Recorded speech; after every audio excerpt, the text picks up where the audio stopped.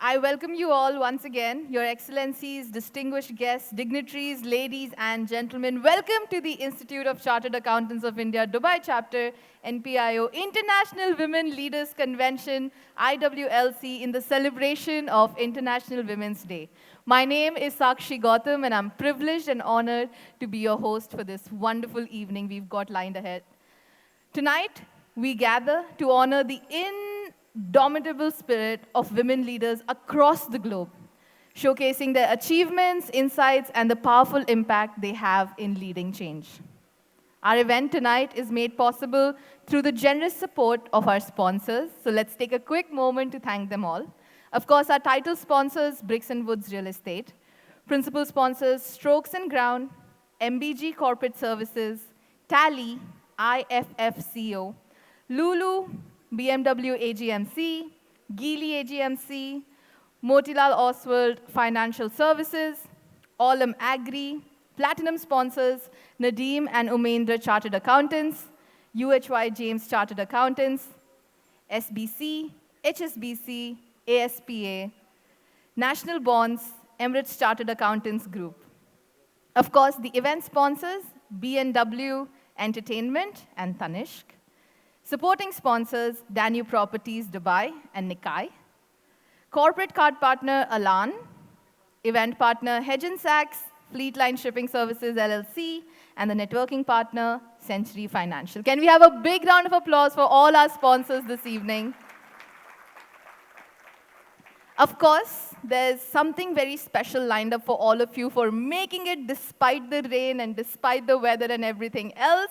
Tanishq has very thoughtfully arranged for a 400 dirhams gift hampers for all our women members and spouses of men members, as well as a 100 dirham gift voucher for every woman visiting their kiosk tonight. So make sure to find some time this evening to go and visit them outside. Of course, before we proceed, I would like to kindly request all of you to stand up for the playing of the national anthems, followed by the revered ICAI motto. Let us take a moment to reflect on the values and principles that guide us.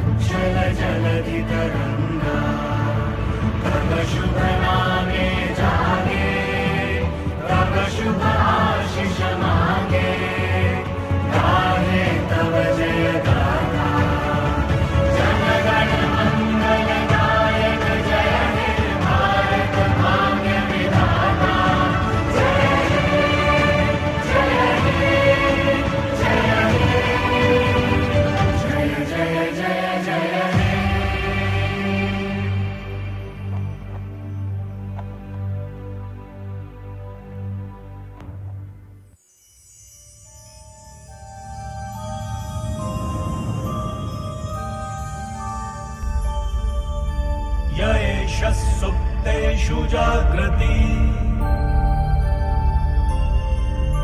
य एष सुप्तेषु जागृति कामं कामं कामं कामपुरुषो पुरुषो निर्विमाणः निर्विमाणः तदेव शुक्रं तदेव शुक्रदब्रह्मा तदब्रह्मा तदेवामृतमुच्यते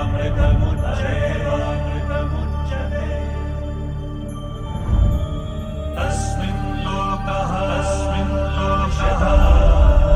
शतः सर्वे तदूनात्यपि कश्चन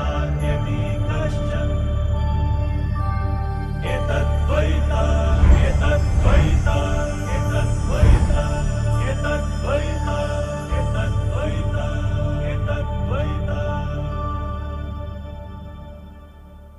Please be seated. Now, to officially begin our evening's program, it is my great honor to invite Your Excellency Satish Kumar Sivan, the Consul General of India to Dubai and Northern Emirates, to stage to speak a few words.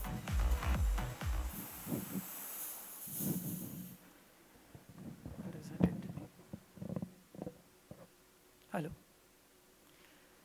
Mr. Rankawat, Chairman of ICAI Dubai Chapter, Mr. Rajesh Somani, Vice Chairman, friends from the ICAI family in Dubai, distinguished speakers and panelists who will follow me, guests, ladies and gentlemen.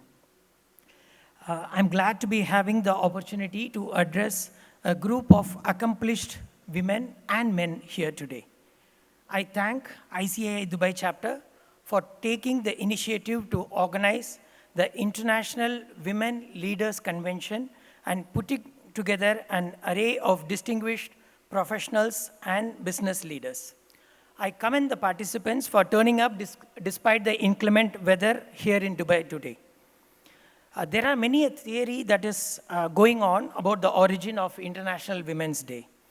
While many important events or protests and gatherings were held in the US and Europe in early part of the previous century, the association with 8th of March seems to be linked to the bread and peace protest by Russian women in 1917, shortly after which Nicholas II abdicated his throne in Russia. After World War II, 8th March started to be celebrated in a number of countries as the Women's Day. In 1975, during the International Women's Year, the United Nations began celebrating 8th of March as International Women's Day. In 1977, a UNGA resolution was passed adopting a United Nations Day for Women's Rights and International Peace. I recall a major UN Women's Convention in Beijing where I served in the 1990s, which attracted policymakers and civil society from nearly 190 countries. A Beijing declaration was adopted highlighting 12 areas of concern. It also included gender equality and empowerment of women as part of the 17 Sustainable Development Goals under the 2030 Agenda for Sustainable Development. The inclusion of gender equality as a sustainable development goal is not nominal. It figures right after poverty, hunger, health, and education, which are fundamental for human development. These efforts have undoubtedly granted the much needed impetus to the global movement for gender equality and justice. The Agenda for Sustainable Development focused on three essential aspects in women empowerment. One is equal access to quality education, economic resources, and political participation.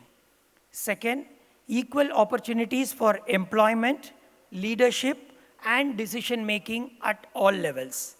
Finally, elimination of all forms of discrimination and violence against women and girls. The governments were encouraged to systematically mainstream gender perspective in their policies and actions.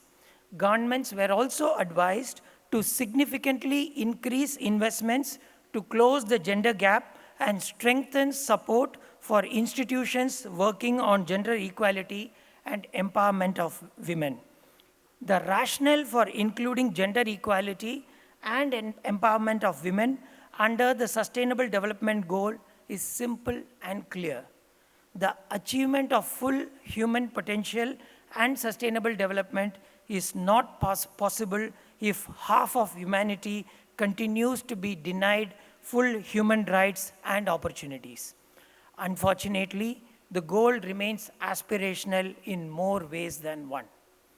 While women empowerment and gender equality faces challenges of varying kinds and degrees in several parts of the world, I am proud of the fact that the Indian government has taken meaningful, result-oriented steps, especially in the past decade. Please permit me to enlist a few schemes that have been immensely successful. Beti Bachao, Beti Padhao. Save the girl child, educate the girl child. Launched in 2015, this campaign aims to address gender-biased sex-selective practices, promote the education of girls, and improving the declining child sex ratio. One measure to indicate its success is that the state of Haryana registered increase in sex ratio from 840 to 950. So 840 women or girls to 840 to 1,000 boys to 950 girls to 1,000 boys. The sex ratio today for the total population stands at 1,020 women for 1,000 men. We also have a 28% increase in enrollment of girls in higher education. The Pradhan Mantri Ujjwala Yojana, which is simply put the energy scheme. Started in 2016, this scheme provides free LPG connections to women from below poverty line households, promoting cleaner cooking fuel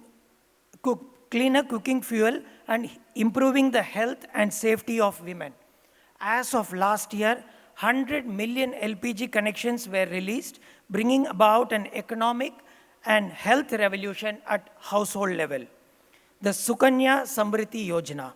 This small saving scheme was launched to encourage parents to save for the education and marriage expense of their girl child.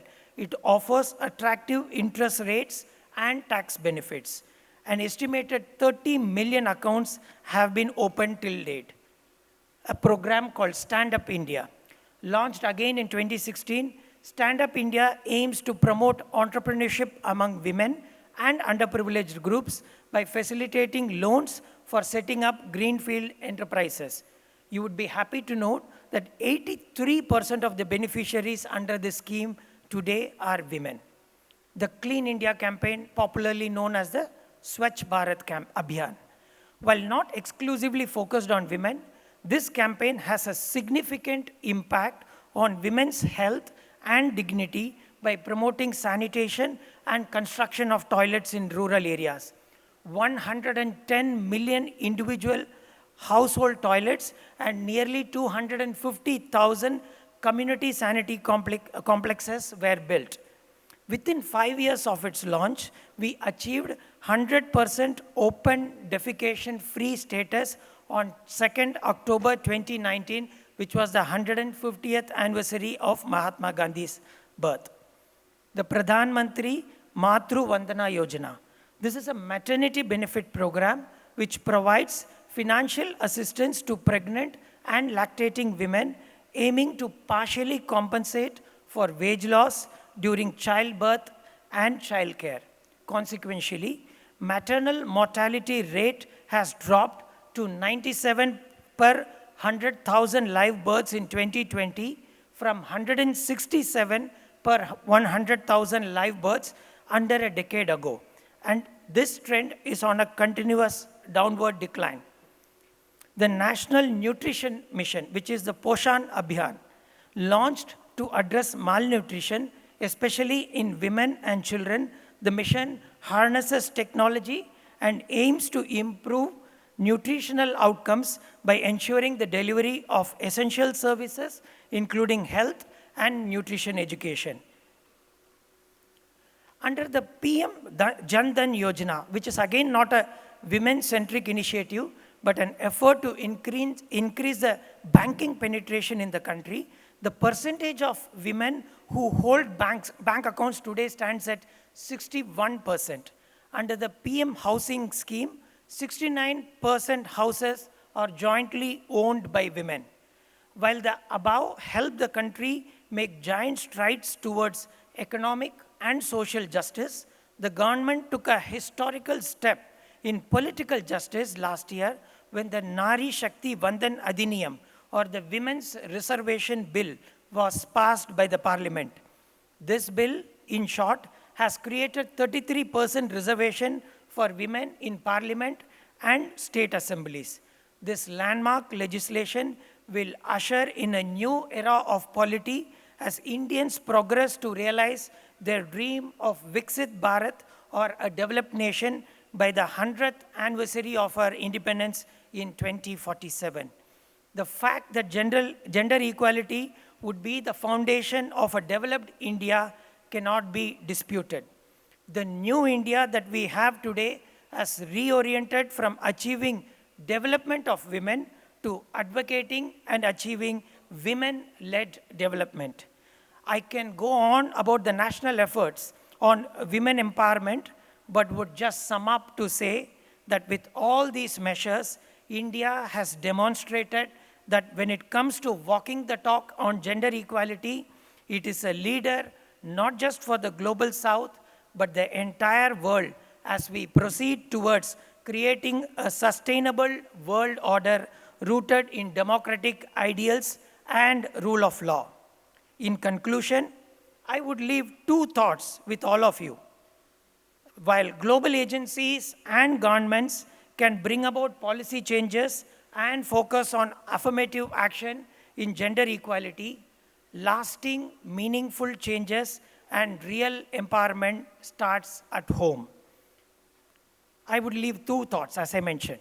One, our sisters, spouse, mother, and daughters should be an equal part of the family decisions and definitely should be able to make decisions for themselves.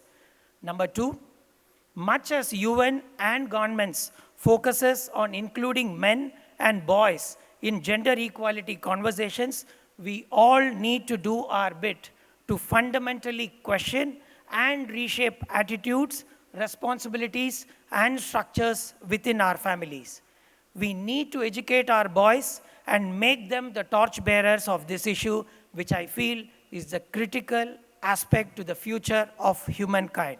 So let us continue our work until a truly just and fair world is created. Thank you, Jai Hind, and once again, congratulations to all the women. Thank you, Your Excellency, for your gracious remarks. If I may request you to please remain on the stage. And can I please invite on stage CA Jai Prakash Agrawal, Secretary of ICAI, Dubai Chapter, NPIO, along with CA Harikrishan Rankawatji, Chairman of ICAI, and Vice Chairman, and of course, CA Rajesh Kumar Somani, Vice Chairman, to present a special memento to our esteemed speaker, and a round of applause, please.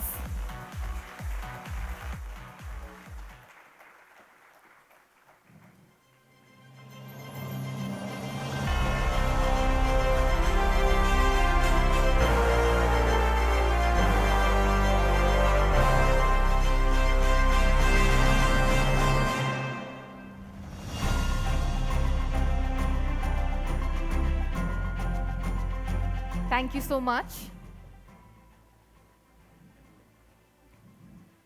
Of course, moving on to my honor to invite CA Jai Prakash Agrawal, the Secretary of ICAI Dubai Chapter NPIO, to the podium to deliver the welcome address. Please welcome him with a big round of applause.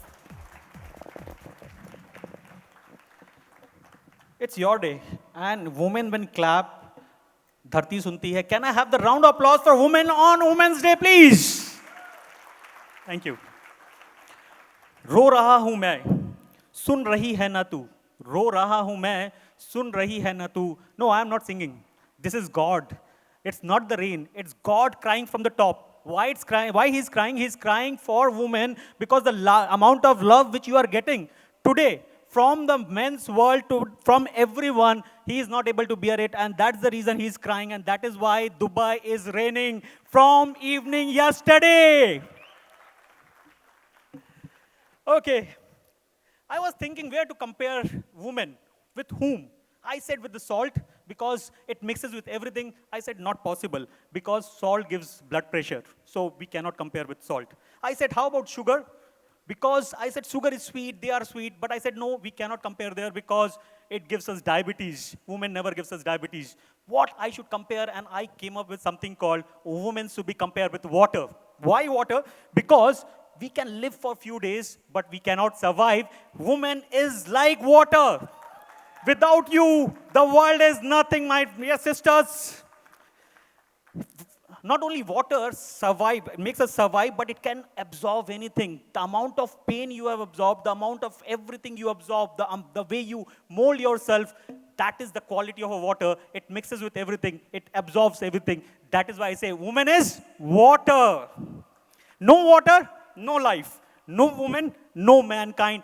That is, my dear sisters, mothers, spouse, as well as my colleagues and friends. This is what you are for me. Happy Women's Day. Can I have a shout from all the women? Happy Women's Day.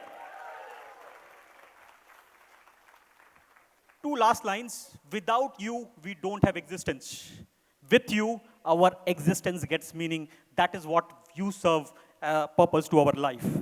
Moving on, today is the last event, last event of this committee. Everything comes to an end, right? We have life, and with death, the circle completes. Similarly, for this managing committee, we started on 2nd April, and that was an event with spouses, member with spouse. Today is our last event, and again today we have member with spouse, the last event of the committee for you, where we want to say our circle is getting completed. Thank you very much. This is almost a pleasure to have all the members. The amount of love you have given to the committee, the managing committee, all the ExCom members, I do not have a words to express. The blessings, the praises which we have seen in the groups, in the feedback forms, thank you very much. I can say to all the members, you have all made us proud.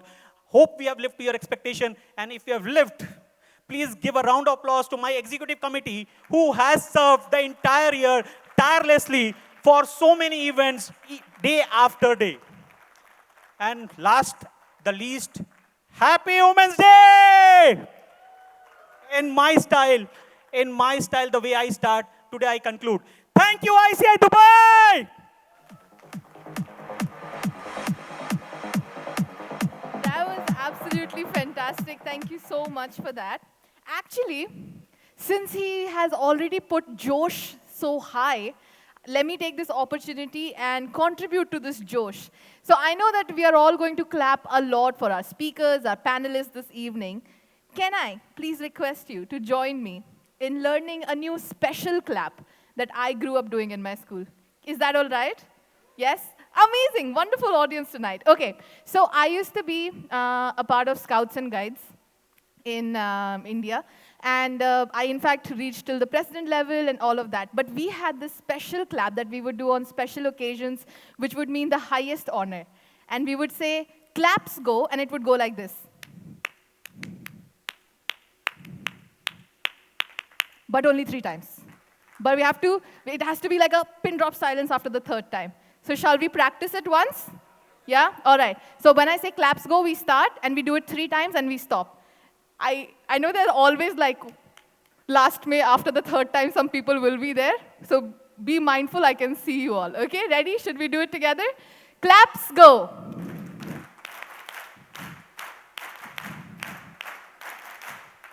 See, I knew it. Didn't I tell you that was going to happen? We stop after the 3rd one, sir, but we have a long evening ahead of us. We shall practice and we shall overcome, all right? Of course, now with that, I would like to invite on stage our next speaker. And of course, you already know him. I have spoken to him the most today. I think he's the one I've troubled the most today. Can we please invite on stage CA Harikishan Rankawat ji, the chairman of ICI Dubai chapter NPO, to share his words of wisdom with us. Chief guest, His Excellency Mr. Satish Kumar Sivan, our speakers and moderators of the evening, Ms. Palki Sharma, Ms. Mithun, Dr. Jean, Ms. Neha, Ms. Silpa, CA Payal, CA Rakhi, Varadia, Ms. Simona, and Bollywood playback singer, Ms. Ritu Pathak, and Mr. Hari as well. I am also one of the moderator with Palki. Vice Chairman CA Rajesh Somani, galaxy of former chairman, my colleagues in the managing committee, sponsors, guests, respected members of the chapter, and their respectable spouses as well. A very good evening and namaskar to all of you. I welcome each one of you and your spouse to celebrate International Women Leaders Convention today. I thank all our keynote speakers, panelists, moderators of the day for accepting our invitation, and also thank each one of you for your active participation in the event despite the heavy rain warnings and thunderstorm warnings as well, but you are turned up in a big number, so thank you very much. Can we have a big round of applause for yourself? Ladies and gentlemen, I would like to wish each one of you present here a very happy International Women's Day and happy Mahashivratri as well. Ladies and gentlemen, we have all gone together actually to witness and celebrate a very powerful day, because I am 100% sure that every single man sitting here today knows that they have been blessed with a special woman in their life, whether she is your mother, wife, sister, or spouse, or daughter. Did you know that the very first International Women's Day was celebrated in 1911? But honestly, I believe it's just a sheer number in the history, because women need to be celebrated every single day, every single hour, every single minute, and every single second. We don't have to just celebrate on one day only. And वो कहते हैं ना सतत स्मरण, constant remembrance. तो कभी भी भूलिए मत अपने जितनी भी surrounding women हैं, we have to respect them. Today, as I speak and stand in front of you, it wouldn't have been possible without the women in our life. So they are the creator of human being on this Mother Earth. Hence, we must respect and obey them. Now I have a small presentation. I do remember on 2nd of April, when I started my tenure as chairman, I started with the first slide with gratitude. And again, I am starting with the same slide today.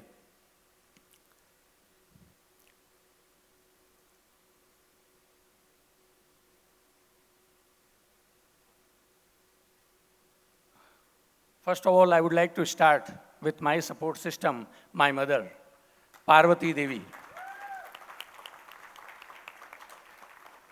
I do remember CA exam days when I was getting failed. That time, she is the one who will tell me, wake up and restart. I do remember when I was in Bombay and I was working there, that was my beginning of the career. And that employer, he was actually a big man, but unfortunately things didn't work well. Then he was asking all the individuals, employees working in the company, to take a loan, 10 lakhs, 20 lakhs in their name, and then he was returning back 100,000 rupees as a gesture. So I told my mom, why don't we also take a loan and get at least 200,000 by taking a loan of 20 lakhs in my personal name for the employer? And she shouted on me. I didn't take it. And just after 15 days, the company shut down and locked. So she's just eighth pass, but she gave me the piece of advice and I got saved. 20 lakhs that time in 1996 is equivalent to, I think, more than 2 crores. So I always take her advice and I always devote a lot of time with her. Every day I call, at least I make it a point.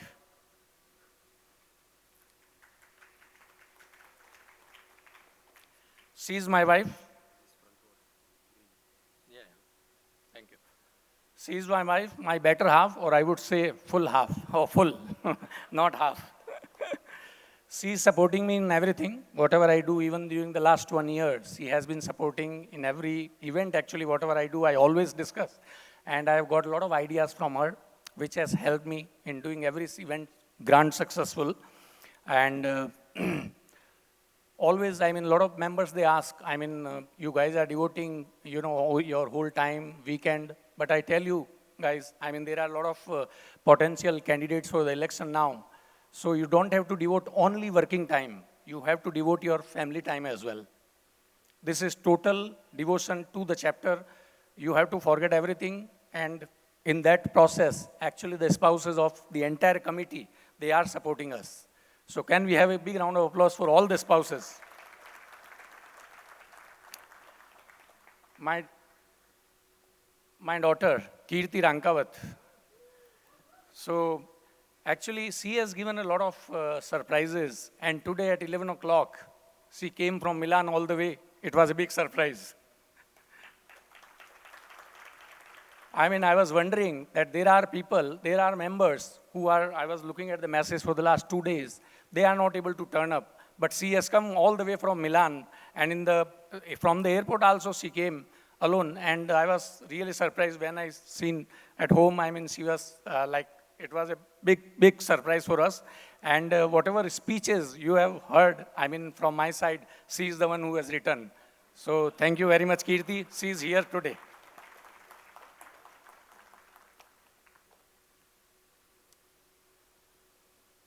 Ladies and gentlemen, this is my journey. If you look at it, I started in 2010, 11, and then 2011, 12 as well. I was committee member. Thereafter, treasurer, vice chairman, chairman, and now I'm completing total 6.5 years in the committee actually. And today is the last event, but yes, I'm always available for the chapter anytime. Rajeshji Somani, I would like to thank each executive committee member because they are the one who have supported me during last 1 year, day in, day out. 24 hours, whenever I am calling them, they are available. And so Maniji, he is vice chairman, as you are aware, and he is always mentoring and giving a lot of advice. And particularly on the governance side, he has advised me, and we have taken it very positively. So can we have a big round of applause for our Vice Chairman, C.A. Rajesh Somani, who is going to take over as Chairman on 1st April. Then C.A. Jayaprakash Agrawal, he is always ever smiling, ever energetic, and he is the one who is secretary, is the hero of every single event, because he is the one who is leading right from the front from the start till end. So thank you very much, Jay, for your contribution, and I think you have kept awake all the audience. Can we have a big round of applause for him? Thank you.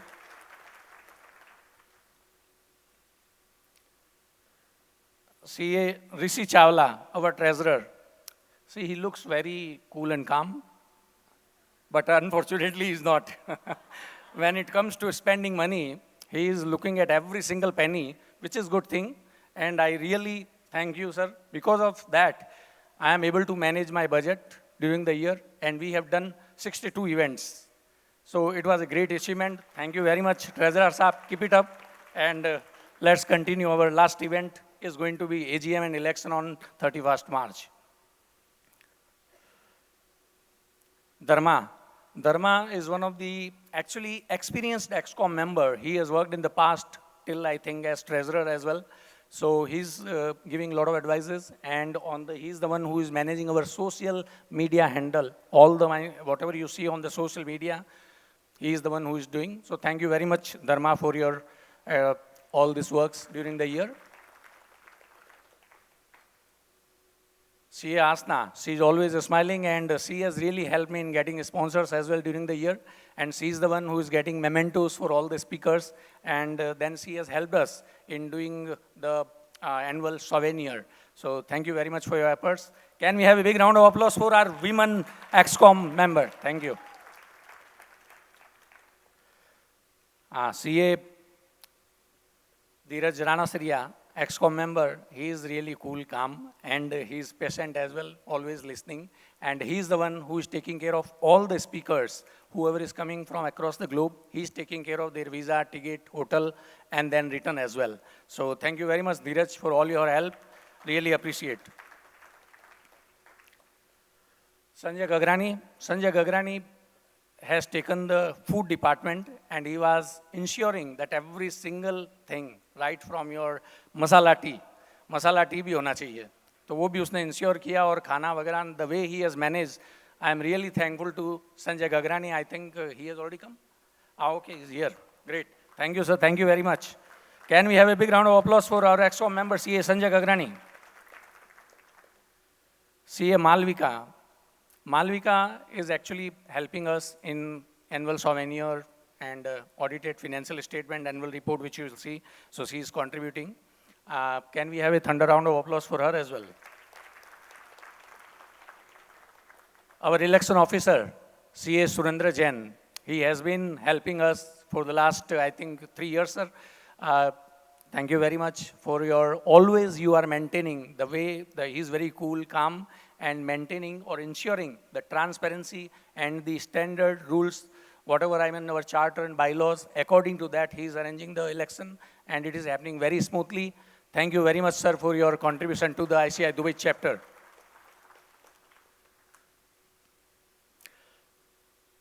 They are our admin support. They are behind the screen, but they are always helping us in all the admin, accounting, and stuff, whatever you see. So can we have a thunder round of applause for Catherine as well as Anshu? You know him.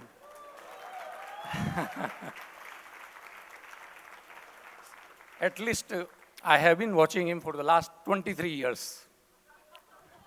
This guy is always taking a photo, and somehow I was looking for his photo, and finally I got it and I put it here. But it was very difficult to get his photo. Thank you, Mani, for your service, really. I mean, and he's there everywhere. In Dubai, wherever you see, he's there.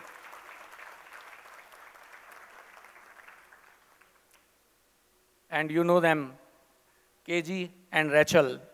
They are our event managers. Whatever event you see, whatever, I mean, here you are seeing, at the end of the day, they are working like a EXCOM member for us or more than them.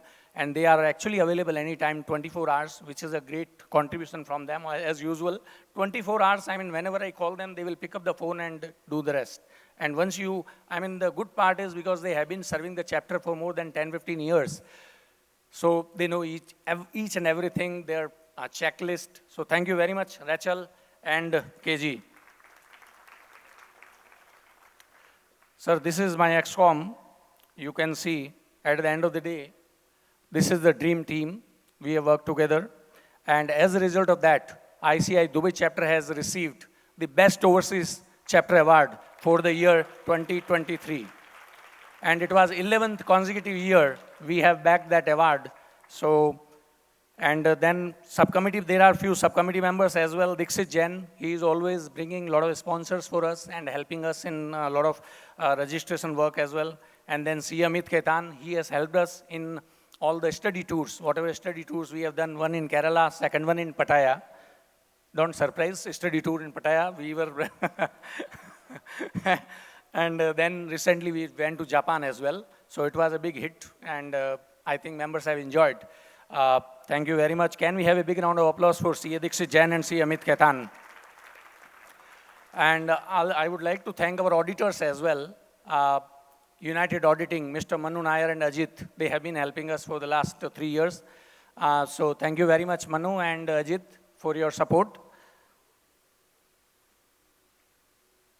This is actually just a kind of flashback or the KPIs. If you look at it, I mean, we have done roughly 62 events.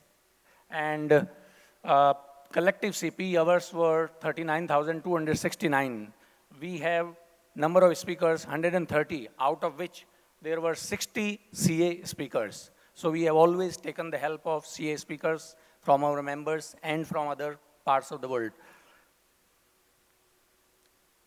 And before you clap, I would like to say, if you look at ICAI, I It starts with I, ends with I.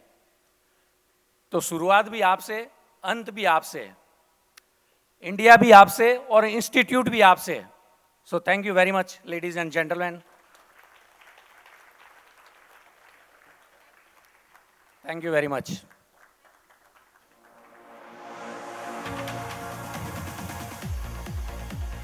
Thank you so much. That was, I think, one of the cutest beginnings to any presentations I've ever seen. The wife and the daughter were in tears. Can we have a big round of applause?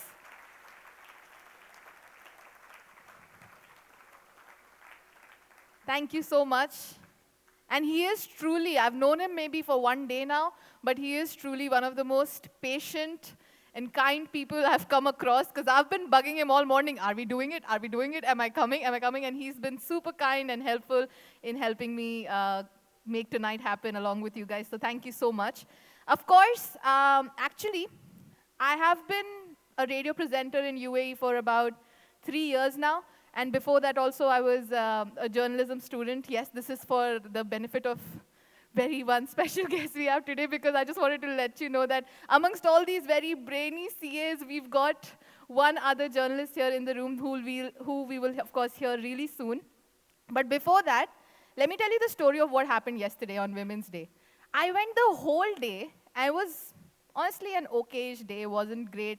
Some things didn't happen according to how I wanted them to. And then in the evening, I came back home to flowers because I had forgotten it was Women's Day. And those small gestures are, I think, so big, right? And I think the presentation that Sir just did, where he specifically mentioned everybody, took the time to just make a remark for everybody's contribution, I think those things mean so much. And I really appreciate you doing that. And I really appreciate everybody who takes that extra little time to give that thanks, to extend that appreciation, to extend that gratitude to anybody who makes a difference in their lives. So can we have a big round of applause for making that extra effort, making that extra difference? And also, before we move on, let me also do one more test. Now, I'm not going to remind you what was the clap we learned and how many times we need to do it, but let's see who this time gets it right. Shall we try it one more time? Yeah? 3, 2, 1, claps, go.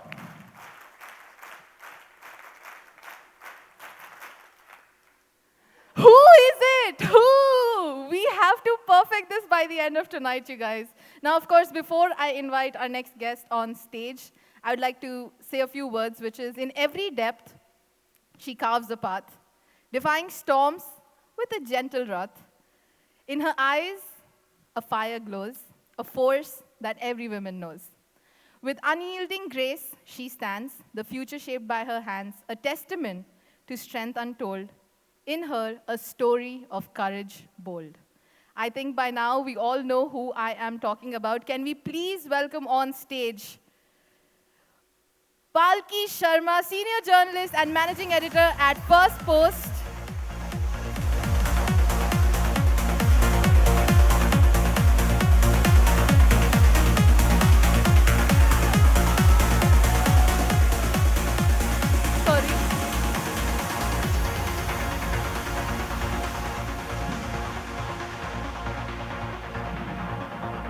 Hello. Yeah. Please have a seat.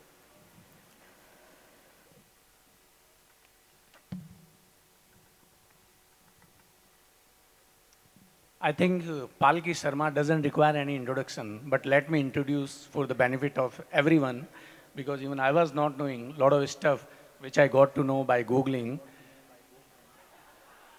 Palki Sharma Upadhyay is an award-winning journalist and managing editor of First Post at Network 18, which is India's biggest news network, with 20 channels in 15 languages and 700 million unique viewers per month. Under her leadership, First Post has become one of the India's fastest growing news platform. Her show, Vantage, is the most watched English prime time news show, with more than 60% viewership from across the globe or outside India, I would say. Palki has interviewed world leaders and heads of states like Sri Lankan PM, Japanese PM, Nepal PM, Iranian President, Malaysian PM, and many more. List is endless. Palki has reported actually from the ground on key events and stories like the ongoing Ukraine war, the Israel-Hamas war, Modi's state visit to the US, etc. Her coverage of the pandemic and sharp commentary on China's role has won her a global following.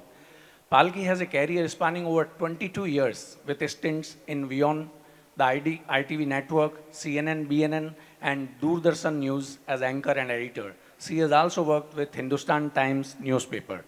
From geopolitics and climate change to space missions and social trends, Palki tracks a range of news stories that interest and impact people. She has been a speaker at prestigious events and institutions like the Harvard Business School, the London School of Economics, Oxford University, ISRO, etc. Ladies and gentlemen, can we have a big round of applause for our guest speaker, Palki Sharma Upadhyay. Thank you. First of all, let me wish you and all sisters sitting here a very happy International Women's Day. I know that you started early morning today from your home in Delhi and reached here late afternoon, and I think it has taken a long time to come out as well. And now you are at the ICI Dubai chapter stage.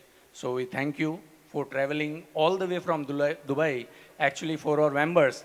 And despite the fact that I already told her that there is heavy raining and you might get a lot of flood, but still she has traveled. So thank you very much, ma'am.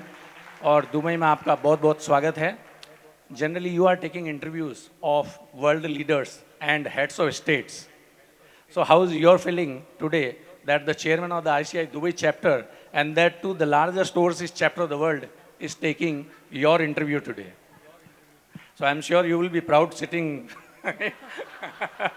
ये कपिल शर्मा का dialogue है, मैं थोड़ा चुरा लिया था, but I'm just cutting a joke. I think I am highly privileged and honored to take your interview. I am from Jodhpur and she is from Jaipur. So it's nice to know that you are also from Rajasthan, और मारवाड़ी भी अच्छे से आता है इनको. But today we are going to discuss in English or maybe little bit Hindi we might use. She is working at First Post and based in Delhi. So let's start right from your personal and professional journey, your milestones and learnings. Over to you. Okay, first of all, let me say namaskar to everyone here and thank you for having me here. And I will start with the question that you asked, how am I feeling? So next time I interview someone, I'll be nice to them.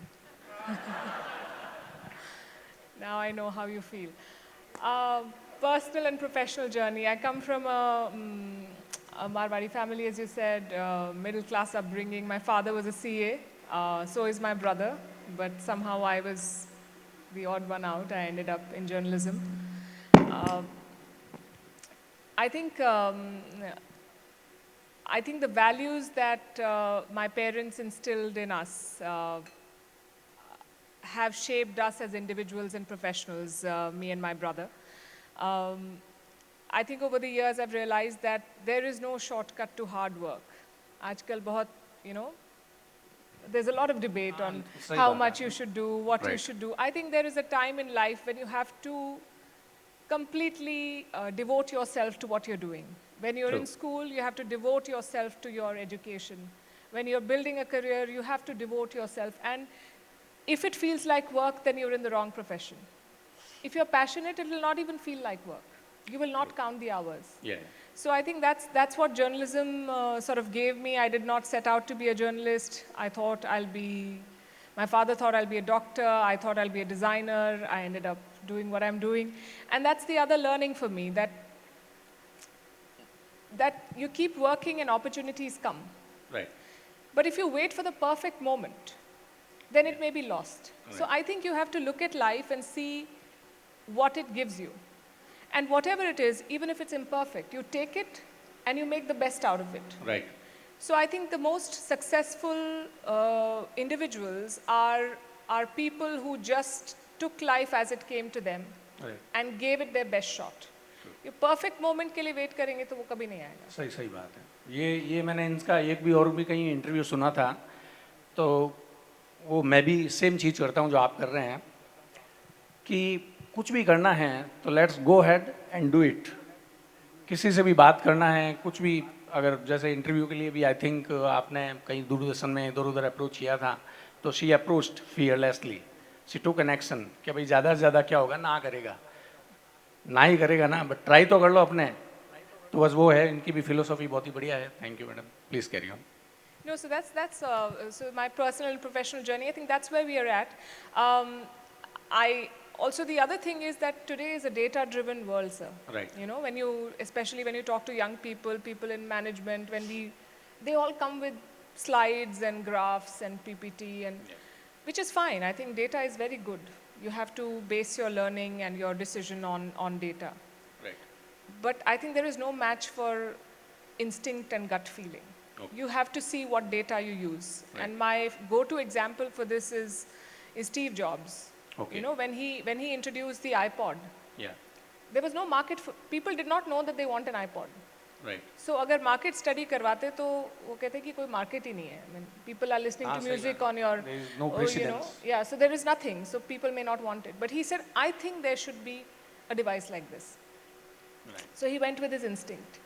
So I think that is my second learning, that as professionals, while we look at numbers, while we look at trends, something inside you has to say that this is going to work. Right. And if you find it, then you will find the conviction and the world will sort of conspire to make it happen. Right. So those are my पूरी pivots. कायनात लग जाती है जब आप एक बार decision ले लें। बिल्कुल सही है मैडम। आपने कैरियर चॉइसेस तो काफ़ी देखा, but we all are here chartered accountant. Didn't you think to become an accountant और chartered accountant specifically? Numbers are not my friends. Okay. Words are. So I think. But yeah. you are giving a lot of data and words, definitely. There is a saying actually, behind every success man, there is a woman. Can I ask you and everyone, I mean, then behind the success of every woman, who is? Another woman. Another woman. I was about to say herself. So anyway, nice. So how did you go about creating your brand, and how do you measure your success? How did I go about creating my brand? I Yeah. think you know, when I started TV journalism, I did a little bit of writing in the beginning with Hindustan Times and elsewhere, and then I started TV, and that was also the phase when TV news was evolving in India. So suddenly those 24-hour channels came and we were all doing news, and I started with the breakfast show. I did it for many years. And then I did the day shows, and what happened was that there came a time when we were just doing a lot of, everything was breaking news. So then the whole value of breaking news went away. Yeah. And then there were debates, and initially when I started those 9 o'clock debates, I used to prepare and go, but after a month or so, I remember coming home and telling my family that if I just sit with a buzzer, it should be fine. Buzzer on talk, buzzer off stop, because nobody is listening. True. So, so then I took a break and I thought this is not what I want to do. Right. But when I restarted it, I knew exactly what I wanted. And I will have to create an audience for it. Right. And if it doesn't work, then I'm in the wrong profession. Right. I don't want to do this. So I think somewhere I found like-minded people and a team that was willing to bet on me, to invest in me. Right. And that is how we created the brand that we take pride in today, that we are telling our story, we are telling the India story to the world. Right. And B, we are telling it in the form of a story, and there's no acrimony, there is no tutu meme, there is a conversation. Right. You know, we respect your time, and we are going to make our point in a nice way, and we will test the strength of our argument and not the strength of our vocal cords. Nowadays, most of the, yeah. Nowadays, most of the media, I mean, whenever you watch TV, whenever I go to India, then only I hear all this the Indian news, and all the journalists, they are shouting, and you know, like, but you are very soft spoken, and you are able to convey your message, and you created a brand which is successful. Thank you very much. I think Palkiji, you are a big lover of saris. I have always observed that you are wearing very nice saris. And in that process, I think you have created a brand Revia as well. So how did you step into this business? I mean, side by side, you know. Yeah, I don't sell saris anymore. But like I said, I took a break. I thought the journalism is not working out for me because I can't shout. So let me do something else. And I do like saris. I did study textile design. I wanted to do something with Indian weaves, which I think are fantastic and not celebrated enough. You know, we are, if you go to South India, every district has a different type of Yeah, sari, true. right? If you go to Orissa, you have some beautiful weaves that people don't even know about and don't wear, and we are all looking at, nothing wrong with wearing Western clothes, but I think we're just aping others and not taking enough pride in what we have created. Right. And some of these weaves take many, many days to make. So anyway, I wanted to do that. I am a creative person, but like I told you, my numbers are not my friend. Ah, okay. So I started making saris and I thought, oh my God, this is so nice. How can I sell it? So let me keep this one. And That's nice. so yeah, as a business proposition, it never took off. You regularly raise women's issues in a lot of shows I have observed. And what type of responses do you get on such stories? Do you think that you are able to bring change? I hope I am. The responses are, there's a spectrum of responses. So for instance, last month we did something on the motherhood penalty. Some of you may know what the concept is. So when women start in the workforce, Yeah. और आपने देखा होगा school और college में हर साल जो result आता है जी. it says women, girls are toppers, more girls have passed. Yes. But in the workforce, that number goes down. Number goes down. You are right. So until college, they are neck and neck with the men. Then they enter the workforce. Then they want to start a family. Right. But most companies do not support that, or women have to give their career like a backseat because they want to focus on raising their children. But when those women went to come back to the workforce, Yeah. they are either starting off from where they left and their colleagues have grown in life, Right. or they're not even getting that job. So that's a penalty that they pay. And this is not limited to India or UAE, it's everywhere in the world. So basically we did a story on that and how that is problematic. A lot of women on social media wrote to me and said that this is true. And the other issue I keep raising is the gender pay gap. Yeah. And a lot of men write to me and say this is fiction. ऐसा नहीं है. Say. But I think the majority of people agree. Okay.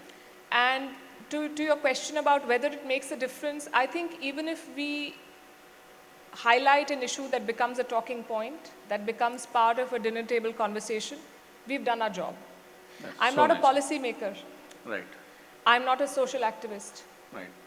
I am a storyteller, and as a limited role in my job, I think it's my job to create awareness about True. issues that impact our lives. Yes. So even if one girl thinks to herself that, okay, this is correct and I'm going to change it, then I think we are having an impact. You made an impact, no doubt about it. Thank you very much. I think here in the UAE, His Highness Sheikh Mohammed bin Rashid Al Maktoum, Vice President and Prime Minister of the UAE and ruler of Dubai, quoted somewhere that our pride stems from the fact that we are a country where everyone thrives equally, regardless of their differences. In Sheikh Mohammed's quote, if you look at it, it is evident that UAE has a culturally diversified population and is the second highest ranking region in the Middle East and Africa for gender equality. For your information, I mean, we know that there are 200 countries and there are 200 nationalities staying in the UAE. So I think UAE is one of the best example for gender equality. But don't you think that governments should try to prioritize gender equality? And being a chartered accountant, I would like to ask you, what is the cost of inequality? The cost of inequality is very, very high. I think that there's a new report that has come out that said that if we had more women participating in the workforce, it will bump up the global GDP by 20% or thereabouts. I think governments need to actively, what policy can do, Right. awareness cannot do. Policy intervention is very important, and I think most governments are trying to do it in bits and pieces, but we need more support, we need a more active push for this. Right. For instance, in India, they're talking about Lakpati Didis. The Prime Minister likes to talk about it a lot. Right. Have you heard हाँ, about बिल्कुल that? सुना है. हाँ? So, छोटे-छोटे कस्बों में, जगहों में, a woman who's earning 1 lakh rupees. I was at the Vibrant Gujarat Summit a couple of months back, and I met a lady called Pabi Ben, the 4th daughter of her parents, Okay. a tribal from Gujarat, from Kutch. Her father died when she was a child. She got married. She learned embroidery and some things, and she was making things for her neighbors. Right. She says that she had a supportive husband who said that you should do more of it, so she gathered 5 women, taught them what to do, and then, so now there is a website called pabiben.com. She has empowered herself and others around her. Yes. She's contributing to the economy, and she's helping other women. And this is just one example. So I'm saying that when governments put in the effort, it shows. A lot more can be done. For instance, there's a lot of talk about STEM education, science, technology, Right. engineering, and maths. Yeah. More women need to be part of the STEM education process Okay. to be able to be ready for the kind of jobs that we'll have going forward. Right. Women need support networks. Yeah. Today, if a woman wants to start a business, there is a lesser likelihood of her finding investors. Is And- it? Yes? It is a fact. I remember there was a study that was done in the US where the same business pitch was presented in the voice of a man and a voice of a woman. Yeah. And the one in the voice of a man got more investors. The exact same pitch. So there is a conditioning. Right. And I'm not saying that these people are doing it. I think that it's subconsciously there. So when we try to push for change at the policy level, Yeah. it will percolate to the lowest strata of society. Right. Thank you very much. I would like to give you some statistics on the ICI India or across the globe. I actually collected the data from ICI India. So as of 28th of Feb 2024, more than 30% of all CA members are women. And more than, now you see the trend, this is members I'm talking, who has done CA and become the member of the ICI. Now when it comes to students, more than 44% of all CA students are women actually. So we have already kind of reached or balanced gender representation in the ICI. Can we have a big round of applause for the ICI, ladies and gentlemen? So can you tell us about gender representation in the media? What changes would you like to see? I think as a group of individuals and professionals who tell everyone what to do, we tell netas how they should run their country.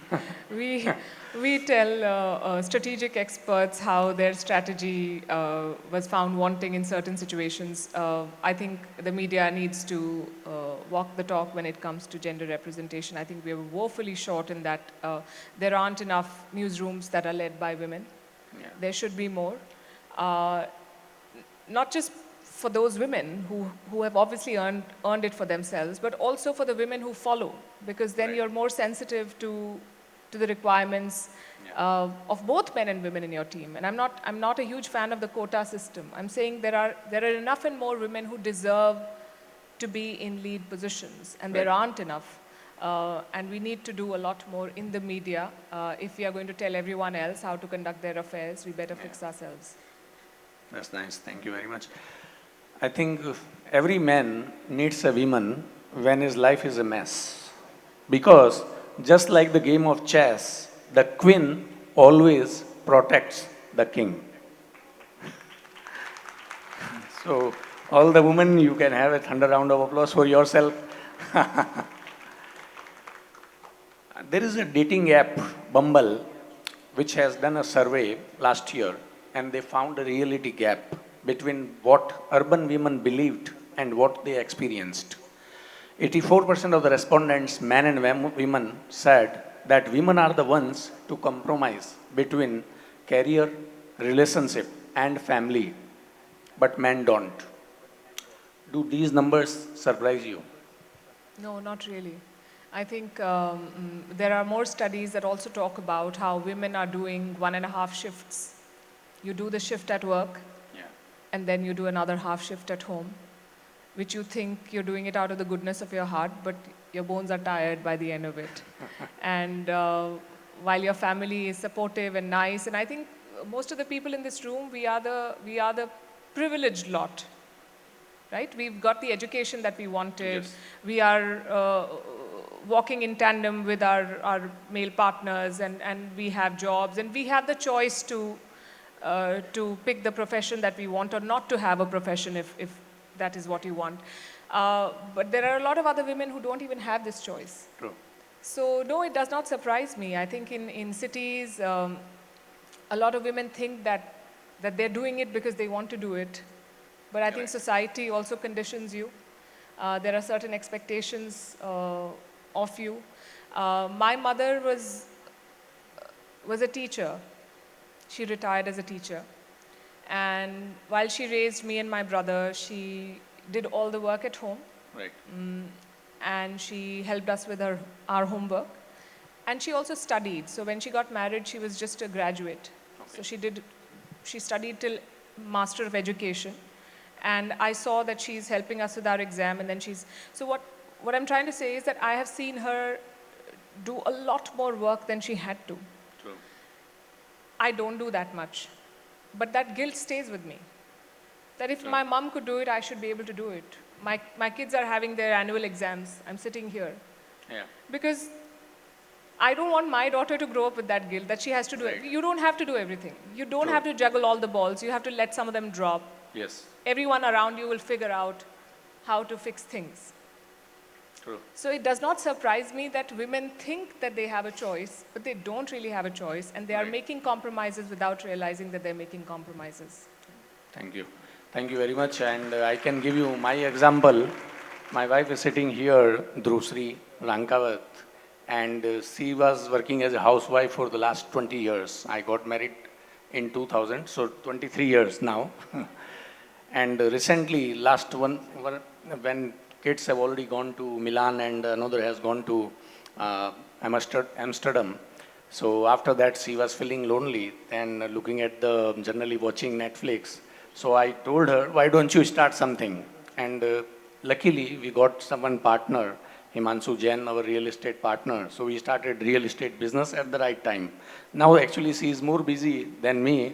So now I have to ask the office boy, to make a cup of tea. And she is not available now, but I mean, she is supporting me. And now I am sitting at home and waiting for her for a cup of tea. So it has now reversed. But really, she is helping us in a lot of stuff in my assignment as well. And she has taken it up very nicely. Can you share an impactful story or event which you have covered related to women's rights? An event, I do take up women's issues very regularly, as you also mentioned. Okay. I think very early on in my, or a few years into my TV career, we had the Nirbhaya case. You may remember in India. There was this girl who was brutalized in Delhi. Right. Right? And it took the whole country by storm. There was a lot of outpouring of anger and emotion, and it was very scary because as media professionals, we work at odd hours all the time. Yeah.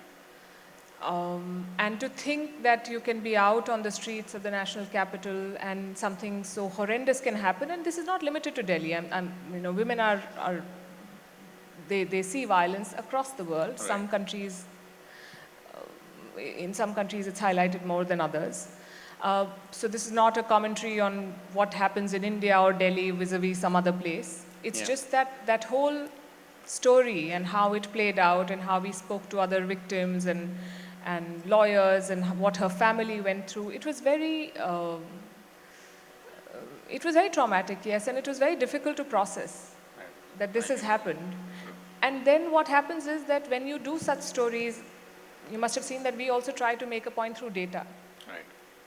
And somewhere it strikes you that all of these victims or survivors or whatever you call them, at the end of the day, they become numbers and their families keep fighting those cases, and it can bother you. True. So I think for me, it was a very, very difficult and challenging story to track and to talk to people and to understand what their sentiments were. Right. No, it's a great, at least you are raising the voice for women. Thank you very much. And what's your mantra for the work-life balance? Have you ever been able to achieve it by yourself or no? I'm not sure. I think I'm still trying to achieve work-life balance, but I would say that I don't work in the, I don't have a 10 to 5 job. Okay. Right? And I think for me, work-life balance is finding a rhythm to your day in such a fashion that you do the things that are important to you. I know that I'll be able to spend only maybe 1 or 2 hours a day with my children in a day. So that time has to be quality time. True. I know that I like reading. So I have to find time to read no matter what. So I try to do it. I try to do some permutations and combinations. I remember someone wrote about, जैसे iOS होता है phone में. ऐसे you have to figure out your personal operating system. You need to keep upgrading it. Right. So I'm trying to upgrade my personal Every OS. day. And Very I'm trying to nice. figure out what is important for me in life and whether I'm being able to do it. I really like doing what I'm doing as a professional. I enjoy my work, but I also want to, I don't think I've struck work-life balance. I'm trying to do that, but I'm in a good place. That's nice. And how do you advocate for the equal pay and opportunities for women in your workplace? What challenges you are facing? The biggest challenge, I think, is that, we've talked about society putting there are certain physical barriers that women face. Right. Like, for instance, in a country like Afghanistan, even if you want to, you're not allowed to do certain things. Right. Then there are certain social barriers that we face in relatively open societies where you're still, burdened by expectations. Right. I think the women I work with have overcome these. What they need to overcome now is mental barriers. Yeah. What do you think you can do? Do you think you deserve a promotion, and are you willing to ask for it? Do you think you deserve better pay, and are you willing to negotiate for it? Right. So I think the challenge I face, or how I try to achieve it, or what I tell my team is that if you think you're worth it, then you have to ask for it. Yes. Don't wait around to be recognized by someone else. I think that's a fundamental difference that at least I've observed in the young men that I hire in my team. They're very confident about their place in the world, and they ask for things. But women are more diffident. They do not want to upset anyone, so they think that they're always yes. Yeah. So I think that needs to change. If you worked for it, and if you've crossed a certain threshold and you've come into this field, then you have to learn to ask for your share. So I encourage more women to speak. I hope I do. You have to talk to my team to verify this claim. But I think in my own small way, I try to be sympathetic to their needs, and I try to tell them that you have to push yourself. Right. But I think in UAE, anyway, ladies just speak up. So that issue is not here. With the advent of artificial intelligence, a lot of people are losing jobs, and I think there is an urgent need to upskill the workforce across sectors. Do you fear that this will disproportionately affect women, like the pandemic, you have seen in the past? I think that is a valid concern. Because the STEM education that I talked about, there are this is still the world of tech bros. There aren't enough women who are doing a lot of work in this field. So I think we need STEM education to be pushed. But even otherwise, yes, when companies try to rationalize cost, I think they somewhere see women as a burden. True. Because they do. It's unfortunate, but that's how it is. So in the age of cost cutting and pink slips which are flying left, right, and center, Yes. I mean, I've done I don't know how many stories on layoffs in the last 6 to 8 months. The worry is that, yes, more women may be impacted than men, although on the other side, there is this push for DEI, diversity, equality, and inclusion. True. But I think that's at this point a more how shall I put it, a cosmetic effort than an actual one. So yes, artificial intelligence is a disruptor. I hope we can use it to our advantage and not in a way that women have to pay the price for technological growth. True. So as we celebrate International Women's Day, what message would you like to give women? You can give to men as well.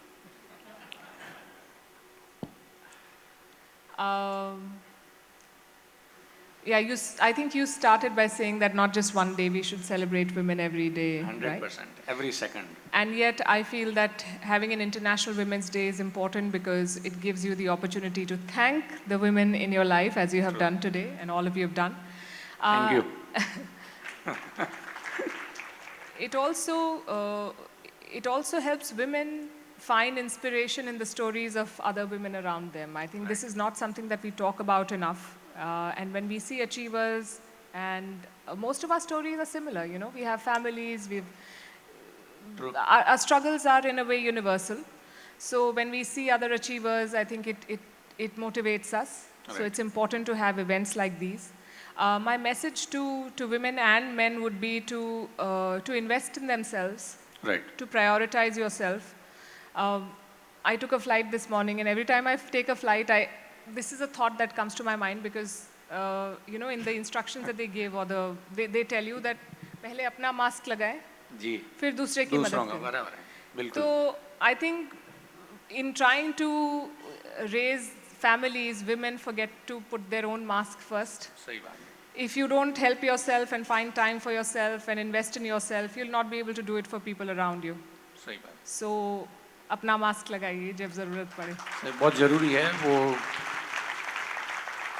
Indra Nui, she has quoted somewhere that you don't have to be a mother, you don't have to be a daughter, you don't have to be a sister. You have to be yourself. So ladies, I think particularly I would mention that please wake up, lead the way you want your life. You have to live your passion as well, because always I have seen, I mean, my mother and even my sister, she is in America, but they are always living for their kids, and this is how we are brought up. But now the time has changed. You have to live your passion as well. I think now we have taken more than 30 minutes. We would like to take few questions from the audience.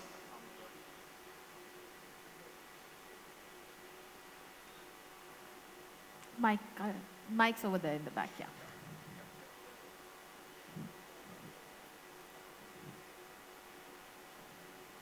Thank you very much for giving time to ICI Dubai chapter and on valuable day. My first question is that was this journalism a planned career or you have grabbed the opportunity? Second, you belong to the family where father is also CA, brother is CA. How you differentiate between CA and other profession? So the answer to your first question is no, I did not plan to become a journalist. I always say that journalism chose me. One thing led to the other. I was doing something somewhere. Someone came up to me and said, do you want to do a small show for us? I was writing. So yeah, no, it was not a planned thing. But when it was offered to me, I took it and I did what I could. The difference between being a CA and other professions, first of all, it's very hard to become a CA. I've seen, you know, the exams that you guys clear. It's amazing how you do it.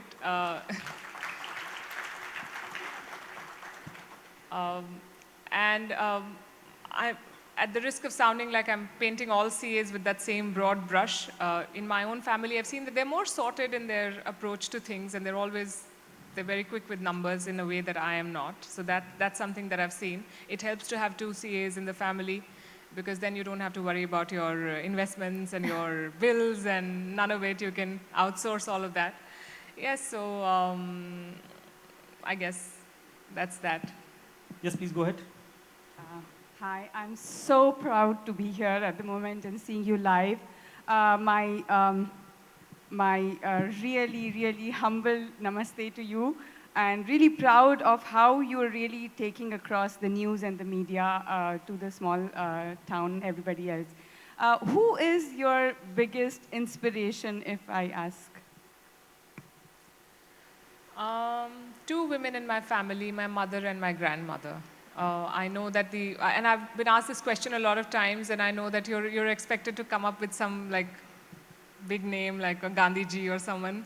For me, no disrespect to Gandhiji, of course, but I think in a very, very patriarchal setup, these are two women who forged a path for themselves while keeping their families united and tied. They had their own. My grandmother had a career, my mother had a career. It wasn't easy for them, but I think the way they showed that conviction and stayed with it and instilled that same in their children. I think that's, when I'm confused, I try to ask myself, what would they do? And I have the answer. Perfect. Next question, doctor, you go ahead. One thing before doctor asks the question, whatever the answers you were prompting, she was sitting just there and prompting in my ears. So whatever she said, you were saying on the stage the same thing. Please, doctor, go ahead. So thank you, Palki, if I can call you that. This has been definitely the worth trip from the rain and the thunderstorms. I think you were very genuine, very relatable, and very grounded. And I've spent most of my life in the U.S. And in journalism with White House. But I don't understand why the decibel level on Indian news channel is directly proportional to the amount of content that's delivered. I mean, when I switch on a news channel, Indian news channel, the amount of cross-talking, interruption, talking over each other, it's just whoever's loud. Why is it that that is what gets people's attention? And how is that message even delivered to whoever needs to hear it? And the second question, where do I find your saris and are they affordable? The sari I'll send you. I'm not selling them anymore. Okay, so there are multiple parts to it, and I don't want to be an Indian media professional and say only negative things about them. I get where they're coming from. See, first of all, as a people, we are argumentative. We like a good argument. Is a loud argument necessarily a good argument? No. I think a lot of it also has to do with cost, unfortunately. So the show that I do is very resource intensive. If you want to create 1 hour of content with graphics, with videos, you need people to do it. You need hard work. But if you're getting 4 guests to talk, then you don't need all of that. It's cheaper. Yeah. Yes. At the same time, well, that's, and I think there's a market for it. We may not like it, but there is a market for it. And there's a market for Big Boss. I have never understood. But there is, right? So I think that's what it is. I mean, if people stop watching it, they will stop doing it. And I'm not sure that all the people who do these debates, who host these debates, want to do it. And that they're doing a job at the end of the day. So let's cut them some slack. On the right side, Dur, please go ahead with your question, please. Hello, ma'am. Big fan of yours. You are the reason I have purchased YouTube Premium, actually. And my question to you is like, who are your favorite authors? And I mean, the news article which you follow globally, from where this resources on First Post are getting published through you. I would like to know, like, I mean, any source of this news where we can read and, gaze more information? You should watch Vantage. I watch it. I watch it. That should over be and your above source. that. No, so yes, I consume news from practically everywhere. We have access to a lot of agencies, news agencies that give news. I read those. Favorite authors, I've had many, so it's hard to pick one. When I was in school, I read a lot of Thomas Hardy for some reason. I liked Ayn Rand quite a lot. I like Japanese authors. Haruki Murakami has been my favorite in the last few years. Yeah, so lots of, I think I explore genres. I've been reading a lot of non-fiction of late. If you want to read about India's foreign policy and pitch, I think you should first of all pick up Dr. Jaishankar's books. They are a very good source and they're very insightful. So I guess that's my recommendation. Perfect. I'll be a little biased here. I'll first go for women. I can see some male hands, but women first. There is the mic. Please go ahead with your question in the center. Hello, Palki. There's an issue which is quite disturbing. In the West or outside of India, lots of youngsters are of the opinion that Indian journalism is very controlled and it's not, you are not free to say whatever you want to say. Is that a fact?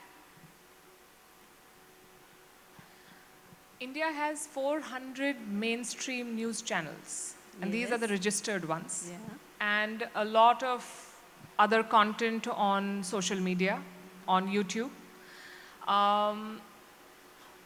Yes, there are a lot of channels that are pro-government, or if that's how the people you're talking to are painting them as. But there are also a lot of platforms, I think, that are openly criticizing the government. And I think we have a thriving media scene in India. Social media has exacerbated the differences. There are a lot of trolls. The decibel levels, without it being in sound, have also increased criticism. So I think only one side of the story gets highlighted more. I'll give you my own example. So I do 10 stories every day, 10 5-minute videos every day. I did a lot of coverage of the COP summit while I was here in Dubai in December. Right. But the story then that went viral was the one that I did on the Babs Hindu temple. Yeah. That doesn't take away from the fact that I've done a lot of work on climate and reported. So I think a lot of our perception of a situation also depends on the virality of that content. That may be one of the reasons why people feel like that. But I think there are all shades of opinion, all shades of reportage that are there in India and on India outside India. Not all of it may be correct. And there are very strong ecosystems. That's, again, what social media has done. It has created communities of people who think in a certain way. So yes, you see the divisions more clearly. But to answer your question in one sentence, I do not think that the media is being muzzled, if that's what your friends are asking. I think nowadays YouTube and all, I think it is free, right? I mean, anybody can speak anything and they can start their podcast or channel, or you are free to speak now. And there there's is no problem. backlash on that. Backlash, I mean, that you have to... Backlash depends. Backlash is either way. It's on both sides. I think we have time for one more question. Yeah, one last question. Yeah. You are free to speak, but the way you are inspired, there are so many hands going up for the question. But my dear friends, because of the positive time, we are going for the last question of the day. After that, we'll conclude this session. Please go ahead. Hi, yeah, my name is Devanshi, and I would like to ask you how to learn the art of storytelling for any profession. I love that part. She wrote the question. How to learn the art of storytelling. Think of your 5-year-old child or nephew and your friend who may be your age. And if both of them understand and are interested in the story, then you've told it well. So it has to be simple. At the same time, it has to be engaging enough for a wide spectrum of the audience or the listener to stay with you while you finish the story. I think that's a short answer. If I, if I may take advantage of this microphone that nobody can snatch from me right now and ask you a question of my own. Like I said, I mentioned I was a journalism student as well, and anybody who's pursuing journalism at any given point gets asked a lot of questions about, oh, but journalists kar kya rahe hain, or all that. There is this one point that I'd like to hear your opinion about. Indian audience and people in general are quite actively involved in criticizing the stories that come out in the newspapers, the number of ads that come on radio, or the kind of content we see even in broadcast news. But these are the same people who don't want to pay more than 5 rupees for the newspaper, who don't want to subscribe and pay for your online newspapers and things like that. What would you say to people like that, who don't want to pay for that service but somehow want to criticize it at the same time? That is such a pain point. Yes, I think if you want anything that comes for free, you cannot expect quality, then you are the product, right? So that's what people say. I think that is a very fair point for media organizations to be truly independent. We are, at the end of the day, businesses, right? And we need money, and what better audience than this to understand that you have to respect the bottom line. So the world over, you're dependent on advertisers who are then going to expect sympathetic coverage. Yes. Or you're dependent on governments, and governments across the board pay money in terms of ads and so on to various media institutions. So yes, if you want the media to work for you, then you have to pay them. They will. True. That's how it is. So I agree with you that we have to learn to pay for news. And I think because the onus is not on the audience as much as us, I think let's take that responsibility and create content which is worthy of the attention of a wide section of the audience and will compel them to subscribe to you. Now, before we clap for her, let me ask you a question. If you've at any point seen any of her videos and been like, yes, I wanted to say this and somebody has said it and now I will share it and say it through her, if you felt that, make some noise and let your claps make a thunderous sound right now. Right? We've all been there. We've all felt that. She's talking what we want to say. One last question I can also take now. This is my personal question. One of the I was thinking always to ask you, because whenever you are talking on the screen, you are very cool, calm, patient, and always smiling. And when you speak, then you speak very fast, and then you stop. And you don't take a breath as well. Are you doing meditation or some pranayama or something? I'm raising 2 children. That's so nice answer, I think. Ladies and gentlemen, can we have a big round of applause once again for Palki Sharma Upadhyay. Thank you. Thank you so much for sharing your profound perspectives. Can we please invite on stage CA Rajesh Somani, CA Jai Prakash, and CA Rishi Chawla, who will present our guest with a special memento. Of course, in terms of takeaways, you keep working and opportunities will come. Perfect moment ka wait karoge to wo kabhi nahi aayega is something that I'm going to take with me. And personally in my life now, whenever I'm in an argument setting, I'm going to tell people, let's use the strength of our argument and not the strength of our vocal cords. Is that right?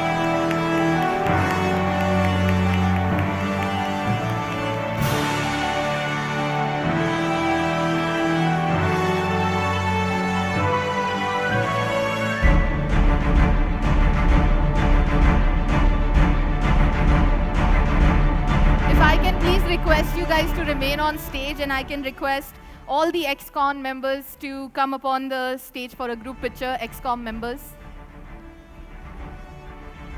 And I may also request Your Excellency to come up on the stage, Consul General of Dubai, please, for a photograph.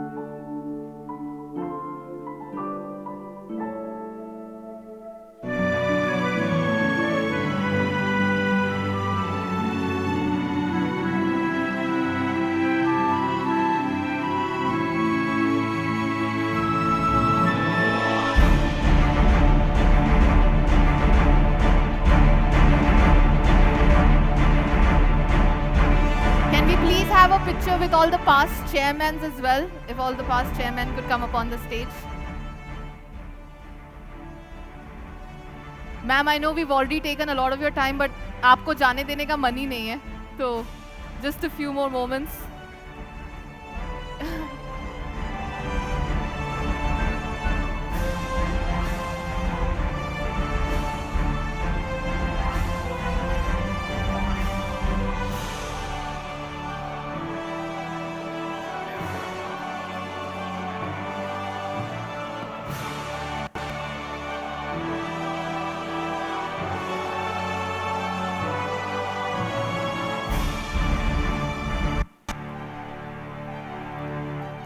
And after this, if I could request all the spouses of the managing committee to come up on the stage for a group picture, that'd be great.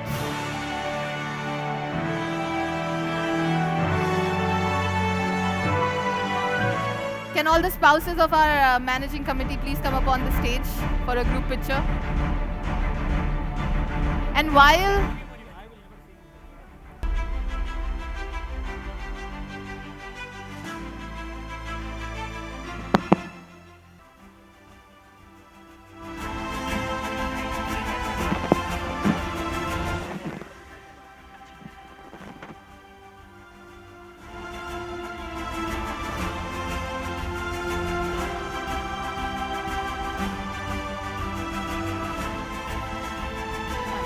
all right, thank you so much, ma'am. Can we try the claps one more time for Miss Palki? All right, now before we move on, of course, while the setup is being changed, let me indulge you guys a little bit more and let's learn a second clap. Would that be okay? Are you guys with me? What happened? Are you guys with me? Okay, this part is definitely with me. What about over there? I can see you. Are you guys with me? Yes? Okay, fantastic. Since it's been raining in Dubai, the next clap that I want to teach you guys is the rain clap. Has anybody heard of it before? Rain clap? No? Yes? No? Okay. Thank you, sir. I appreciate it. I know you're with me. Thanks a lot. I see you. I appreciate it. Let me go this side. I feel like since I'm that side, I'm only interacting with that side. How are we all doing? Are we having a good evening? Yes? Are you guys enjoying? Did you guys learn the previous clap? If we're still not perfect yet, we'll try it again. But before that, since we had such a wonderful session, let's learn a new one. It's called the rain clap, and it's been raining in Dubai. I feel like this is the perfect opportunity to do that. Right? How about this side? Are you guys with me? Over there? With me? Ma'am?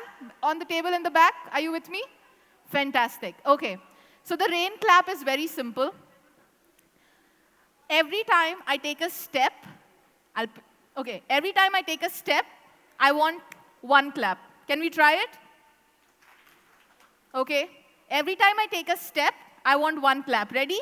Let's try it one time. Perfect. That is the concept. Now you have to match my speed, and we're going to do this rain clap together. Yes? Ready? In 3, 2,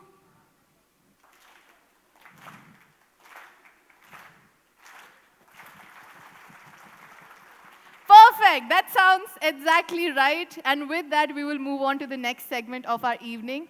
Of course, we'll give people a little bit time to settle in.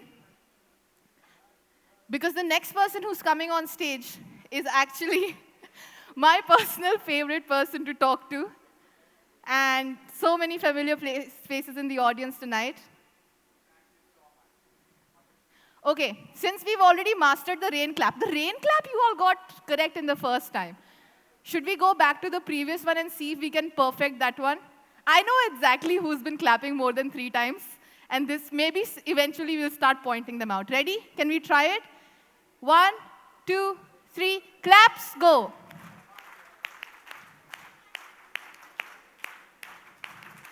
Okay, we need maybe some refreshments on some tables over there. Energy is not matching up. Sir, are you okay? We're doing good? Fantastic. Everybody here doing good? Yes? Let's do a competition. See, kiska energy level is more. Okay, from this table, that side. Can you guys give me a big round of applause? Only this side. What happened here? Okay, only this side. Can we get a big clap? That's maybe like a 5 on 10, okay? What about this side? Can we get a big clap? Okay. This side is doing much better. I'll give you guys one more chance. Can we have a big clap, please? The two of you, I appreciate you. Thank you so much. You guys are clapping the loudest. See, we have some fantastic speakers lined up next, right? We're going to talk about amazing things, but we need your support. We need you guys to support with the clapping, and that's why we're practicing different types of claps. I understand that we all want to do pictures, so I'm going to let you guys settle in. Acha, let me just talk to just the women. Since it's Women's Day right now, let's just talk to each other for a second, right? I'll talk to you also, sir, right? How many of you in this room have gone through that, oh my God, Dubai mein aake wazan badh gaya hai. Oh my God, Dubai mein aake pani suit nahi kar raha hai. Raise your hands if anybody's said that to themselves. Anyone? Just me? Yeah, I see you. Okay. Anybody who thinks like they've been having this issue, because the next speaker is going to sort that out for you, that problem.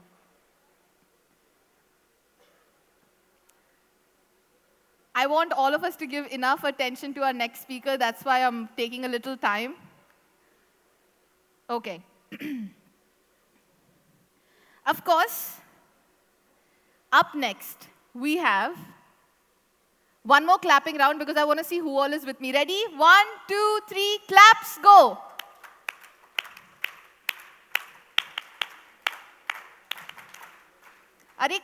Only 3 times, guys. Only 3 times. 1, 2, 3, and stop. Ready? We'll try that one more time. I know you guys are supporting me and you guys are with me, so I need you to clap the loudest, okay? 3, 2, 1, claps, go.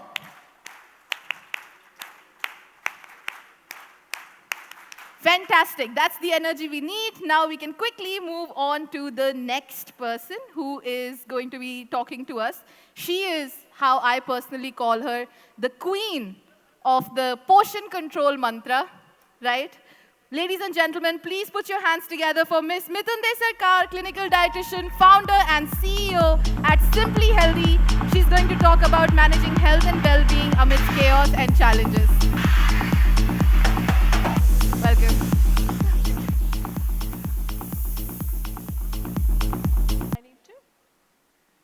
Good evening, ladies and gentlemen. Good evening, ladies and gentlemen. Thank you. We need this energy, just like Mr. Jai Prakash Agarwal, the kind of energy he exudes. Can we have a good evening like him? My name is Mithun Desarkar. I'm a clinical dietitian, and thank you so much for inviting me to this important convention.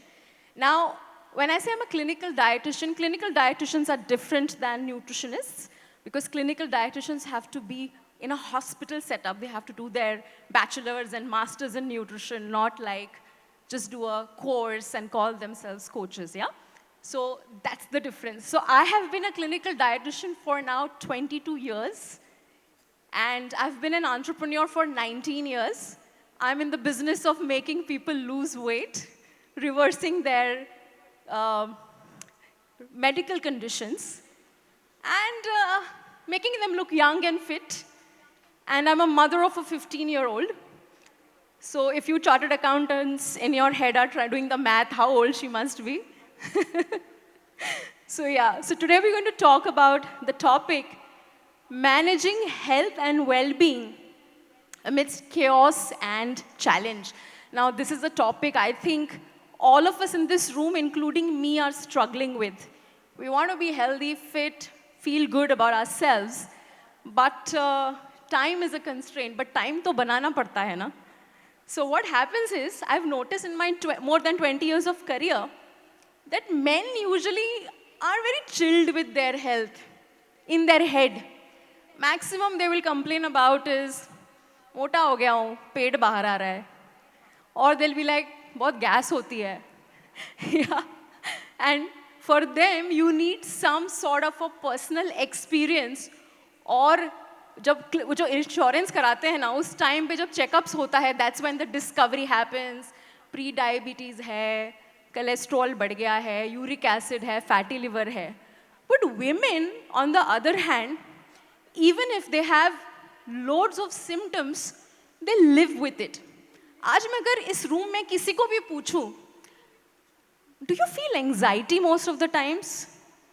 लोग बोलेंगे हाँ, yeah. Do you sleep well at night, or do you think that your mind is constantly working? मतलब वो to-do list खत्म ही नहीं होता, and your mind is never at rest. Most women will be like, yeah, you're right. रात को 3 बजे आँख खुलती है, पक्का, थोड़ी गर्मी लगती है. You wake up and you're trying to go back to sleep. You wake up in the morning, but most of the times you're not feeling refreshed, not feeling recharged. ऐसा लगता है कि एनर्जी नहीं है, 8 घंटे सो तो लिए, लेकिन एनर्जी नहीं है, मूड नहीं है. I have to drag myself, क्योंकि करना तो है सब कुछ. उठना भी है, बच्चों का टिफिन भी बनाना है, खुद भी तैयार होना है, और फिर सब कुछ करना है, एंड देन वर्क पे भी जाना है, right? We are all high achieving women, fast paced lives, ambitious goals, and relentless pursuit of targets. We want to push our limits. So you're not feeling very fresh in the morning, not feeling very recharged. Sometimes I ask these women, are you brain fogged? Do you feel कि these days I don't remember things very easily? Focus नहीं है, concentration नहीं है, mood off रहता है. I snap at my husband. बस गुस्सा आता रहता है. Sometimes I'm very moody. मुझे आंसू भी निकल आते हैं. I'm very moody. I feel like crying for no reason. Life is so good. I'm so grateful for this beautiful life that I have. But मुझे रोना आता है. Do you feel sometimes that I'm not able to digest food very easily? Bloating is always a constant. Whatever I used to enjoy before, I don't enjoy it anymore. You know, fatigue, tiredness, moodiness, irregular menstruation, irritable bowel syndrome. अच्छा, दोपहर को 3 बजे के करीब, there is sudden crash in your insulin levels. You feel there's no energy. मुझे कोई coffee पिला दो, कोई चाय पिला दो. You know, exactly ये 2:30, 3, 4 बजे के करीब आपको ऐसा लगेगा कि I have no energy. Now, women, unfortunately, are ready to live with all this and not even feel anything about it. They feel this is my way of life. How can this be a way of life? Women, I've noticed, they complain only when they start putting on weight. बस वजन एक बार बढ़ जाए, then you're not happy. या तो वजन बढ़ जाए या स्किन खराब हो जाए, that is the time when you feel I'm not happy. अब कुछ करना पड़ेगा. ठीक है? So, what is being healthy actually? For me, healthy is a state of physical, mental, and social well-being. And well-being is a state of being comfortable, healthy, and happy. If I wake up in the morning, I pee well, I poop well, I eat well, I digest my food well, I feel happy, I look forward to meeting people, that's happiness. That's a state of being happy. If I feel content, that's a state of being healthy and happy. But if whatever I mentioned to you, the symptoms that I mentioned to you, if you feel you have ticked at least 3 of those markers, that means you're actually operating on survival mode. Can you, whatever I mentioned, if 3 of them at least you ticked, can I see some hands? Can I see some hands? Don't lie, come on. Right? Some of you are not being honest. Or maybe you didn't even hear what I was saying. Brain fog hota hai. Lamba din tha. All right. All right. So this means you're operating on survival mode. What is the reason? What is going on actually in your body? What is going on in your body is inflammation. And every day, what is going on in your body is accelerating aging. And when I'm saying accelerating aging, I'm not looking about you looking old. This I'm talking about aging of you in general, your brain, your muscles, your bones, your organs, you in general. And we are bringing this upon ourselves. How are we doing that? Think about it. Inadequate sleep. Maybe you're sleeping only 4 to 5 hours in a day. Sleeping in on weekends. We know so many people who would sleep for 4 or 5 hours during the week, but on weekends they'll sleep later and then catch up on sleep. Now you might think, what's the harm? It is harming you because you're going against a circadian rhythm. Body is used to routines and you're playing with that and you're shifting that routine. Poor diet, when I say poor diet, we're talking about excessive amounts of sugar, processed junk food, excessive amounts of starches that spikes your blood sugar levels and insulin. Late night snacking, because late night snacking also causes disruption in your glucose levels and causes reduction in the growth hormone, which is an anti-aging hormone. Too much sugar, too much saturated fats, sitting all day long. Do you know sedentary lifestyle is one of the biggest killers, and we are not talking about smoking here. We're talking about sedentary lifestyle, because the more you sit, you might go to the gym once every day, let's say for an hour, but 23 hours of the day, if you're sitting and not doing anything, that's also causing the accelerated aging. No exercise, smoking, alcohol, social media. When I say social media, I don't really mean social media, I mean the screen time. You know, let's say you got to bed at 10 o'clock in the night, but by the time you actually fell asleep, it's been 3 hours. And you realize that I wasted time looking at some woman transitioning into some different outfits or changing makeup or something like that, right? So screen time actually ages your skin cells. And there is a research about it. The more you're exposed to the screen, it's aging your cells and cell death of your skin cells, as well as your brain. Okay? Procrastination and lack of socializing. I think these days we are more social behind the screen than making an effort to meet people and socialize, because that actually releases oxytocin. Imagine if you were to meet your relative or your friend who you really love and you give a hug and that releases the oxytocin. We are actually missing that right now.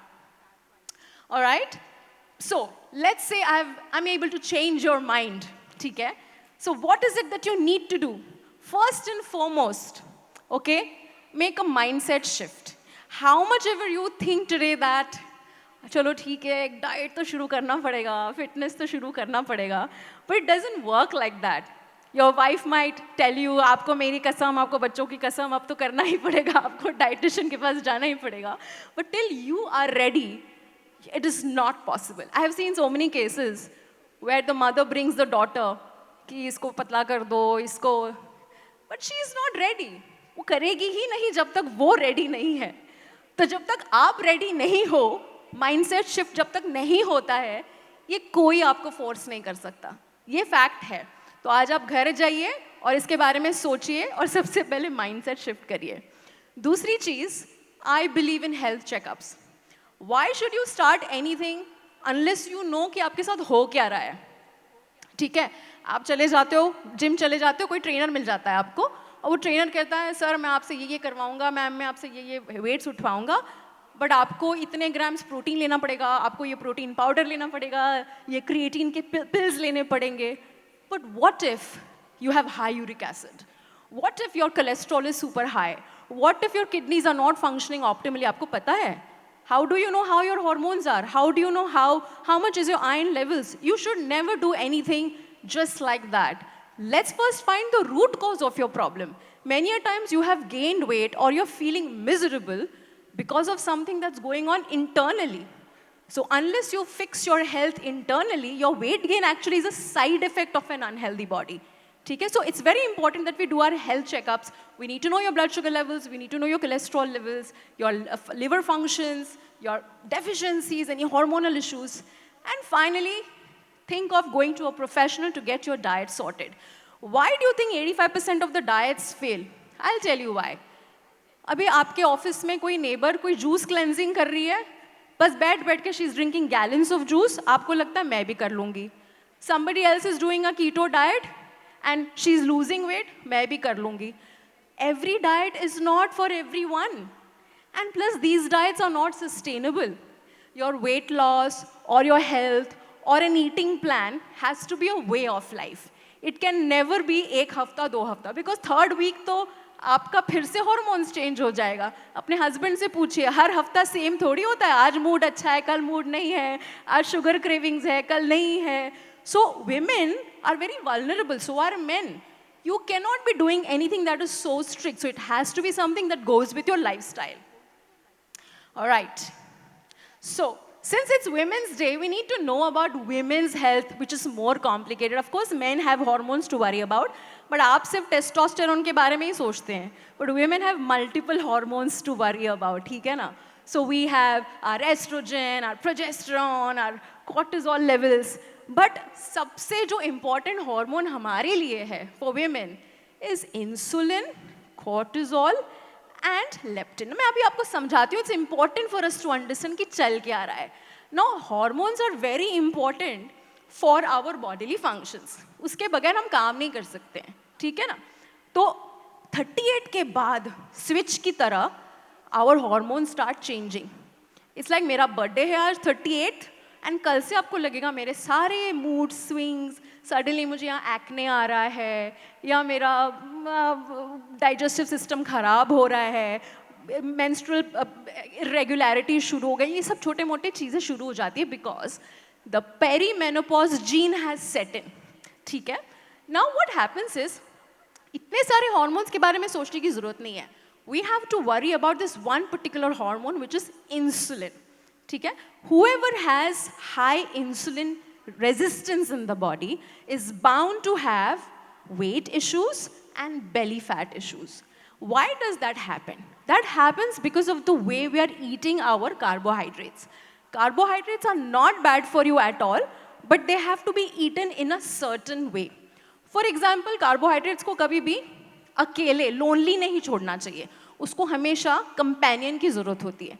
Example ले लेते हैं. अगर सुबह को आप 1 cup कड़क चाय पीते हो, दूध और शक्कर वाली, और साथ में उसके रस्क लेके खाते हो या बिस्किट लेके खाते हो, तो क्या होगा? आपका इंसुलिन स्पाइक होगा, because it was pure carbs. फिर समझो उसके बाद ब्रेकफास्ट में आप खा रहे हो उपमा जो सूजी से बनता है, या आप ले रहे हो poha which is also simple carbs. So what happens when you're having those simple pure carbs? Your insulin spikes. Similarly, अगर यही चीज़ आपने साथ में sprouts के साथ खाया होता, so you would have gotten some protein and some fiber. तो basically आपने carbs को थोड़ा companionship दे दिया. या हम उसको ऐसे कहते हैं in English that we did not leave the carbs naked, we gave the carbs clothes. ठीक है? Similarly, अगर आप lunch खा रहे हो और सिर्फ आप एक bowl of पुलाव लेके चले गए, that's pure carbs. But the same thing, उसी पुलाव के साथ अगर आपने थोड़ा grilled chicken रख लिया होता, या पनीर रख लिया होता, या काले चने रख लिए होते with some veggies, that would change the glycemic index. The problem is throughout the day, we are having simple carbs that fluctuates your blood sugar levels and crashes it. That shouldn't happen, and that is what causes the insulin resistance, where then the belly fat becomes stubborn. Whatever effort you make, the belly fat doesn't go. All right? So that is something to worry about. Secondly, you need to worry about is the cortisol. Cortisol is your stress hormone. We need the cortisol levels to respond to stress, but we don't need it in excess amount, because the more cortisol you're releasing, the more stress and cortisol is going to disrupt that insulin and cause that weight gain. And the last hormone that you need to be worrying about is the leptin hormone. Now, leptin hormone is the one that controls or suppresses your appetite. So when you're eating these high sugar foods, constantly आपके जो blood sugar spikes and crashes होते हैं, that activates and drives the leptin suppression. All right. So let's say we are all very busy people, and sometimes it's घर में है कोई जो बना के खिला सकता है, but sometimes it's not possible. So I call it versions of healthy eating for high achievers. Let's assume कि एक पहला option है कि आपके घर में अच्छे से कोई खाना बनाने वाला. There is a lady who makes, I'm not talking about the scenario where the couple has to cook. I'm talking about, let's say you have a house help, who cooks the food for you. Let's assume a professional like me makes a plan for you, gives you recipes, and the lady of the house is like sitting and making it for you. Then you are very lucky, because then everything is set. आप सुबह को खाना बन जाता है, आप अपना tiffin लेके चले जाते हो. The second scenario is business models like us, where we are a meal plan company. We customize the meals as per your requirement. The meal gets prepared in our facility and the meals are delivered to you. But the last option is where even this is not possible. I just don't have time. This is not my priority. At least what you can do is you can focus on your hormone-loving foods and liver-loving foods. Okay? Why I'm saying hormone-loving foods? Because if you eat these foods regularly, you're going to keep your hormone in balance. And if you eat these foods regularly, you're going to also keep your liver very clean and which will improve the whole detoxification process. Because liver is the main organ that's giving permission to your digestive system to produce that bile and digest that food, and the intestines to absorb and digest and do all the necessary functioning, okay? So I'm going to give you this list. So the hormone-loving foods, at least if you can incorporate this every day or at least in a week. Sometimes it doesn't have to be that all of this is what you're going to eat every day. But let's say on a weekly basis, if you're going to eat these foods, blueberries, green teas, white teas, matcha teas, avocados, flax seeds, pumpkins, salmon, pomegranate, cherries, all different kinds of nuts. These are helping your hormones stay in balance. Okay? Liver-loving foods are all the leafy greens, any leafy greens you mention. All the cruciferous vegetables, fatty fish, black coffee, green tea, white tea, rosemary herbs, garlics, nuts, turmeric, berries, millets. Millets is your jowar, bajra, ragi, olive oil, beetroot, chia seeds, and vitamin C-rich fruits. So these are certain superfoods that you incorporate on a weekly basis more regularly. You're actually healing the inflammation in your body, keeping your hormones in balance, and making a difference to how you're feeling. All right? Muscle. Now, many a times, I hear from my female counterparts that I don't do weight training. Weight training karne se muscle बढ़ जाता है and I will look big and bulky. Do you think it's that easy to make muscle? It's not easy. After 30, 3 to 8% of muscle is being lost every year. And muscle is most important for you. You cannot lose muscle. Muscle is what is holding you together. Muscle is what is keeping you intact. Muscle is what is going to improve your fat loss, it's going to give you strength, and it's going to give you longevity. Do you really want someone to lift you when you're getting into 60 or 70? You should be able to be mobile yourself. And that happens when you have strength. And that happens when you're training for muscle building. So of course you need your cardiovascular activities, but muscle building is equally important. And if you want to keep your metabolic function, which I was talking about, the insulin resistance in place, then you have to combine your cardiovascular activity and the muscle training, the strength training. तो मतलब जैसे भी एक और quick fix ये है that let's say I explained to you about how you should eat your carbs. One explanation I want to give you is when you're eating your lunch, for example, you should first start with your vegetables. Always start with your vegetables, be it salad, be it cooked vegetables. Then you eat your proteins, be it chicken, be it fish, be it kale chane, be it rajma, and then eat your carbs, be it your brown rice, be it your quinoa, be it your...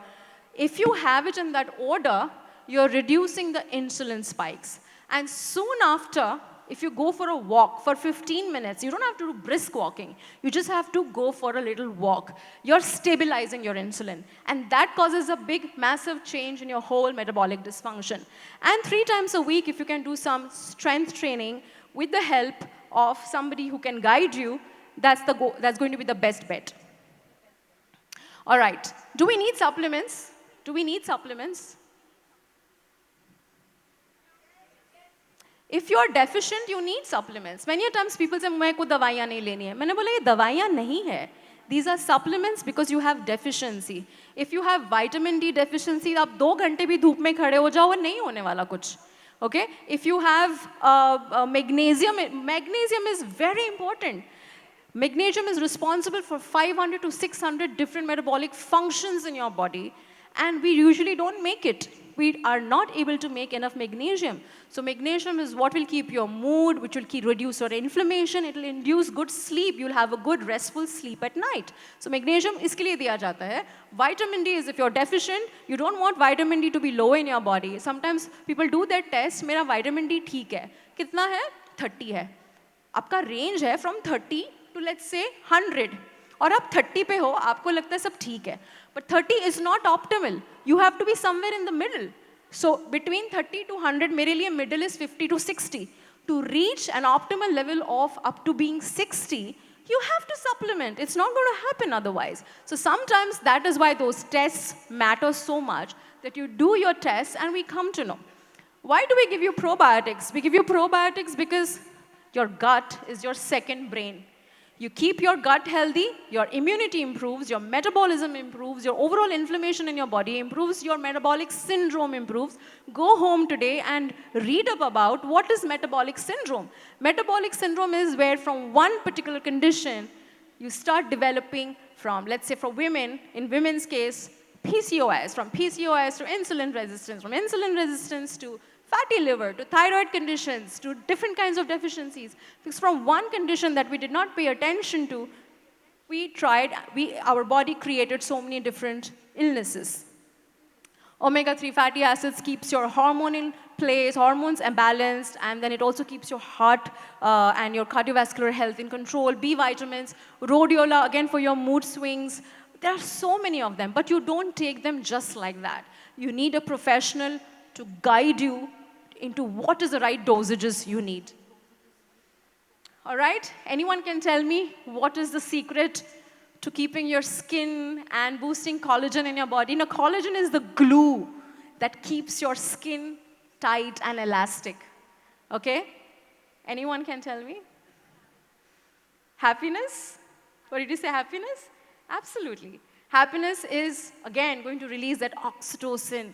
You need lots of vitamin C. By just applying the creams and all the treatments and the Botox and the fillers are not going to do anything if the collagen is not being produced by your own self. So internal inflammation has to go down.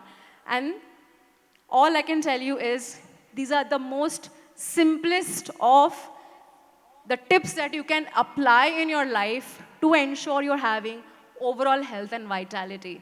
Deep, restful sleep. We don't focus on that at all. Stop doing these late night screen, that you want to waste time on. You rather sleep early, wake up early, draw the curtains, get some natural light, get your eyes and brain to get some sunlight.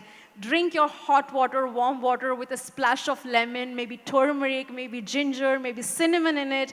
Drink that, start your day, go for a walk, meditate, do some journaling. Sounds very cliche, but it all helps. Your mind first needs to feel healthy and wholesome. Only then you can apply any changes in your life. Move more. Sedentary lifestyle is a silent killer, which I just mentioned to you. Hydration. If you don't like to drink plain water, don't do sparkling water. Okay, you can do it sometimes, but maybe infuse your water. Maybe infuse your water with lemon and mint and cucumbers and berries, whatever it is, but drink water. Even if that means you have to go and pee more often, that's fine, because then you get your steps. Get at least 10,000 steps a day. If not 10,000 steps a day, at least get 7,500 steps a day. Eat for your metabolic health and keep your blood sugar levels stable. Just like I said, don't leave your carbs lonely. If you feel like eating dessert, there is no harm. A small secret, don't have your dessert on an empty stomach. Have it after a big meal like a lunch. You know why? Because then you will not spike your insulin, because the protein that you've just eaten is going to be like a filter. It's going to reduce the glycemic index. Versus if you were to have a piece of chocolate cake right now, when you've had lunch at 1 and the dinner is yet to happen, this is the time you will spike your insulin. So have your dessert, but have it after a nice, large, protein-based meal. All right? Manage your mental health. I can't reiterate enough how important it is to take care of your mental health. Everyone is anxious. Everyone is feeling low and depressed. I think chartered accountants are very happy with the taxes coming in. And yeah, but we are all very, generally. Self-care routine is very important. Get sunlight, lift weights, eat your proteins, get health checkups. When I say eat your proteins, every meal needs to have protein. Every meal. Every meal needs to have at least 30 grams of protein. For example, today, I will give you a small example because examples are easy to understand. Assuming I am 50 kgs, for normal functioning of my body, I need 50 grams of protein. If I'm trying to lose some weight and improve my metabolism and get more fitter, I need at least 1.5, which means I need close to 75 grams of protein. But if I'm now going to get into very high intensive exercise and get into lifting more weights and getting more muscle mass, I need into 2. So do that math, do that multiplication, spread that protein throughout the day, have lots of fiber, and ensure you get your health checkups. I would want to end this talk by giving you this line, which I love. Maintaining a healthy lifestyle is like building a house. When done with care and right materials, it can stand strong for years. But if it's not built on a stable foundation, it won't hold long. So ladies and gentlemen, invest in your health, invest in yourself. No need to take permission from anybody. It is your health. Like Palki said, that you are the one who has to wear the mask so that you can take care of the rest. We are the center of the house. When you are happy, when you are energetic, when you feel positive, when you feel good, your spouse feels good, your children feel good, and everything follows, right? So thank you very much. Thank you for being such a nice audience. Pleasure. Thank you, Ms. Mithun, for your invaluable guidance. I would request you to please remain on stage. And with that, I would like to invite CA Harikishanji, CA Rajesh Somani, and CA Jai Prakash, along with CA Sanjay Gagrani on stage to present Ms. Mithun De Sarkar with a memento.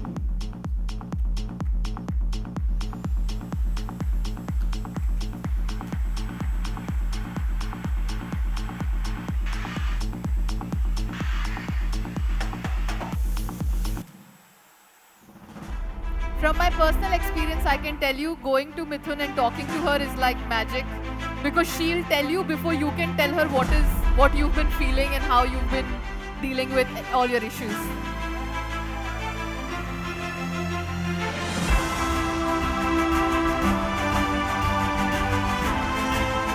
Up next, thank you. Up next, we've got Dr. Jean Shadatpuri, who is the founder of Ardent Health Tech, managing director of Nikai Group, to address everyone with a mental and emotional well-being talk. Can we please put our hands together and welcome her on stage? Dr. Shadatpuri is a trailblazing entrepreneur, steadfastly committed to catalyzing positive change in communities that she touches. Among her notable achievements, she has pioneered the Young Entrepreneurs Incubation Center at the University of California, steered pivotal initiatives like the Opioid Collaborative Task Force, COVID Task Force, Affordable Care Act, and we can go on and on about her achievements, but let's please welcome her with a big round of applause on stage so that we can have a chat about our mental. Can we have a bigger round of applause? What happened? Thank you. Sorry?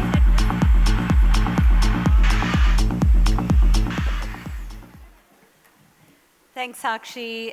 Thanks, Mr. Harikrishnan. And thank you for all of you for inviting me today here. There was a little glitch in the program and the schedule, but this amazing crowd and committee and the organizer and Sakshi, they just embraced the chaos. And so here we are. I think there are almost about 900 people here. And I don't even know what the warning was about, right? So this is amazing. I think it's one example to just say, it's all in the mind, isn't it? The weather is not a hurdle. So I'm going to talk about something that's been touched since this event has started in a very genuine, real way. Palki addressed a lot of it in a very relatable way. But I'm going to say a few points, hopefully a few takeaways. We all know about these points, but I think just a reiteration of some of these and emphasis on some of this, and since it's an event where there is a tension here, please look inward when I'm giving you these points and just go, yes, I've checkboxed all of these. If you feel they are helpful and valuable, please go ahead and implement them. So this is not from any book or study. It's honestly from my experiences, learnings, from who I've met and who I've encountered with. Most of my career, I've been in the US, so I've spent about 3.5 decades over there. But my roots are Indian, and my home is Dubai. So let me start by saying one quote. Empowered women don't follow the crowd, they lead it, proving that the only time they look back is to see how far they've come and if they've carried their community, their family, their friends, their colleagues along with them. So why do women have a value proposition when they're in their workforce? or in their roles as a mother, as a wife, as a daughter. They do have some unique traits and skill sets, which if I highlight, you probably can relate to it either with the women in the workforce or women in management or women as leaders, or just women that you idolize and, or women as mentors. So women have an innovative leadership style. They often bring a lot of different perspectives and innovative solutions to challenges, fostering a culture of creativity and problem solving. So think about this, right? A woman as a role of a daughter, of a wife, of a parent, of a daughter-in-law.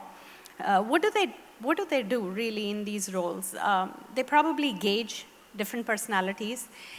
They gauge how do they connect with each of these personalities. I don't think any woman here thinks it's an option not to connect with their mother-in-law, mother, daughter, sister. So what they are continuously doing is trying to adapt, trying to connect, trying to add value, trying to just gain affection, trying to sometimes gain approval, right? But what are they really doing is they're analyzing the other personality trait. So all of you are doing this, but I'm just bringing it to the forefront that you guys have it innate in you, that when you come into a new home or when you come into in-law's house as a daughter-in-law, this is what you're doing. You're trying to fit in, you're trying to be loved. So when you come to a workplace, that trait comes with you, and it actually helps you grow to build collaborative leadership styles. Diversity and inclusion. So having women in leadership roles is crucial in promoting diversity and inclusion in the workplace. Now, we all know this, and we all read about it. How many of us actually make a conscious effort to monitor ratios of how many men versus women you have? And I'm not saying this is to propagate a quota system, or I think each industry is very different. And STEM, as Palki said, is one of those industries where we do need women more in science, technology, in maths. And I do see a lot of that happening in this region, and a lot of encouragement right from the leadership level to the cabinet here. That they're bringing in women here. So there is a talent set pool that needs to be brought in into certain industries to give it a little more different perspective and diversity, and make it more inclusive and make it more productive. So there was a study that came out that actually showed women in management companies versus women that were not on the management or on the board. The women majority in the management and the board companies actually had a higher profitability. Now, I don't know about the numbers and the authenticity and the validity, but there was a study like that. So why is that? I mean, what are those skill sets that bring it in numbers, right? So it's more relevant to this forum. Emotional intelligence, we underestimate the power of emotional intelligence. Women leaders often excel in emotional intelligence. And what is that really? It's just having more empathy, having a great communication style, having a collaborative style, having a patient style. So just listening to everyone, their points of views, their side of the story, and their pain points. This eventually does lead to employee satisfaction. And then you have people growing in their roles. Sustainable growth.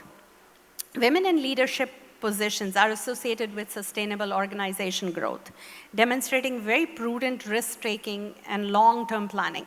So again, think about this, right? Risk-taking and long-term planning. Why do women inherently think of this? Now, women are the nurturers of their children. They are the nurturers for their parents in their old age, right? Now, this is sometimes not taken as an option or a choice. They feel they have to do this. So they're always assessing risk, and they're always finding ways to overcome these hurdles and think long-term enough that they achieve their objective of collective happiness in their families, in their homes. So even at a housewife level, and I don't know how many spouses here are housewives, they have these inherent trait sets. So when you jumped into entrepreneurship, you brought all these skill sets into something, and sure enough, he said you were very successful, and you were in turn supporting and probably teaching a lot of different working styles, different work ethics. So not once, I'm sure, did you think that you were off one role of motherhood or wifehood, and now you're stepping into another role. I think you just embrace all the roles and you make it happen to the best of abilities. I also think women hold themselves to very high benchmarks and standards. We're never good enough, right? So you keep going that extra mile. You want to be best at being the best mother, the best wife, the best sister, the best daughter-in-law. And so all of this makes you do that extra effort and put in that extra dedication that maybe males don't feel that they have to put in. And I'm not generalizing, I'm just saying these are things that maybe you need to pause and look inside and say, you know what, I think I need to give a pat to myself at the back, because yes, you do have all these traits. Gender parity. Lot of buzzwords about gender parity, about wage parity, about gender gap. I feel once women are in the leadership roles, they do inspire the future women leaders. The women that follow you in your organization, in your home as daughters, in your community, in your community association, community centers, any of the activities that you do, think there are other women looking up to you. Believe it or not, they are looking up to you. So how do you fit that role model all the time? You don't have to perform. You don't have to excel. You could actually be failing and sharing those learnings with them. And that's the most important thing. Being a role model doesn't mean you've always been successful, right? In the US, I've learned something. All the successful people brag about being school dropouts, college dropouts, having failed in their startups, having their 4th startup, which is a successful one, but talking about what they've learned from the 3 failed startups. So I feel this pressure we put on ourselves, not necessary. Just being vulnerable and acknowledging and accepting that failure is normal, it's a stepping stone to success, and just more learning that takes place is something that needs to be embraced. Whether family, community, industry, all that support you, that's going to be the variable that you'll have to deal with. But if you're able to accept it within yourself, you just fall down and stand up again and go faster and stronger. Empowerment and role modeling, I think I spoke about that. Resilience and adaptability. Again, 2 buzzwords. I think women take care of crisis with a lot of grace, with a lot of calm, a lot of composure. Why? Anybody who's gone through labor knows that they have to be calm and composed, right? We had a simulation model where in the US, in one of the university settings, where they were trying to simulate what a woman goes through for a prospect father, right? So there were studies done, and the equivalent amount of weight in each pregnancy visit, in each prenatal visit, was put on the male. And there were hormones injected into the male to kind of mimic the same mood swings, hunger cravings, weight gain, bloating, everything that you get. So there were men who were going through, mostly husbands or boyfriends or partners, who were going through the same thing that their partner was going through.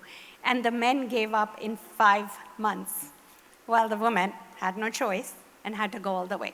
So it was interesting. That study was done many years ago. But I think that study, if nothing else, brought awareness of what their mothers have gone through, their sisters are going through, their wives have gone through. Again, innovative problem solving. So there are times in lives, in women's lives, in a lot of roles where there is no option but to problem solve, right? So we're in a very privileged area, but there are wars going on in a lot of areas like Gaza and Ukraine. And if you really look at all those women, they all have their children, they all are in danger, and they all don't have resources. How do the women problem solve there, right? So if you look through some of these war stories and listen to these women in Gaza and women in Israel and women in Ukraine, you'll see some real innovative solutions coming out of all these regions, and a lot of them are tech-driven. So they have come up with ways where tech can enable location tracking of where the resources and the food is in scarcity. How do you track location? How do you track the children's location? A lot of, I think, necessity drives innovation, right, and solutions. So elevating self-confidence, building unshakable self-confidence by nurturing your emotional well-being. I think emotional well-being was touched upon by everyone, but really, how do you practice emotional well-being? Now, if you're a housewife, please don't think you don't work. You work 24/7, you work harder than any of us, and you need downtime as well. So just acknowledging that you're a housewife, you're bringing up children, you are supporting your husband or your parents or in-laws, you need downtime. So maybe 10 minutes out of a day, twice or thrice a day, just put it in your phone, an alarm as a me time. I time, me time, it doesn't matter, just downtime. And what you do in this downtime could be simply having a cup of coffee in a garden, or tea, or just shutting your eyes, or meditating, but just what you like to do, how you charge, how you recharge yourself along the day. Mithun talked about a lot of diet-related things that lead to a lot of emotional swings and mood swings. Well, that downtime is probably for you to analyze in retrospect, what can you do better tomorrow so you don't feel so tired? What can you do better tomorrow so that I don't lose my head on my child or on my husband or on the milkman or on anybody else? So that downtime is for introspection. It is to recharge, it's to revamp your self-energy. It's also to analyze how do you make your day better the next day. Resilience against burnout. So again, all roles, all professions, all women in workforce are prone to burnout. Like I said, they feel like they have to drive that extra mile, they have to put in that extra effort, they have to put in that extra time. And all this does take a toll on your body. Your body is not very different than the other gender. It does take a toll on you. So how do you do these quick techniques at workplace, at home, that just even toe movements, like all of you are sitting here for many hours, just round toe movements, just simple things, or exercising your joints in the hand with a ball. Small, simple things, but then just to keep your body in motion and taking those moments that you're just sitting more productive for yourself. Joyful living, I think something about joyful living, endorphins, restful sleep, all connected. No amount of diet supplements, as Mithun said, can replace that. Your own inner peace, your own inner well-being comes from your mind that then plays all the physiological functions in your body. And I'm not saying this has to be something that you need to go to a retreat and spend thousands of dollars to get it. It could just be in your little balcony, in your little park, in your little garden that you have in your house, maybe 10 minutes of gardening. Whatever gives you that peace, calm, passion, joy, please do it. Please make it a part of your daily routine. So those were my tips. I think empowered women don't play the game, right? They redefine it. So I hope some of these takeaways are helpful. I think the last thing I want to say is we don't give credit to ourselves for all the things that we do.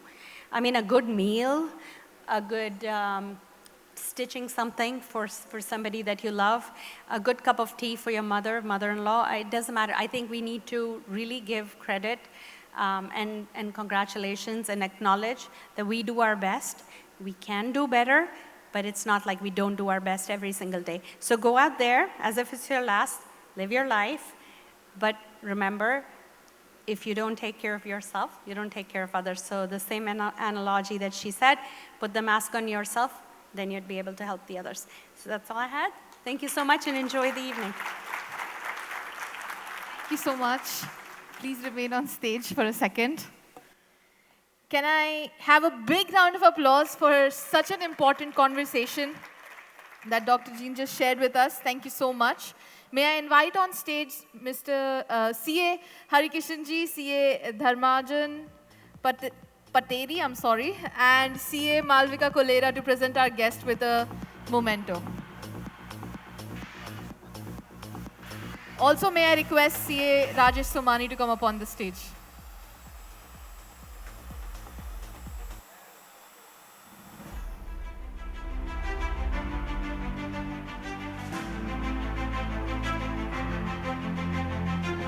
CA Manisha.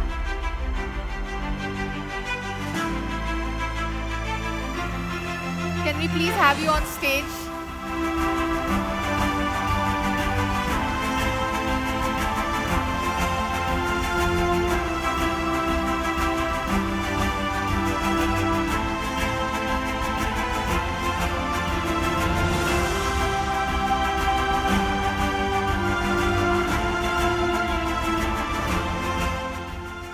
Thank you so much.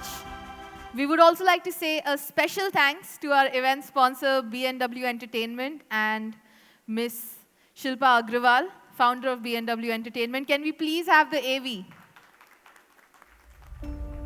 In the heart of an ordinary neighborhood lived an extraordinary woman who challenged conventions and redefined success on her terms. Meet Shilpa Agrawal, a devoted homemaker, a loving wife, and a dedicated mother. But beyond these roles, Shilpa fostered a dream that would shake the foundations of the male-dominated entertainment industry. In a world where the media and entertainment industry often seems like a challenging mountain to climb, one woman dared to dream big and shatter the glass ceiling. She is a creative force who turned her passion for writing into a thriving empire in the male-dominated realm of entertainment. Even in the face of obstacles and uncertainty, she persisted, driven by her unshakable confidence in her abilities and aspirations. Her creativity spanned from crafting sincere poetry to creating melodies of both romance and devotion, demonstrating her limitless talent. Shilpa is an inspiration to us all. Despite her many responsibilities, she never once compromised on her dreams or her values. She is a true example of what it means to be a woman of substance. Shilpa Agarwal's reach extends far beyond entertainment, touching the lives of millions through her exceptional talent, unyielding resilience, and unwavering determination, serving as a beacon of inspiration. But for her, this is just the beginning. With B&W Entertainment, she is embarking on a journey towards a bigger, better, and larger vision. Stay tuned, because the best is yet to come. Of course, we will be hearing from Ms. Shilpa Agrawal really soon as we move on to our panel discussion on empowering innovation strategies for women's leadership. It would be moderated by Ms. Neha Ghai. She's the head of NRI MENA region HSBC. Can we have a big round of applause for Ms. Neha Ghai? Joining her on the panel will be CA Payal Chandani, Director of KPMG, CA Rakhi Munoj Jain, Finance Director, Unilever Middle East, Ms. Shilpa Agrawal, of course, founder B&W Entertainment, Ms. Simona Peter, Director, Fleet Line Shipping Services LLC, and Dr. Jean Shadatpuri, of course, that we just heard from our mental health and well-being expert. Along with that, we also have Ms. Urja Jujai, Director of Oncology, Lead DEI, Lead for Gulf Region, Pfizer Gulf. I tried my best. Welcome, ladies. Please.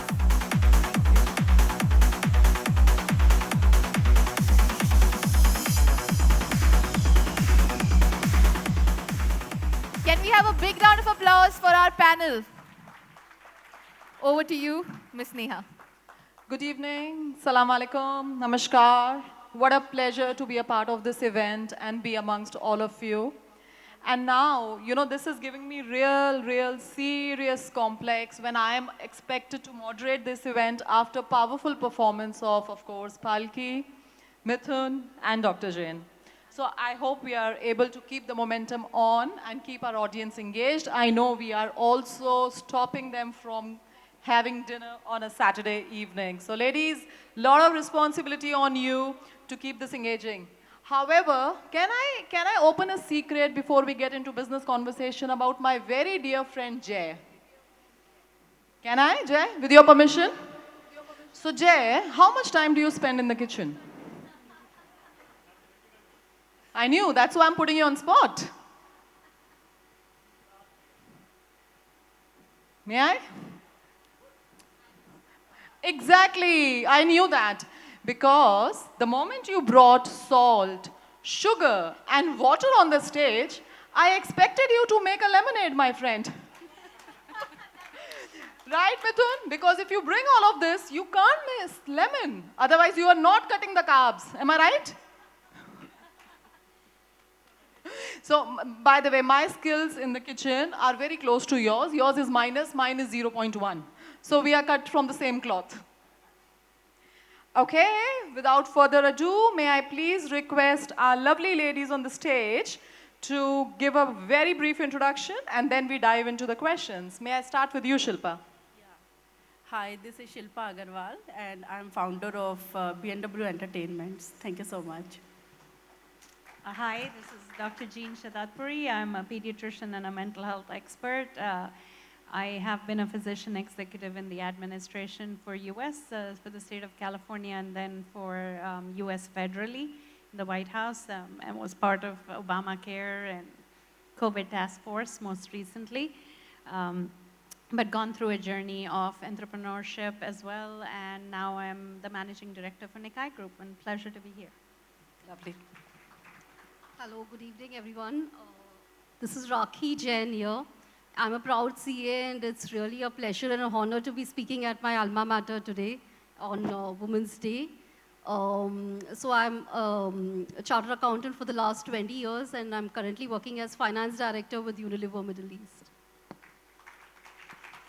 Hi everyone, I'm Payal, a chartered accountant and currently working as a director with KPMG in their technical accounting desk. Good evening, everyone. I might be the only or a few non-Indian in this meeting room. I'm really pleased to be with all of you today. My name is Wardia Jujai. I work for Pfizer Gulf. I'm leading the oncology, primary care, vaccine, and internal medicine business. Thank you. Thank you so much, ladies, for your lovely introduction, and I'm sure we'll have some great thoughts exchanged here. May I please start with Payal? Payal, you work for KPMG as a director. Can you share some moments from your experience in your career where you navigated some major challenges which led to both personal and professional growth? Thank you for that. So I am obviously hailing from an audit background, right? We do have women in audit, but I think very few in leadership roles, right? So I think one of the challenges that I recently encountered was transitioning from a mid-management to a leadership role. That obviously involved going through some really grueling panel interviews, right? So as part of this panel, I think 2 of us were women, a couple of men thrown in the mix, right? And it so happened that all the women moved to the next level, but some of the men didn't, right? So from the very next day, some of my male counterparts who I've known for years, we are friends even, right? Started kind of jeering me and kind of indirectly hinting that a major role in you succeeding was your gender, right? So I was like, let's let it go. It's going to get better. But then I realized that this was taking a toll on me. I wasn't celebrating my promotion. I was insecure, not very confident. So I spoke to some of the panel judges, right? And they were like, this sounds crazy because your score, you were amongst the top 2. So what are they complaining about? They gave me the liberty to share that piece of information anytime I was stuck in a similar situation before, after this.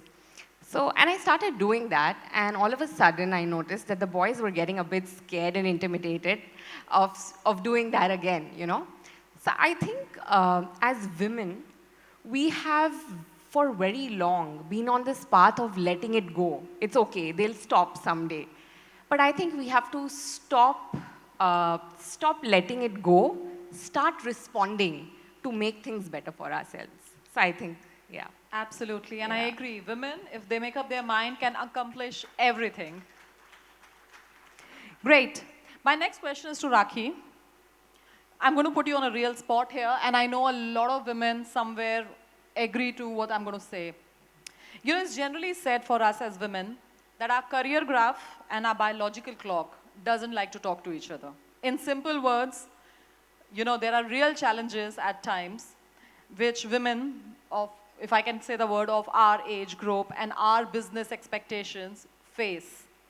So please tell us, how do you manage to balance, and how has your journey been so far? Thanks, Mia. So I totally agree. I think it's really, really challenging to manage a full-time career with the two M's, I call it, of marriage and motherhood. I've done that now for the last 20 years, so I think I'll share some 3 learnings that I have from the last 20 years of being married and 20 years of a full-time career. I think first of all, it helps for women to have a long-term view of their career. So if I look at a typical career, it's 30, 35 years, yeah. So we will have peaks of success, but it's fair to expect that, you will also have valleys and you will have plateaus and so on. So for instance, when my children were young, like 1 and 4, I did take a career break, yeah. And it was not out of compulsion, it was my own personal choice. I would rather say it was an act of self-care. Because I really wanted to spend that formative years of my children with them, fully dedicated to them. I wanted to really give them that time.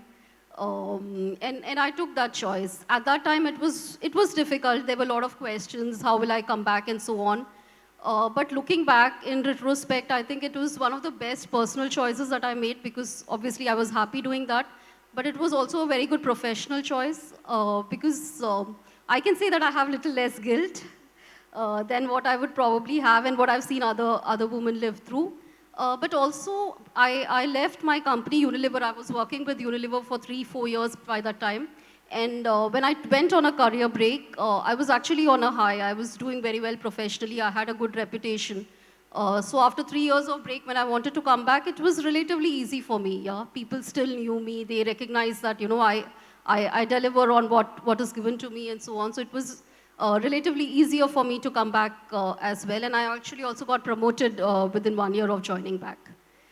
Yeah, so that's my first learning, that, it's okay. Don't expect a linear graph just going up in your career. There will be ups and downs, and just persevere through all the phases of your career. Secondly, I would say definitely support system. I mean, undoubtedly for women, support system is really critical. And especially having a very supportive family makes all the difference. For me, my father is my biggest cheerleader. And of course, my husband as well. Like, I read somewhere that one of the most important career choices you will make is not, the profession you join or the company you join, rather it is the man that you will marry. Yeah, so I think my husband has really been my admirer, my supporter, someone who's always challenged me, rather, to keep growing, to keep dreaming big. So really, I've been very lucky in that front. Thirdly, I think, and most importantly, is as women, we need to push ourselves. Whether someone pushes us or not, we have to push ourselves. We have to put ourselves in the front. We have to be visible. We have to dream big. We have to take up those big opportunities, yeah. So one of the leaders in my company always used to say that whenever you take up a role or an assignment, you should have butterflies in your stomach. Unless you have that, it's not, good enough for you. So you should be excited about the role, but it should also make you a little bit scared. Is it too big for me? Yeah. So always we should try to challenge ourselves. We should push ourselves. And in the last 20 years, I've done more than 9-10 roles Each of them I've tried to take something which is more bigger, more challenging than what I have done, and always looking for those butterflies in the stomach. That's a great story. So guys, here is an example where a lady had a promotion just coming after from the maternity. Cheerleader father and a very, very supportive husband. By any chance, are they, and either of them here? Great, thank you, sir. I can't see where you're sitting, but thank you. Oh, lovely, lovely to see that. Thank you so much. And the last point of having butterflies in the stomach, I conclude this as having a challenge, something to look forward to, something to deliver new. So ladies, that's the challenge amongst us, right? That we should take up a job, not because it's going to pay us more or it's going to give us that senior or a director level role, but it should give us butterflies, which means it should challenge us to deliver more than what we've been delivering. Great message, personally. Okay, now we have somebody called Wadia in with us. She's a director at Oncology Lead. Along with that, she is also a lead in Gulf region for Pfizer for diversity, equality, and inclusion. I think it is a synonymous for what we are present here in this room. So I need to, ask you this question. How do you think, of course, you are a pharmaceutical segment leader and a staunch advocate of D&I. How do you think, from a business point of view, this can help industry grow, Thank you so much for the question. Well, at Pfizer, of course, diversity, equity, and inclusion is part of our DNA. It is a smart business decision to take, but it's also the right thing to do, right? So we believe that everyone deserves to be heard, seen, and cared for. From the business side, it's clearly stated as per the data that DI leaders within the industry and beyond have 20% more innovation versus the average market rate. So it's clearly a priority for business as well. So we made sure in Pfizer Gulf to have like a colleague resource group and walk the talk, in fairness. So being intentional about diversity within our interview process, we make sure that we have a diverse panel, we make sure that we have a diverse interviewees. We also foster belonging with different initiatives, training, neural leadership, the importance of being inclusive as a leader.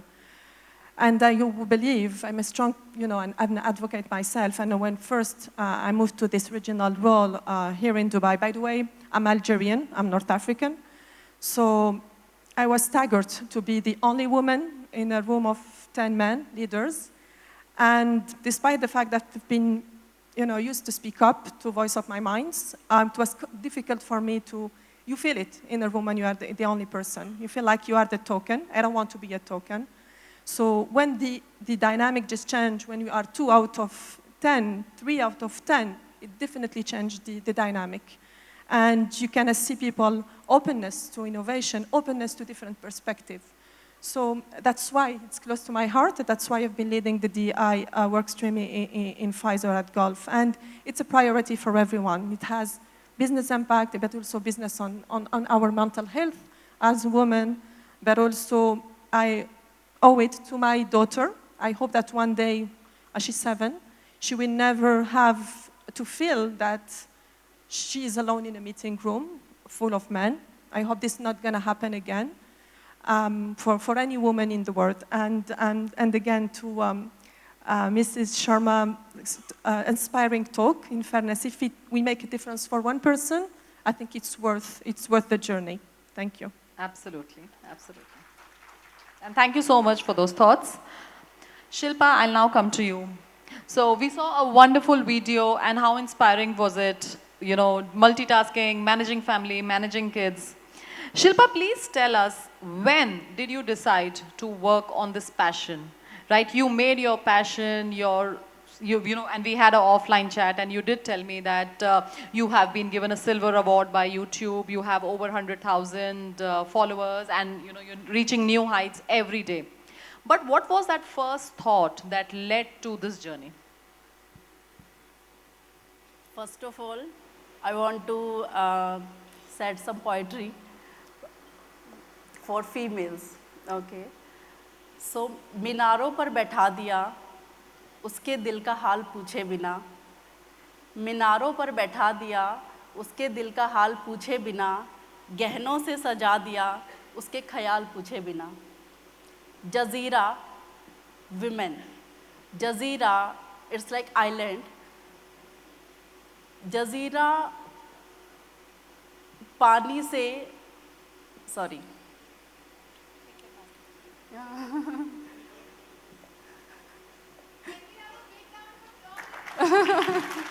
So sorry. जजीरा पानी से घिरा रहा, चुपचाप सब कुछ सहता रहा, वो जानता था कहीं पानी से नहीं वजूद उसका।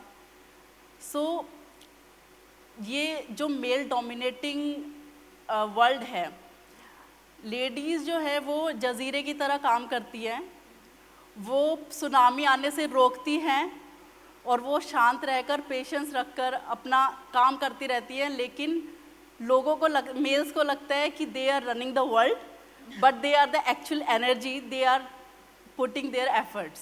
That's so true, we agree. Yeah. So if I come to the passion, passion for me is a practice of happiness. Yeah. Wow. If you are not doing anything and you are happy, then you are the boss lady. You are the boss of your life. Nothing to do. Just enjoy your life. But if I talk about my passion, it was a journey of little Shilpa. Small town girl, daydreamer, talking to the moon. That's lovely, that's unique. Yeah. And the fact that you are telling this on stage in front of maybe, I think, 800 people, that's unique. Living in their dreams, पापा की परी. And like, हम तो भाई जैसे हैं वैसे ही रहेंगे, अब कोई खुश हो या हो खफा, हम नहीं बदलेंगे अपनी अदा. Types girl is in front of like mature businesswoman today. So this journey was not easy. This was tough, very tough for me. This was a God gift that God has given me, but I didn't know what is writing. I was just writing behind the science notebook in the back, and this song, I didn't know that this is a song, but I have launched this song on 22nd of January in 2024, and this has crossed 12 million views. Wow. You are giving some serious competition to Bollywood, if I may say. So I didn't know that what I am writing. I was just writing my feelings. Yeah. Okay, but yes, one thing was I never said no. I was just grasping all the opportunities that God was given me. I was holding His hand, following His instructions, and just following Him. Excellent. And you know Orkut, remember? Yeah. Orkut keep the technology of Papa ki 2004 pari, and 5. To Little Sky in My Eye, Facebook, on Instagram, to Aralyn Music of YouTube, and today B&W Entertainments of business. Wow. I don't know how it converted. That's a fantastic journey. Yeah. Fantastic, and so proud to associate with you here on the stage. Thank you so much. Thank you. Okay, I have to ask this question to Dr. Jean.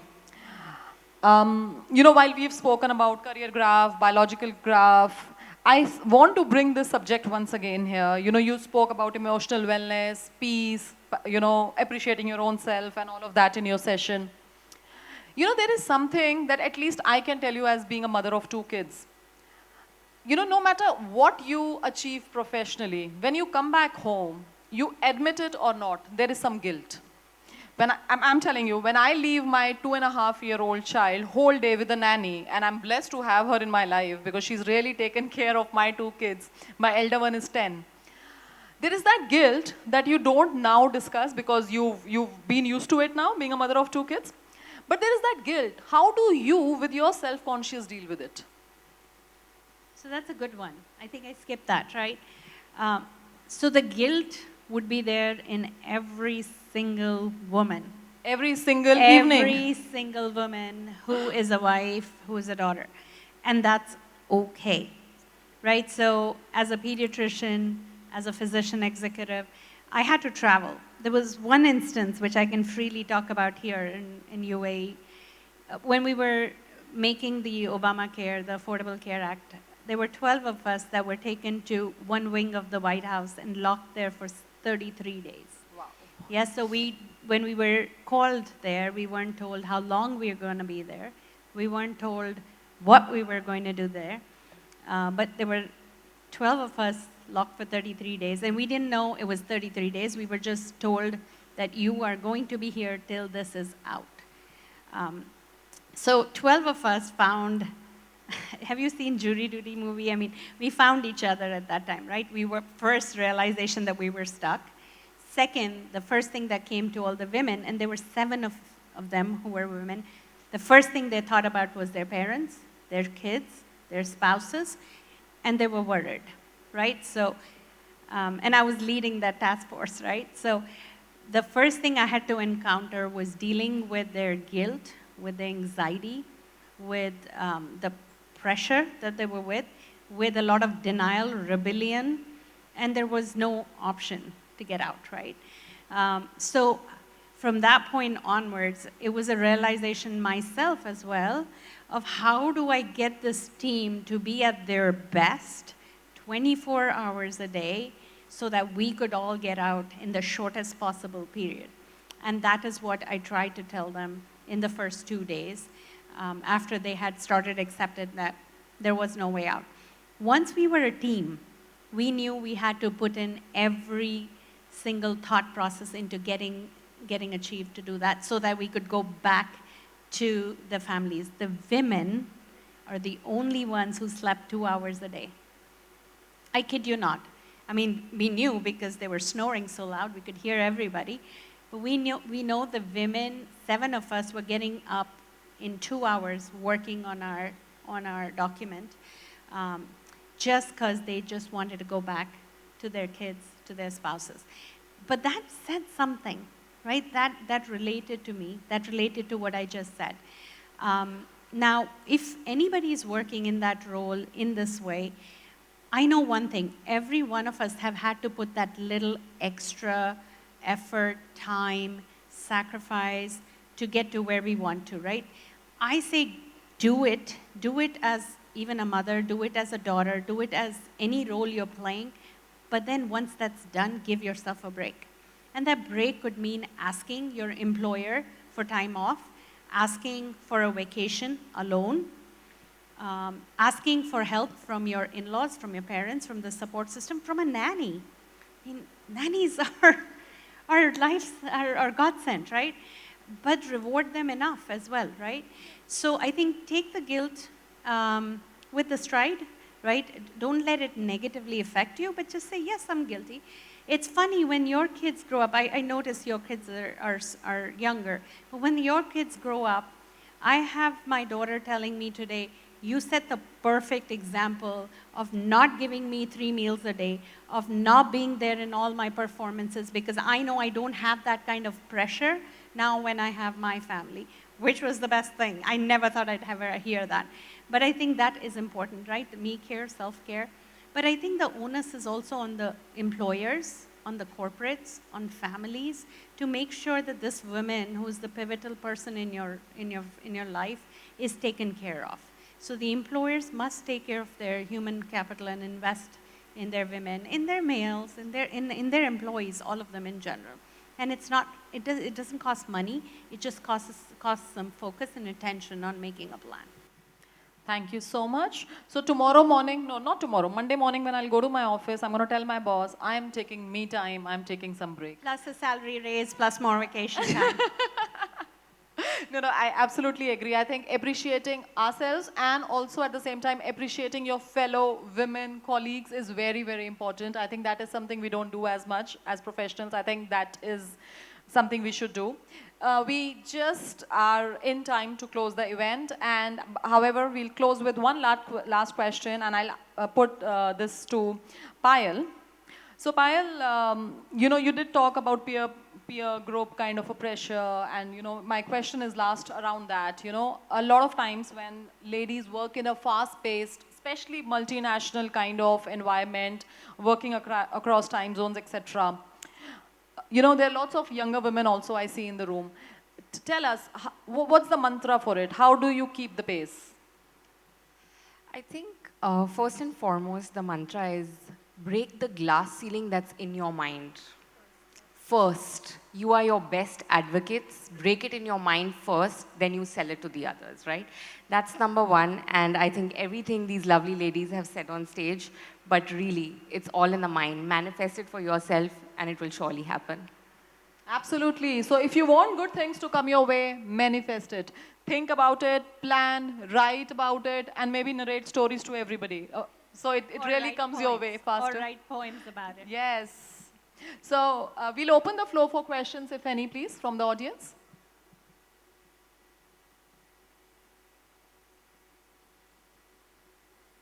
I think most of us are very hungry now. So thank you so much, ladies, for having this time with us. Thank you so much. Thank you, the ICAI Executive Committee, for bringing us all together. It's been a pleasure. Thank you so much. To express our gratitude to our esteemed panelists for their invaluable insights, can I please invite on stage CA Harikrishnan ji, CA Jaiprakash ji, CA Rajesh Somani ji, CA Dheeraj Ranasarya, CA Malvika Kolera, and CA Ashna Mulgaonkar to present special mementos to our speakers. And of course, can we have a big round of applause?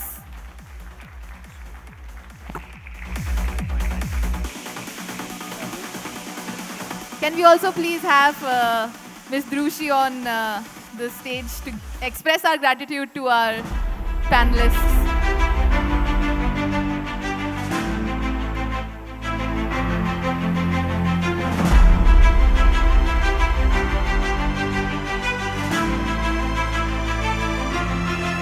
Ladies and gentlemen, we do have something amazing lined up, so I would require a little bit more patience from you.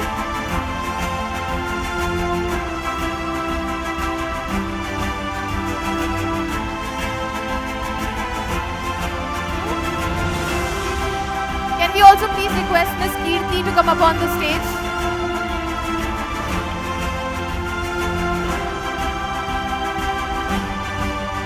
Ms. Kirti, can we please have you on stage?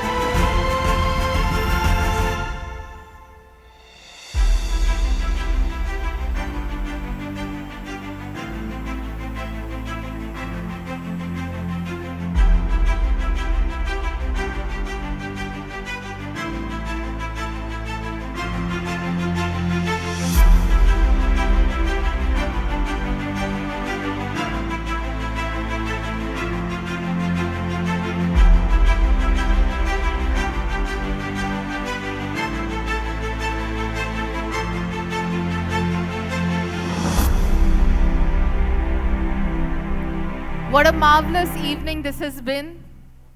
Thank you so much, ladies, for all your wisdom.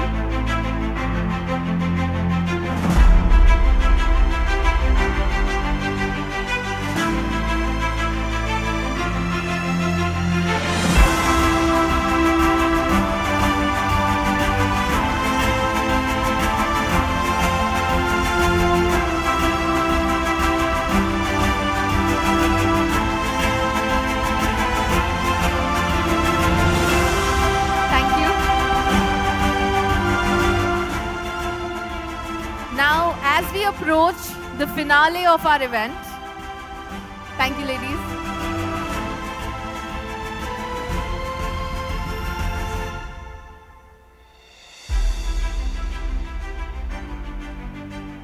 As we approach the finale of our event, we have some amazing musical performances lined up for you tonight. Thank you. Thank you. Thank you.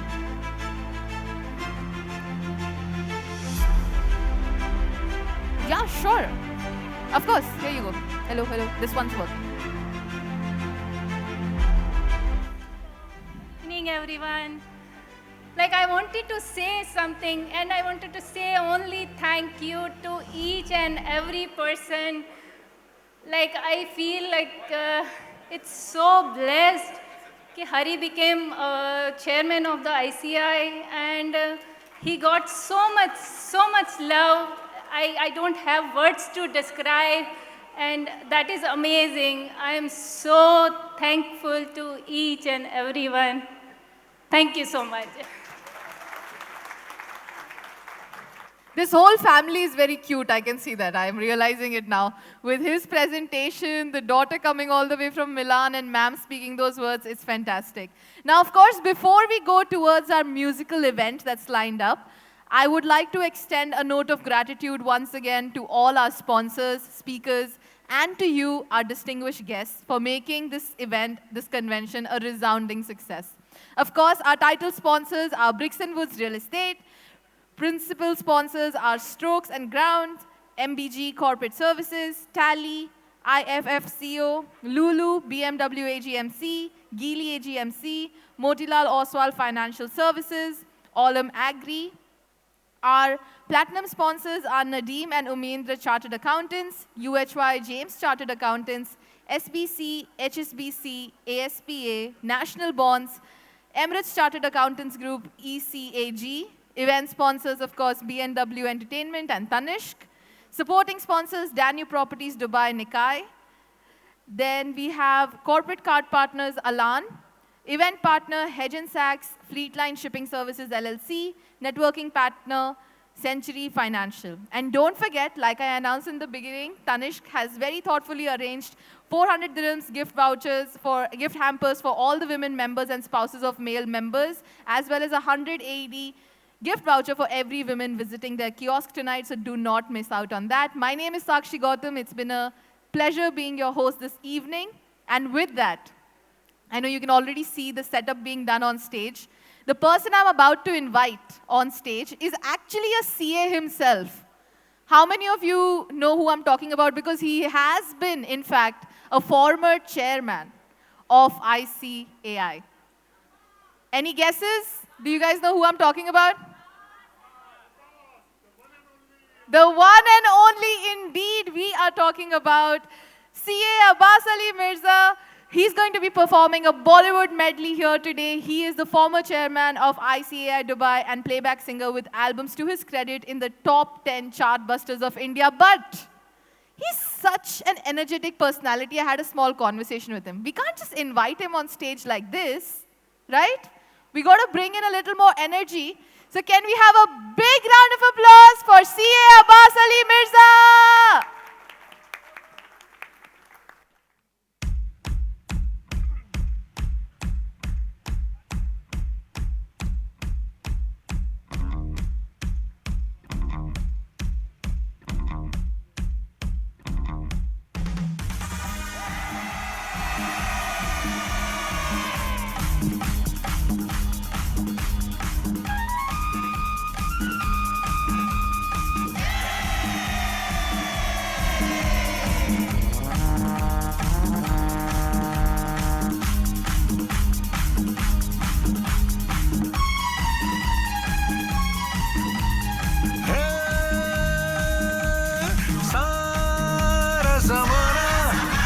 हसीना का दीवाना जमाना कहे फिर क्यों बुरा है दिल लगाना है सारा जमाना हसीनों का दीवाना जमाना कहे फिर क्यों बुरा है दिल लगाना है सारा जमाना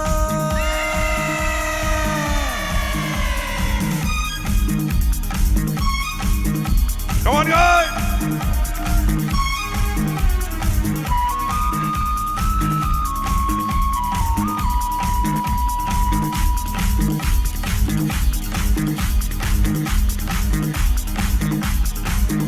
ये कौन कह रहा है तू आज प्यार कर ले जो कभी भी खत्म ना हो वो एतबार कर ले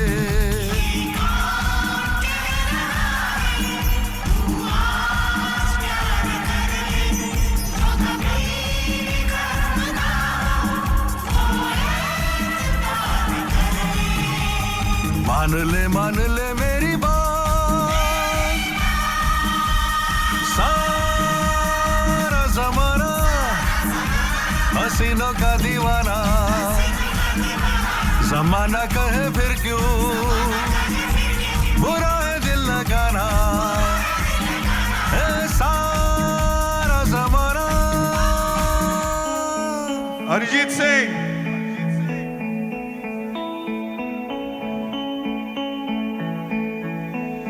मुझको इतना बताए कोई, कैसे तुझसे दिल न लगाए कोई। रब्बा ने तुझको बनाने में कर दी है हुस्न की खाली तिजोरियां, काजल की सियाही से लिखी है तूने जाने कितनों की लव स्टोरियां।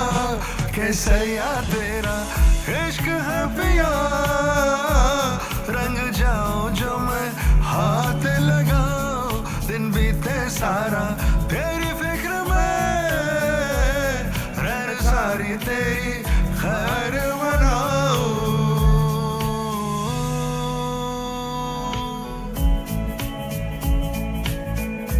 Come on, guys! That's it!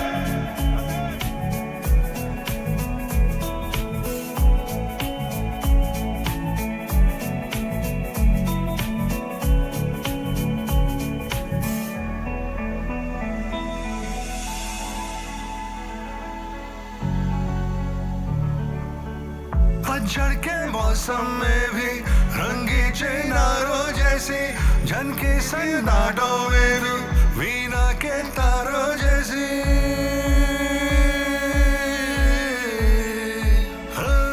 सदियों के भी लंबी ये मन की अमावस्या है, और तू फुलझड़ियों वाले त्योहारों जैसी। चंदा भी दीवाना है तेरा, जलती है तुझसे सारी चकोरियां, काजल की सियाही से लिखी है तूने जाने कितनों की लव स्टोरियां।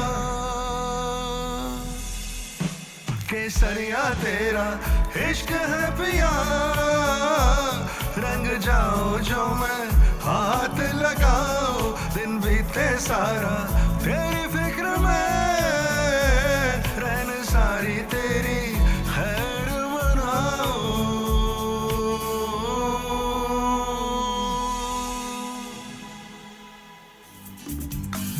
किशोर दा, fans of किशोर दा।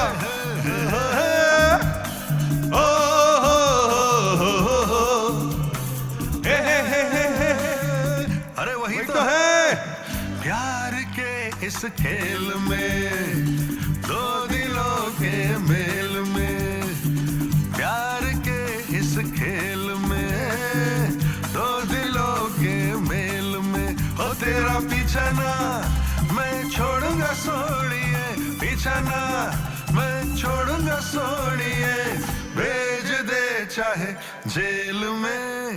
प्यार के इस खेल में, दो दिलों के मेल में।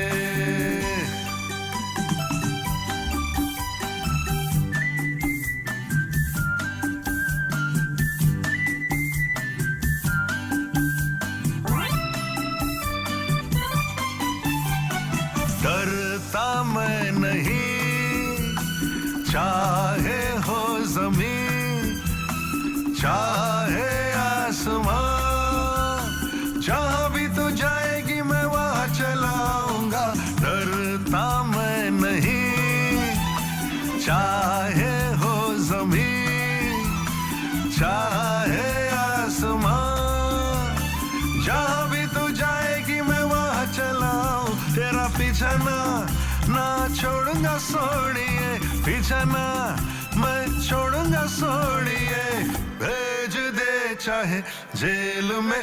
हाँ प्यार के इस खेल में, दो दिलों के मेल में।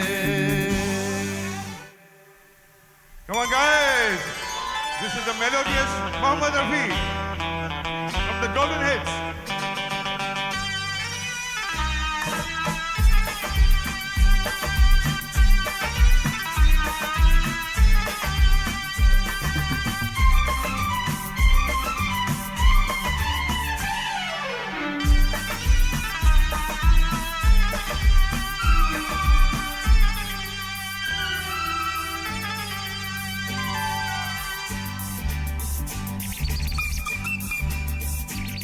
सारे जमाने पे मौसम सुहाने पे इस दिल दीवाने पे वीरानी सी थी छाई आप आए बाहर आई हो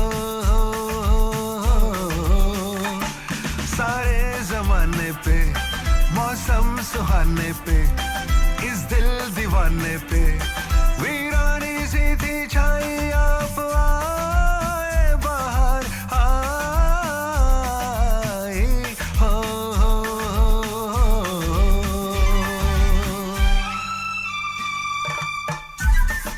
Come on, guys!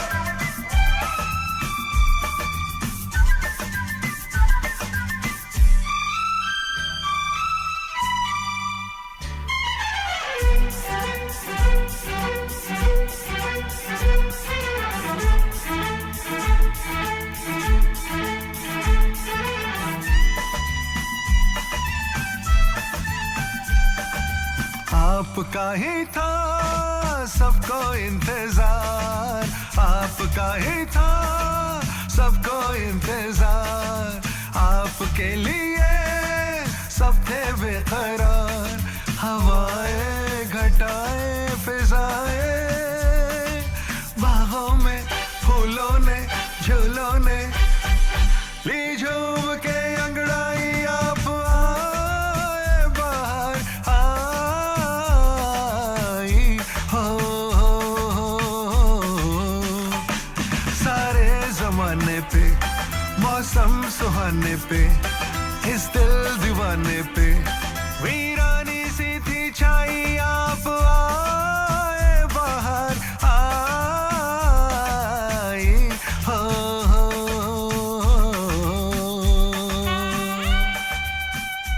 We are coming towards the end. Obi Nayyar and Rafi Saab.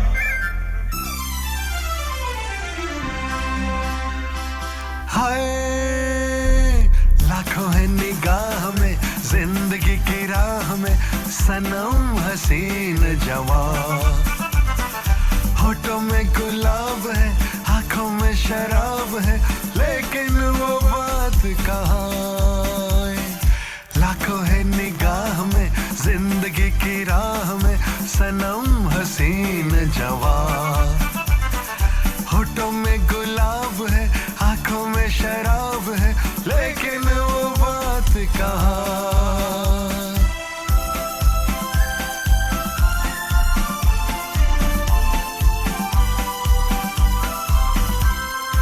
लट है किसी की जादू का जाल रंग डाले दिल पे किसी का जमाल लट है किसी की जादू का जाल रंग डाले दिल पे किसी का जमाल तौबा ये निगाहें के रोकती है राहें तौबा ये निगाहें के रोकती है राहें देखो ले लेके तीर कमान है लाखों है निगाह में जिंदगी की राह में सनम हसीन जवां होठों में गुलाब है आंखों में शराब है लेकिन वो बात कहाँ The very last song, Kishoda, yodeling. Come on, guys, put your hands together. Come on! Oh, you oh, you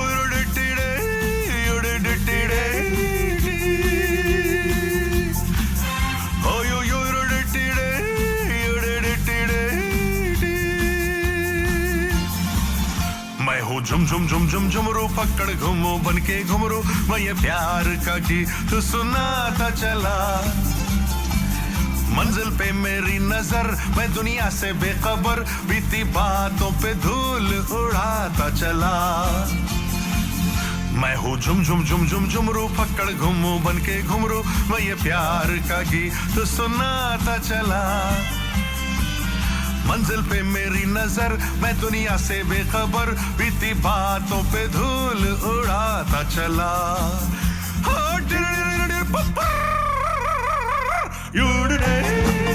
Paka luka paka mini mini mini mini mini paka luka paka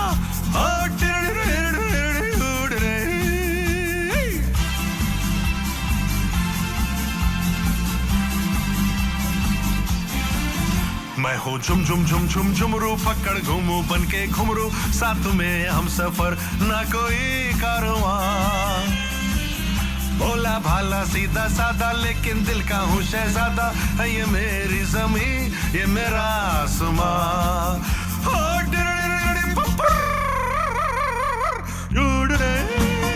paka luka paka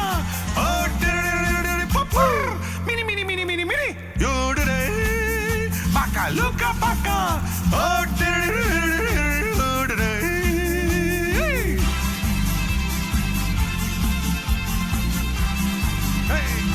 Come on! Thank you very much. Hari bhai. Great year. Congratulations. Thank you very much. We have with us tonight Ritu Pathak, ladies and gentlemen. Get ready for a fantastic performance. हर घड़ी हर पहर मुझे बस ख्याल है अब तेरा कैसे गुजरेंगे दिन तेरे बिन यही बस सवाल है अब मेरा We're coming back to the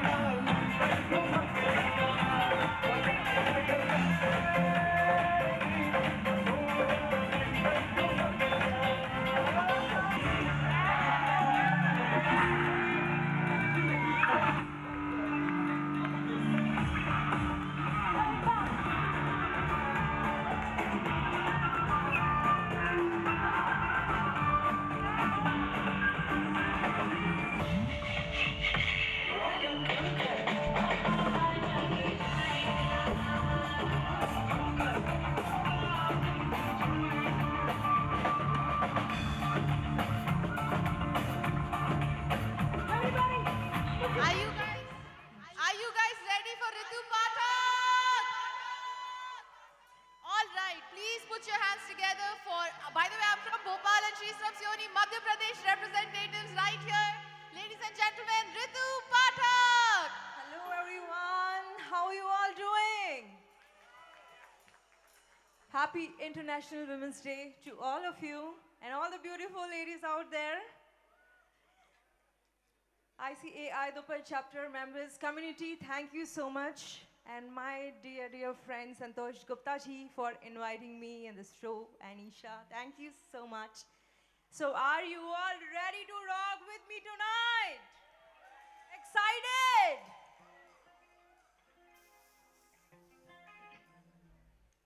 So I'm going to sing first.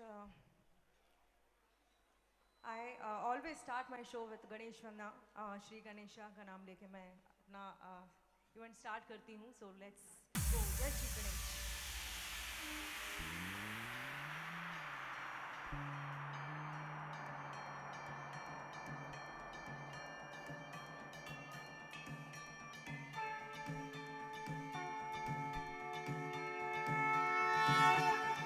Deva Shri Ganesha, Deva Shri Ganesha, Deva Shri Ganesha, Deva Shri Ganesha, Deva Shri Ganesha, Deva Shri Ganesha, Deva Shri Ganesha, Deva Shri Ganesha, Deva Shri Ganesha, Deva Shri Ganesha, Deva Shri Ganesha, Deva Shri Ganesha, Deva Shri Ganesha, Deva Shri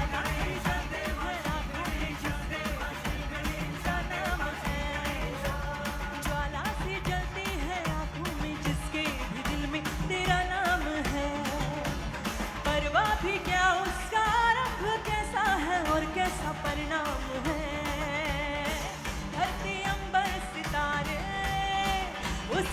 नजरें उतारे, डर भी उसे डरा रे, करता रखवालियां रे, साथ पाया तेरा ओ देवा श्री गणेशा, देवा श्री गणेशा, देवा श्री गणेशा, देवा श्री गणेशा, देवा श्री गणेशा, देवा श्री गणेशा, देवा श्री गणेशा, देवा Shri Ganesha.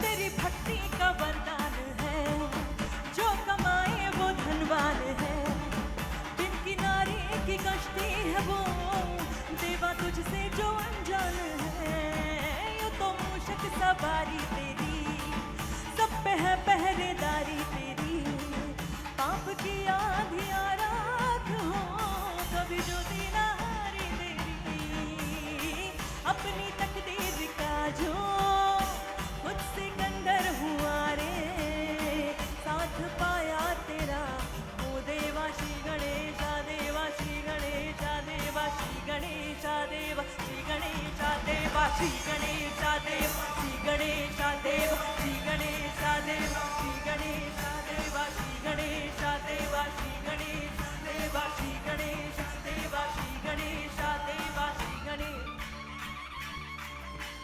Ganpati Bappa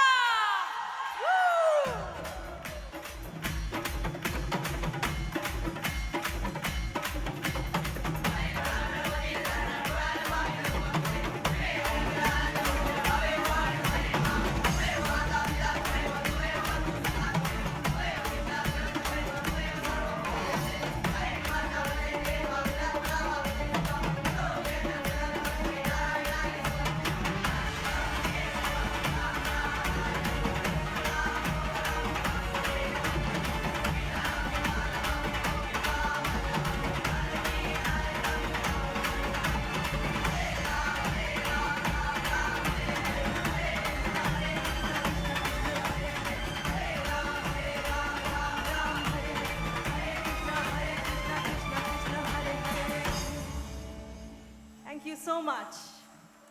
Jai Shri Ganesh. So now chalte hain next song which I have sung for Race 2. Hope you all have heard it.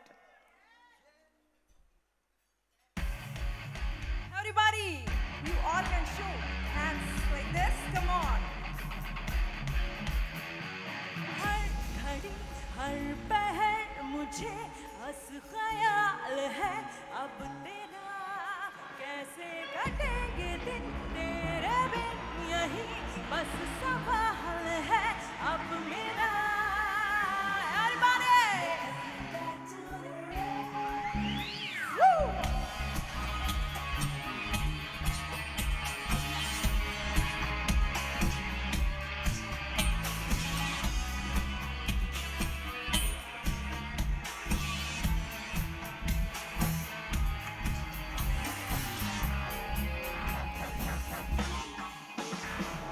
बार नहीं ये दिल 100 बार है टूटा, पर शौक मोहब्बत का अब तक न छूटा। बार नहीं ये दिल 100 बार है टूटा, पर शौक मोहब्बत का अब तक न छूटा। मुस्कुराते हुए चेहरे छुपाए हैं रात गहरे, यहाँ तो हर चेहरा है झूठा। अल्लाह दुहाई, अल्लाह दुहाई है, फिर बेवफाई है, मुश्किल रिहाई है। हाँ तेरे प्यार में अल्लाह दुहाई है, फिर बेवफाई है, मुश्किल रिहाई है। हाँ तेरे प्यार में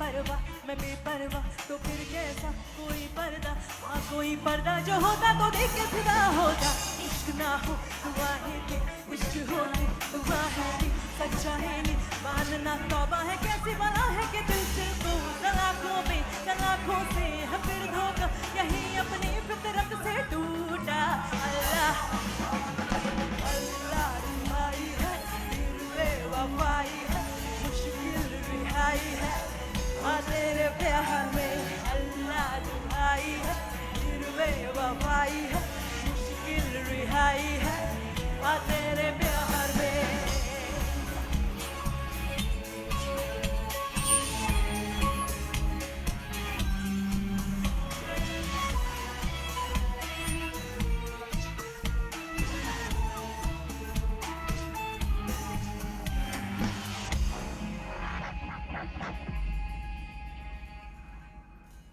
Okay, thank you. Thank you so much for the love. And we have these amazing musicians out there from Lahore. And हमने एक बहुत ही अच्छा सेशन तैयार किया है आप सब के लिए. So let's go with this.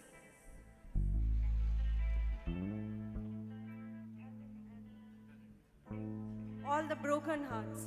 I am. So I hope you all gonna love the song.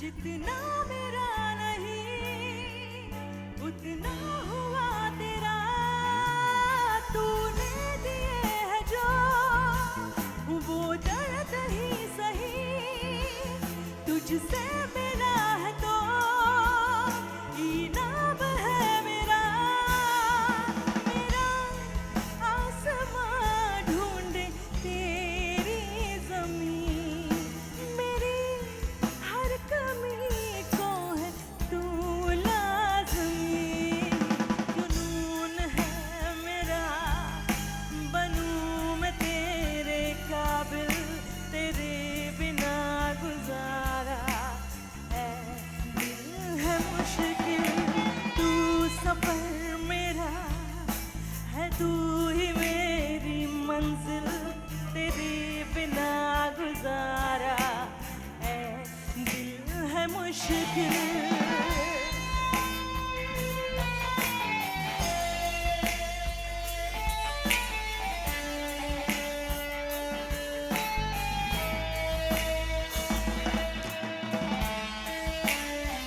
Everybody, come on!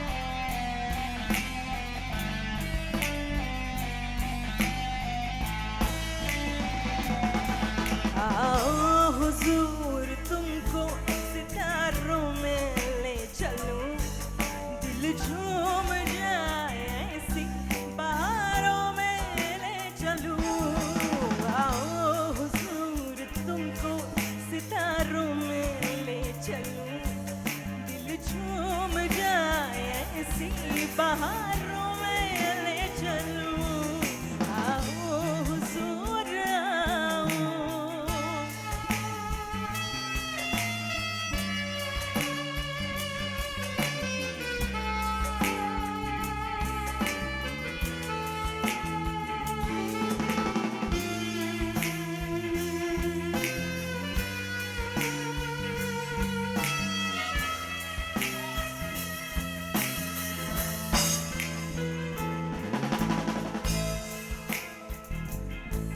हम राज हम ख्याल तो हो हम सफर बनो तय होगा जिंदगी का सफर हम सफर बनो, हम राज, हम ख्याल तो हो, हम नजर बनो, तय होगा जिंदगी का सफर, हम सफर बनो।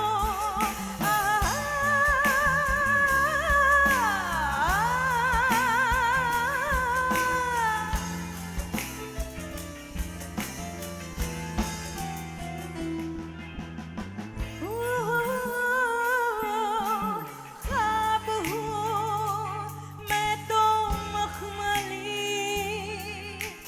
पलकों पे ले जा मुझे, मैंने दिया मौका तुझे अजनबी। ओ होश में आए ना भी, एक दूजे में ही रही तेरी मेरी खोई खोई जिंदगी।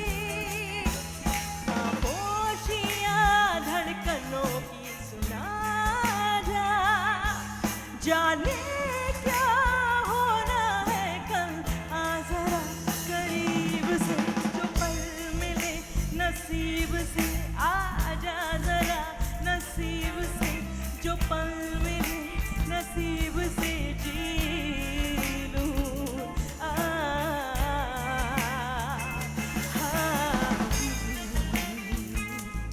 कहते हैं जो पल नसीब से मिलते हैं उन्हें जी लेना चाहिए। आज की रात मैं हूं आप सब के लिए। The real Jalebi Bai is here for all of you. So I want to see how much you all are excited to hear my song Jalebi Bai. कितने लोग सुनना चाहते हैं? The next one.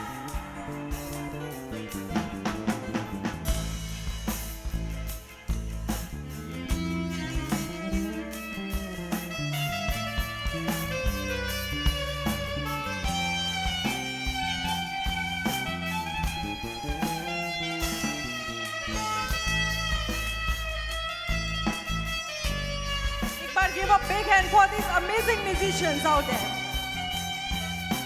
Shukriya.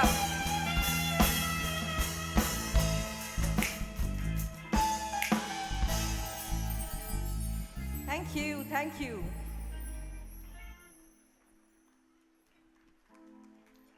So I have one question from you all. Dance numbers or slow numbers? हाँ जी, क्या बोलते हैं? संतोष जी क्या बोलते हैं? हाँ जी, आप लोग इतने प्यार से मुझे सुन रहे हैं तो ऐसा लग रहा है मैं इसी जॉनर के गाने गाते रहूं। तो चलते हैं, थोड़ा और मूड बनाते हैं। Slowly will pick it up.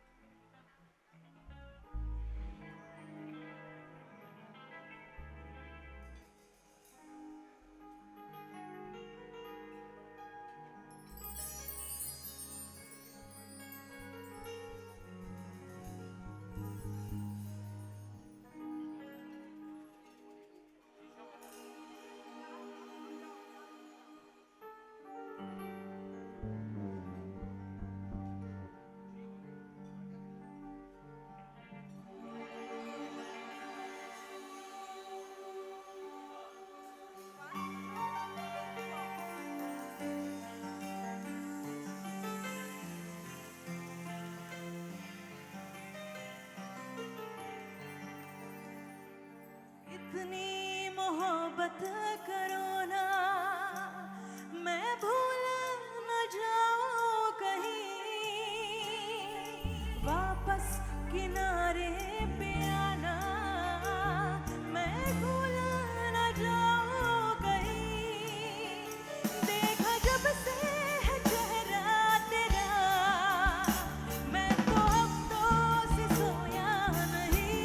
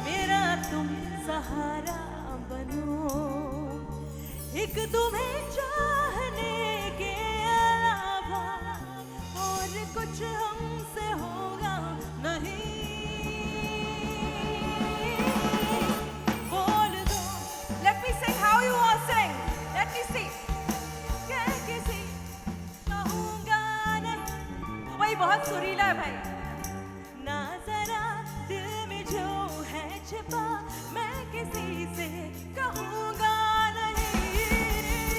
बोल दो ना जरा दिल में जो है छिपा, मैं किसी से कहूँगा नहीं। ओ ओ ओ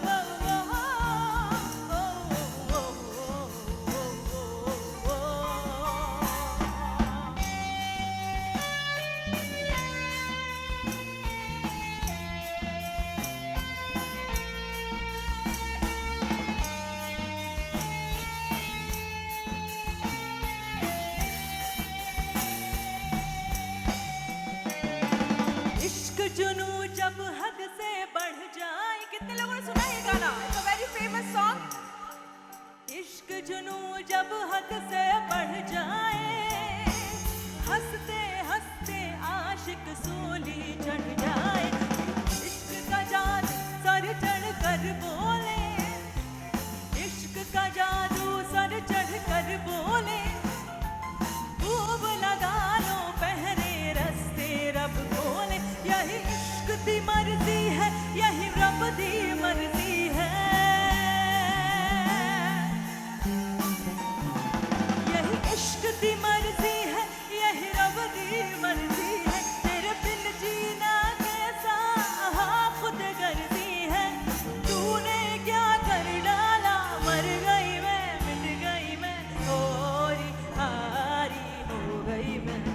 तेरी दीवानी दीवानी, तेरी दीवानी दीवानी, तेरी दीवानी। From the back side, you all can sing. Come on Dubai, I'm here for you. Woo! And all the beautiful women, happy International Women's Day. Cheer up for all the Nari सम्मान, जितने लोग नारियों का respect करते हैं, and जितने भी CS की वाइफ है यहाँ पे, सबके लिए एक बार जोरदार तालियां हो जाए। एंड सबकी धर्म पत्नियों के लिए, पतीस के लिए respect. Thank you so much. One more song. सांसों की माला पे सिमरू मैं बेगाना, सांसों की माला पे सिमरू मैं बेगाना। मेरे मन की मैं जानू, मेरे मन की राह, सांसों की माला पे सिमरू मैं बेगाना। सांसों की माला पे सिमरू मैं बेगाना।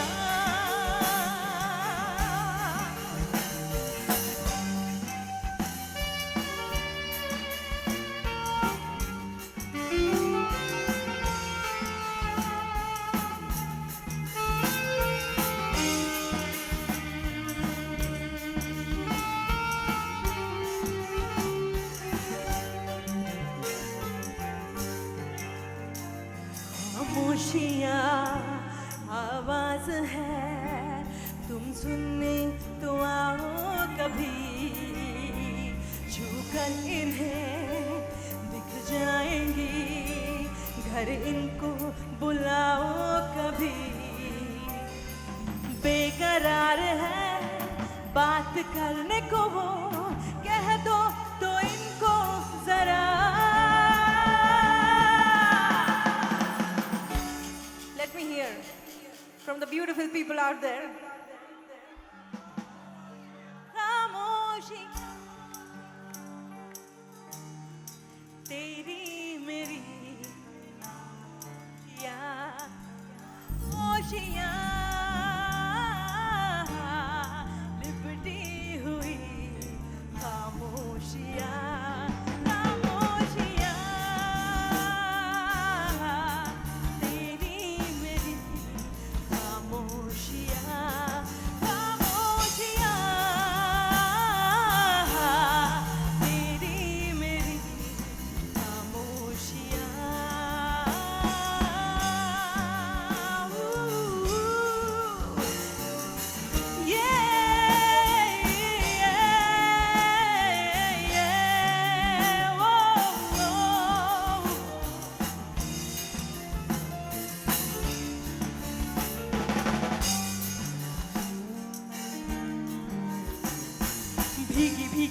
यादें भीगी भीगी बातें भीगी भीगी आंखें भीगी भीगी आंखों में कैसी नमी है आहा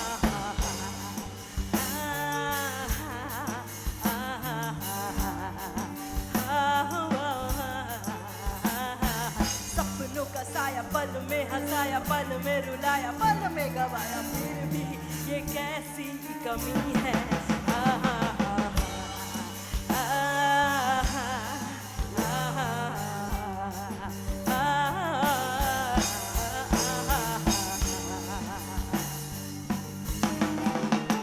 ना जाने कोई कैसी है ये जिंदगानी जिंदगानी हमारी अधूरी कहानी ना जाने कोई कैसी है ये जिंदगानी जिंदगानी हमारी अधूरी कहानी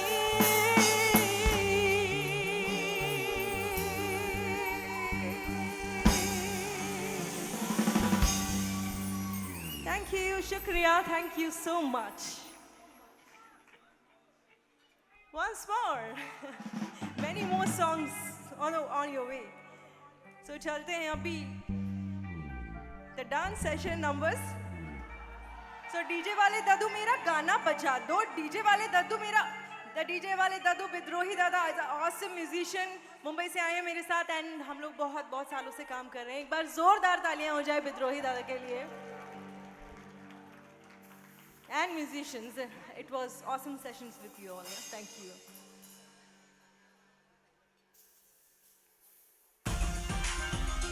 Everybody!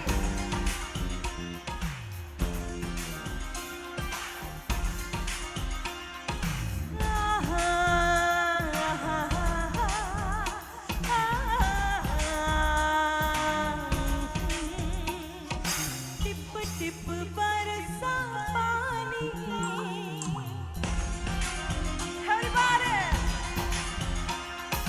टिप टिप बरसा पानी पानी में आग लगाई आग लगी दिल में तो दिल को तेरी याद आई तेरी याद आई तो जल गया मेरा भीगा बदन अब तो ही बताओ सजन मैं क्या करूं Who all fond of dancing?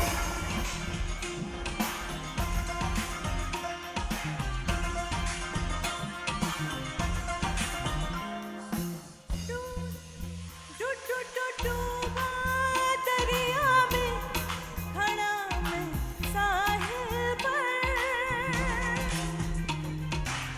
तू बिजली बनके गिरी मेरे दिल पर चली ऐसी ये पागल पवन मैं क्या करूं Everybody!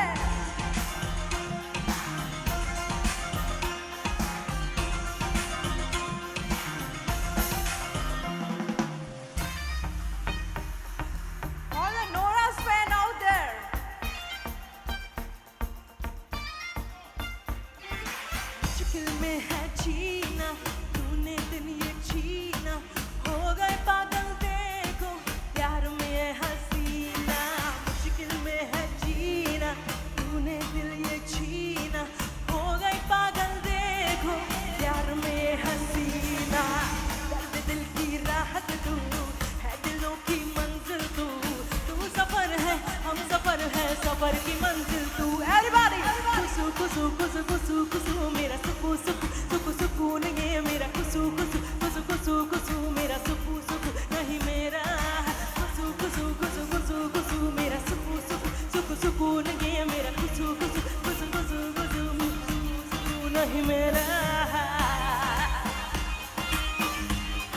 From the back side, क्या डांस कर रहे हो आप लोग यार कमाल This floor is looking empty without you all. People from the back side, charge, wow!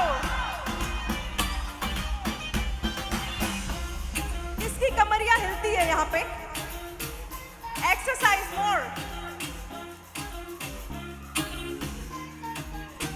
पसिल पिल पाके ओ पलम तोड़ दे, भरम छोड़ दे घबराना, बजाए तो ये दौर से हो न क्या. दिल के सारे बटन खोल दे, खुल के बोल दे, सहम रही हूँ ना, बता दे तेरा आज है प्लान क्या. आज बिजली भी गिरवानी है, फायर भी लगवानी है, वाके बेबी हमारे साथ मां.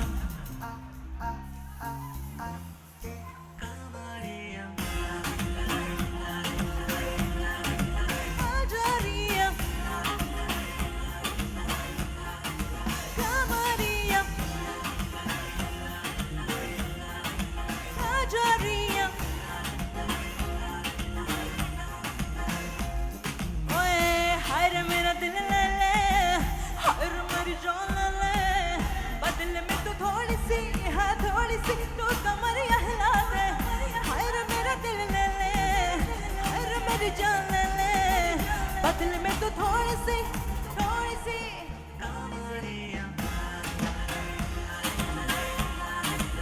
आजा रिया, कमरिया आजा रिया.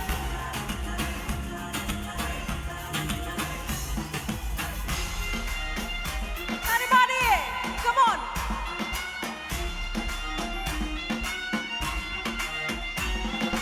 मैं तेरी आंखों का साहिल, मैं तेरे दिल के ही काबिल, तू मुसाफिर मैं तेरी मंजिल. इश्क का बहता है दरिया, डूब जा तुझसे है कहते, हाँ मेरी बाहों में आके मिल.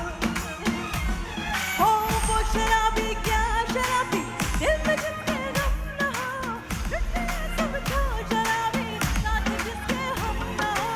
So beautiful. ओ साकी साकी, साकी साकी, वापस आ रह जाए कोई ख्वाहिश बाकी. ओ साकी साकी, साकी साकी, वापस आ रह जाए कोई ख्वाहिश बाकी. All the international women who all want to join. Everybody.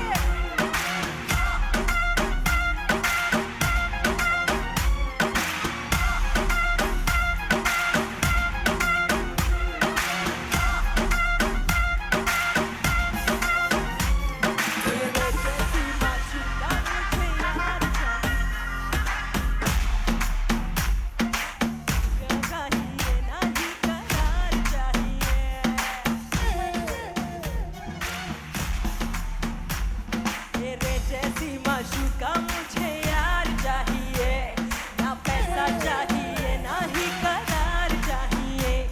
ये इश्क का है खुमार मेरे सर पे छाया जो, कुर्बा हुआ है ना सुकून बड़ा है जो. ओ वो शराबी क्या शराबी, दिल में जिसके गम न हो, फिर ये सब छो शराबी.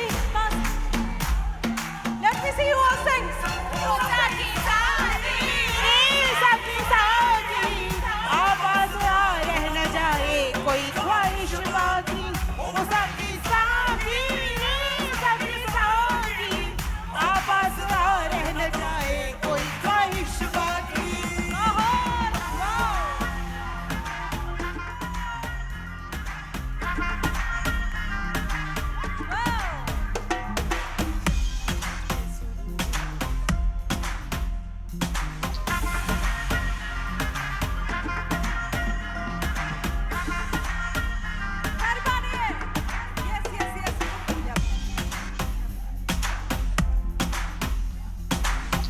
जो मुझ पे सुरूर है, असल तेरा ये जरूर है, तेरी नजर का कसूर है.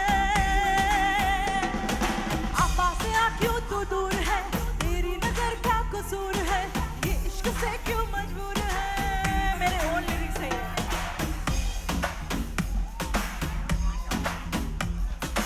होश ना खबर है, ये कैसा असर है, होश ना खबर है, ये कैसा असर है. तुमसे मिलने के बाद दिल भर, तुमसे मिलने के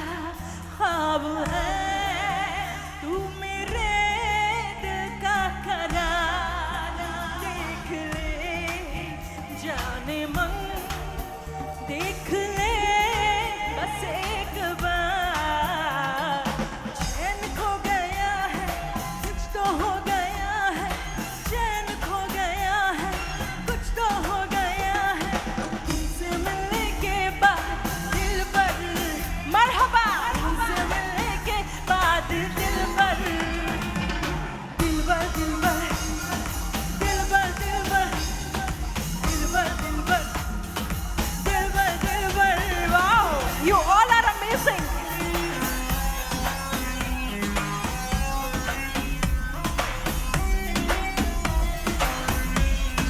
that's not an old song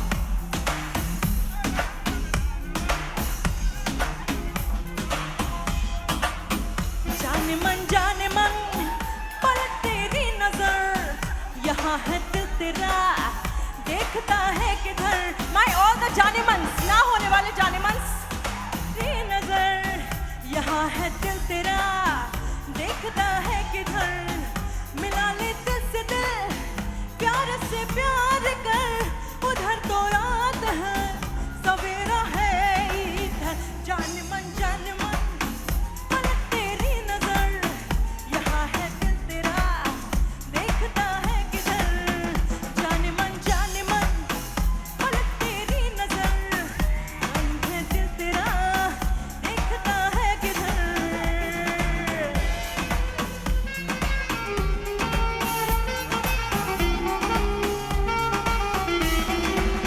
Everybody!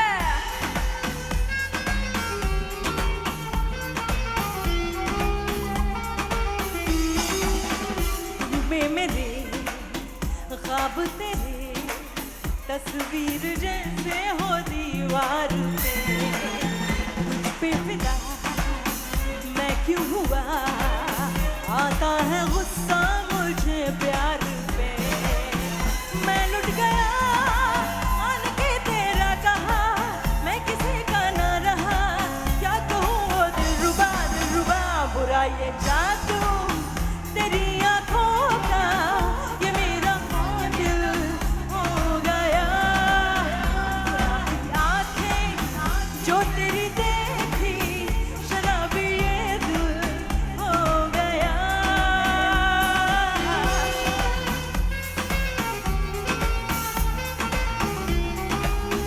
Wow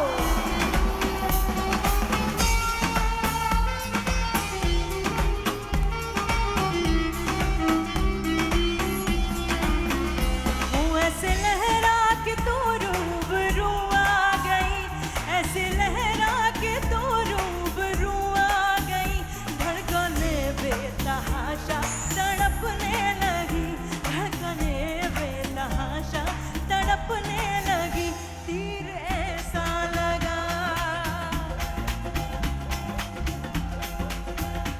तीर ऐसा लगा दर्द ऐसा जगा तीर ऐसा लगा दर्द ऐसा लगा चोट दिल पे वो खाई मजा आ गया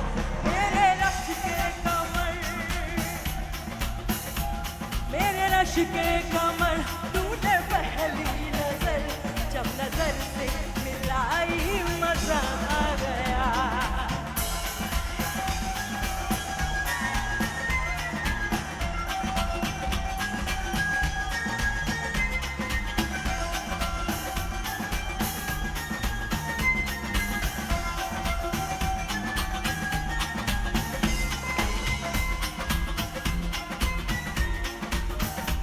सोचता हूँ कि वो कितने मासूम है सोचता हूँ कि वो कितने मासूम है लापता हो गए देखते देखते सोचता हूँ कि वो कितने मासूम है सोचता हूँ कि वो कितने मासूम थे लापता हो गए देखते देखते सोचता हूँ कि वो क्या से क्या हो गए देखते देखते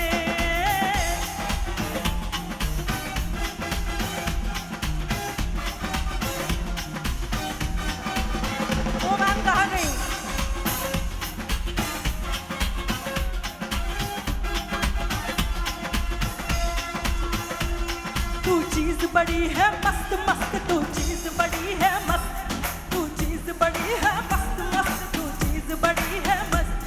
नहीं तुझको कोई दोष दोष, नहीं तुझको कोई दोष दोष, उस पर जो मन का होश हो। नहीं तेरा कोई दोष दोष, बदनाम है तू अरबा। तू चीज बड़ी है मस्त मस्त, तू चीज बड़ी है मस्त, तू चीज बड़ी है मस्त मस्त, तू चीज बड़ी है मस्त, तू चीज बड़ी।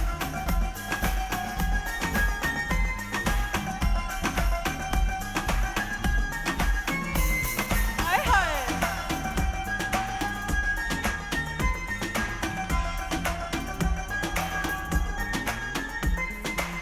कचरा मोहब्बत वाला, आय हाय आय व्हाट अ क्यूट बेबी। कचरा मोहब्बत वाला अखियों में ऐसा डाला, कचरा मोहब्बत वाला अखियों में ऐसा डाला, कचरे ने ले ली मेरी जान। सबको गाने दो यार, इतना अच्छा जो डांस कर सकता है वो सारी सिंगर्स होंगे यहाँ। I must say this. You all are beautiful audience and amazing, and my family too.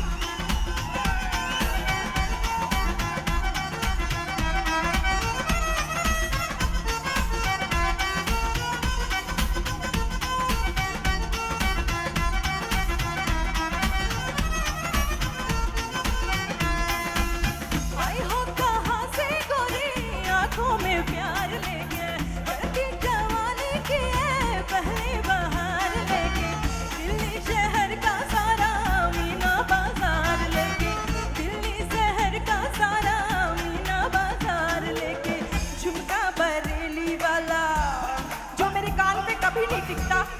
I always wear झुमका और any earrings, कभी नहीं टिकता, देखो गिर जाता है। झुमका बरेली वाला कानों में ऐसा डाला, झुमका बरेली वाला कानों में ऐसा डाला, झुमके ने ले ली मेरी जान। हाय रे मैं तेरे कुर्बान, कचरा मोहब्बत वाला अखियों में ऐसा डाला, कचरे ने ले ली मेरी जान। हाय रे मैं तेरे कुर्बान, हाय रे मैं तेरे कुर्बान।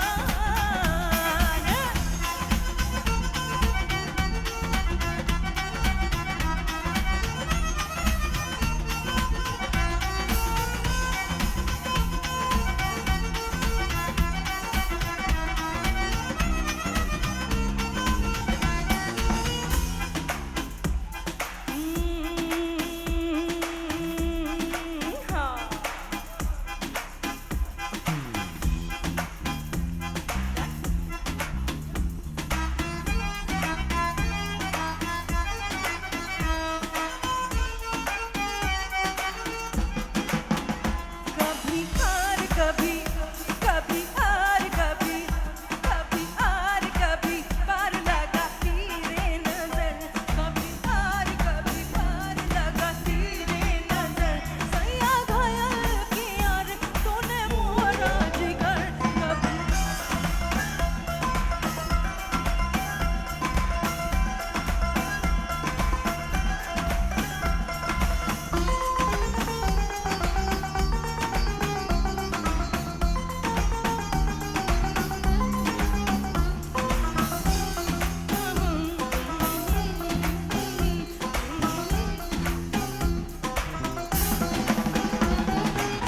माही वे मोहब्बता सच्चियां ने,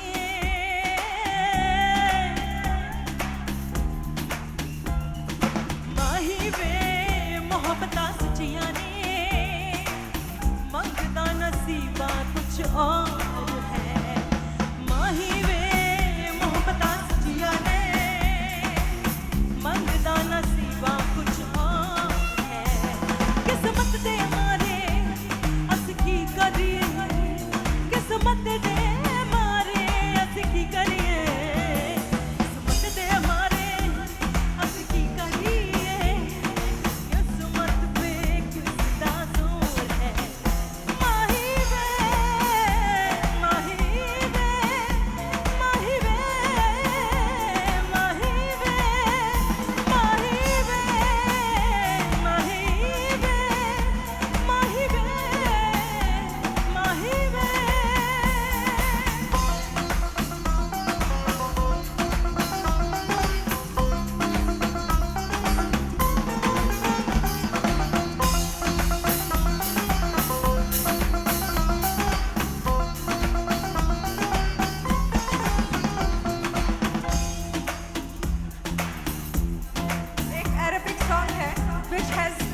beautifully composed by my idol A.R. Rahman sir.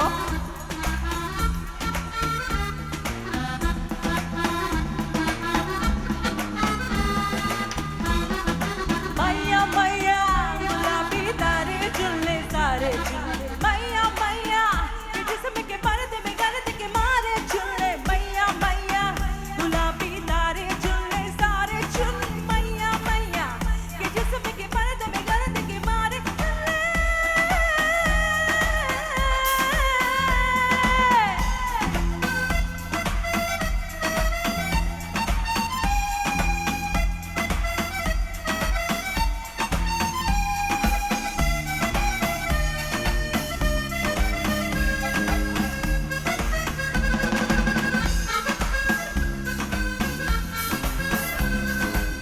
माशाल्लाह माशाल्लाह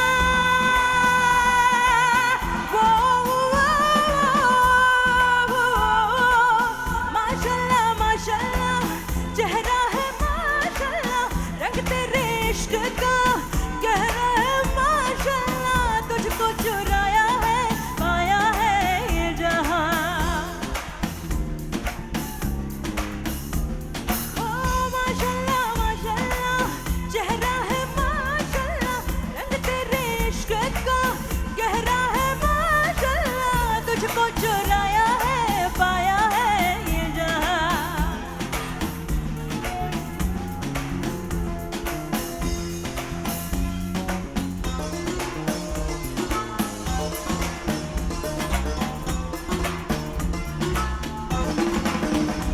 हर किसी को नहीं मिलता यह प्यार जिंदगी में हर किसी को नहीं मिलता let's make a memory from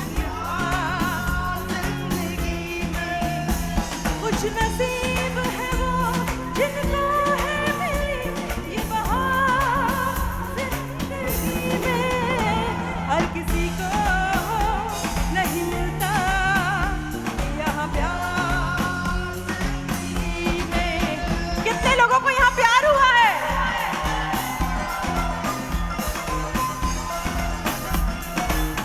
I want to capture this moment with you all.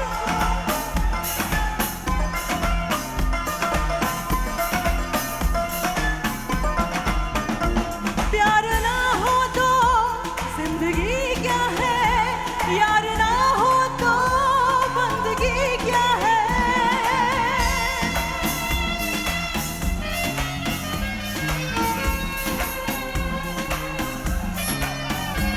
प्यार ना हो तो जिंदगी क्या है यार ना हो तो बंदगी क्या है तुझसे ही हर खुशी है तेरे दम से आशिकी है तू जान ले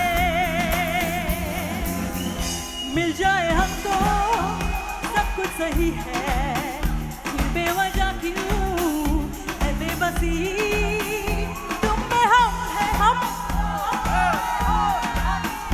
किस्मतों से मिलते हैं दो मिल लव इज एवरीथिंग हर किसी को नहीं मिलता यहाँ प्यार जिंदगी में Dubai, you all are amazing and the ICI chapters all the community thank you so much for the love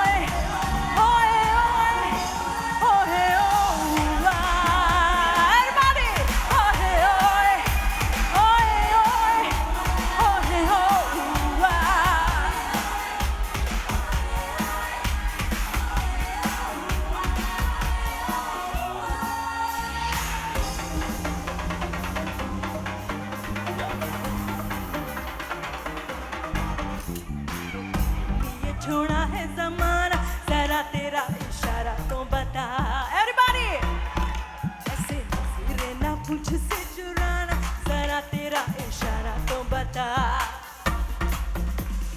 छाया है मुझ पे तेरा ही नशा कम वक्त दिल ये जहाँ जा फंसा मैं तेरी दीवानी तू मेरा दीवाना समझ ले नजर का इशारा गली गली में फिरता है क्यों तू बन के बंजारा आ मेरे दिल में बस जा मेरे आशिक आवारा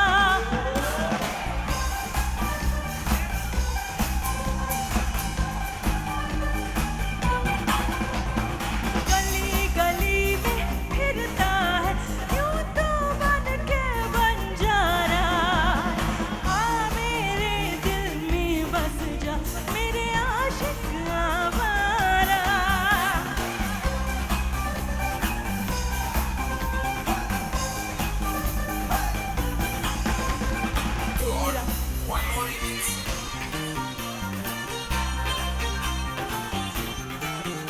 all the craziness going on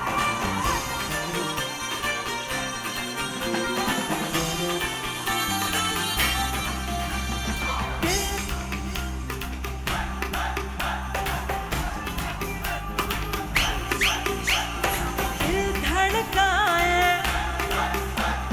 नखरे दिखाए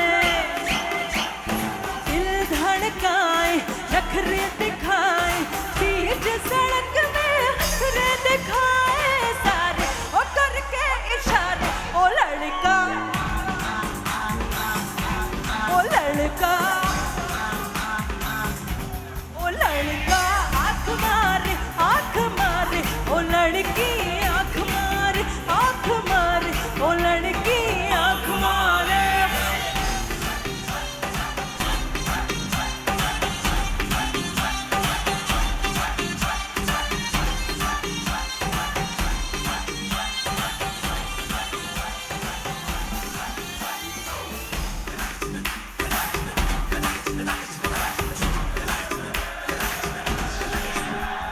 जहाँ जहाँ जाए मेरे पीछे पीछे आए गली गली के आशिक फिर तो मेरा होना चाहे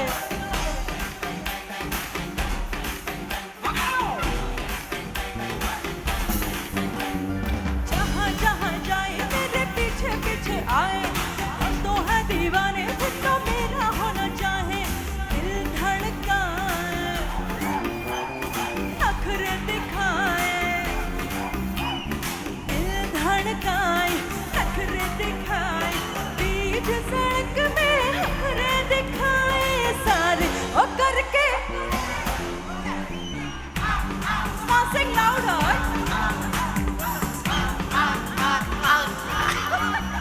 आँख मारे ओ लड़की आँख मारे आँख मारनी आती है आपको लड़की आँख मारे Thank you. Wow, you are so happy to see you are dancing, enjoying my performance. Thank you so much. And thank you so much, Santosh Gupta ji, my dear friend, for this special event. And I'm really enjoying because you all are enjoying with me. The beautiful anchor has come and she'll see them. I had no idea CAs know how to party this much. That was amazing. Okay, spouses also. Okay, but of course, yes, I'm on your side only. I am on your side. She's not going anywhere right now. I am. I just wanted to come and say good night, and I hope that you have a wonderful year ahead. Of course, Ritu will sing little bit more. Jalebi bhai. देखो इन बेचारे लोगों की कैसे मना कर सकते हो. अच्छा, एक और करते हैं.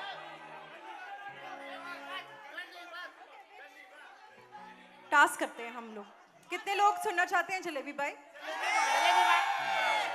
सारे हाथ उठा रहे हैं. कितने लोग बोल रहे हैं गंदी बात? मैं दोनों में से एक भी नहीं गा रही.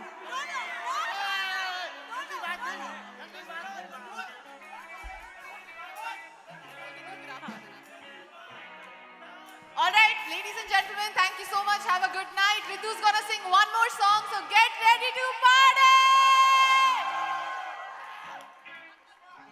Your smile is too beautiful, and you are too. All the women are here. Again, happy International Women's Day. So एक बार जोरदार तालियां हो जाए सारी नारी शक्तियों के लिए.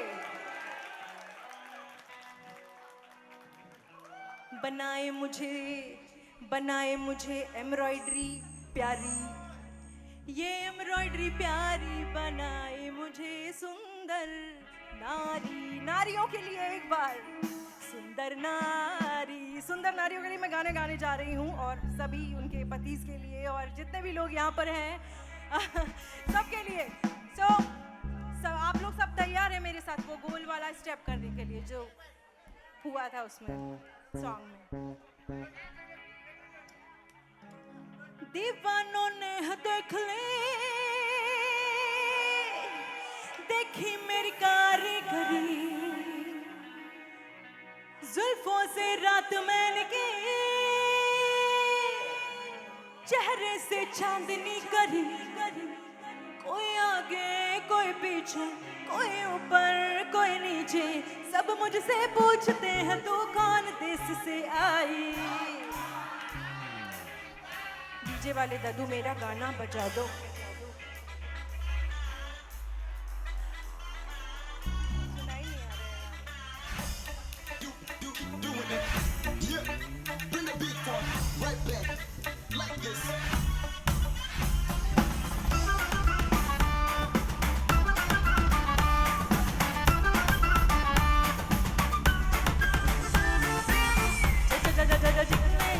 चिकने मुझ पे फिसल गए, चिकनों के दम निकल गए.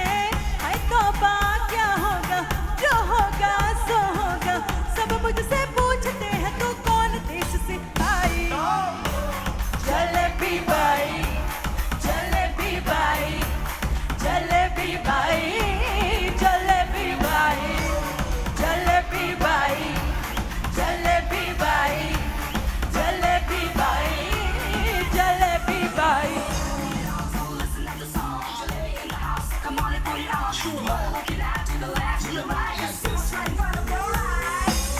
दीवानों ने है देख ली, देखी मेरी कारीगरी. दीवानों ने है देख ली, देखी मेरी कारीगरी, जुल्फों से रात मैंने की, चेहरे से चांदनी करी. कोई आगे कोई पीछे, कोई ऊपर कोई नीचे, सब मुझसे पूछते हैं तू कौन देश से आई. जलेबी बाई, जलेबी बाई, जलेबी बाई, जलेबी अरे बारी है. Jalebi Bai, Jalebi Bai, Jalebi Bai, Jalebi Bai. You know that she's hot, now that she's popping on. She'll blow you right away and shake you like a stone. She'll do what she likes, that will turn you on.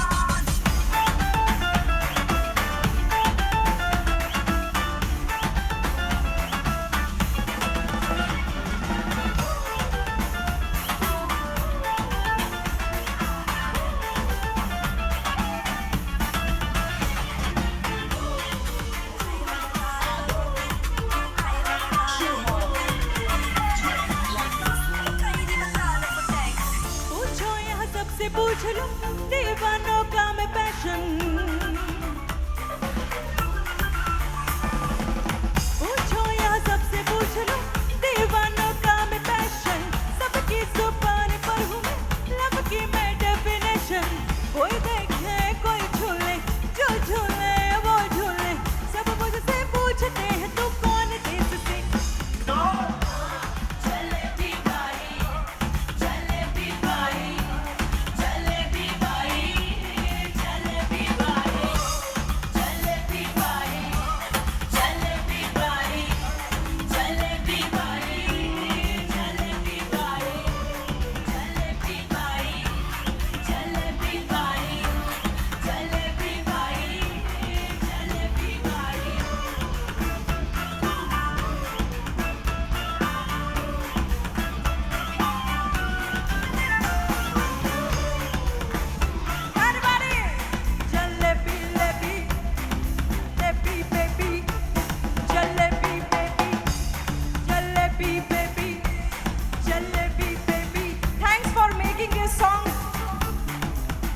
big hit for the love. Thank you.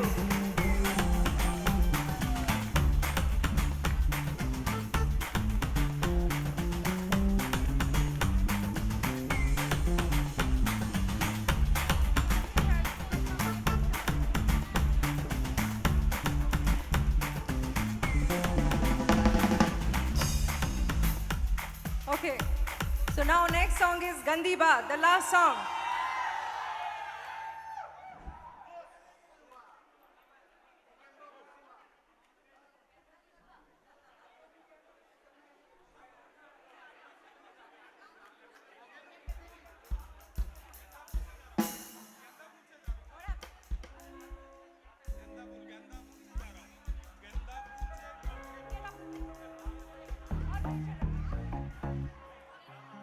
कुछ और गाना था कुछ और Everybody.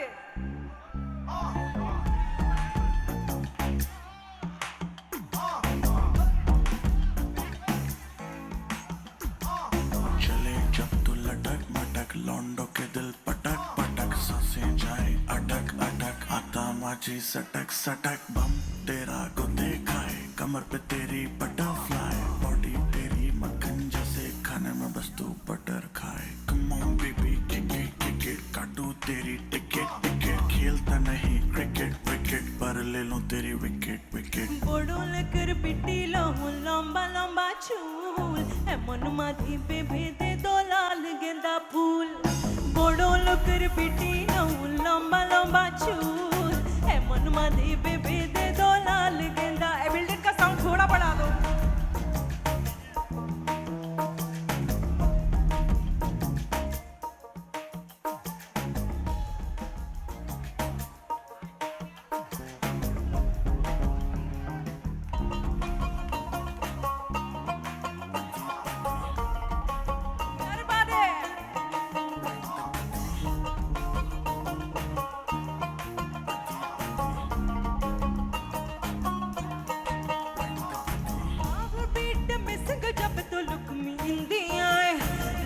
तेरा baby मुझे पीली to the sky come on baby जान बेबी नने न स्काई हार्ट बीट मिसक बिना नने न स्काई बोडो लोकर पिटी लहू लंबा लंबा चूल है मन माथे बेबी दे दो लाल गेंदा फूल बोडो लोकर पिटी लहू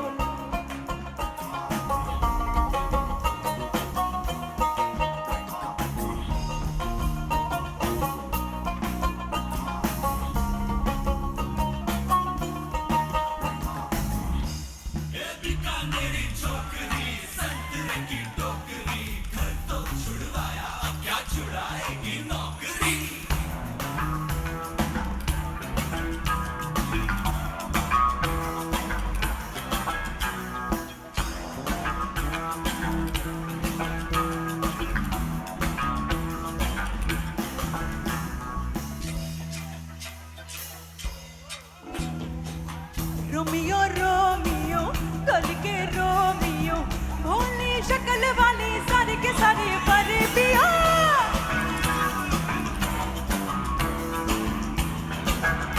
मियो रोमियो भर के प्रेमियो काहे गल पड़े हो बिन बुलाए बारातियों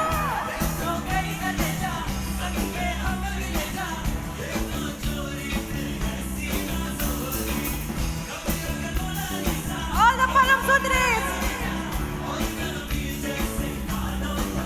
Hi, Mary Param Param Param Param Param Sundari. Hi, Mary Param Param Param Param Param Sundari. Sir से पैर तलक बेता आशा हुस्न से भरी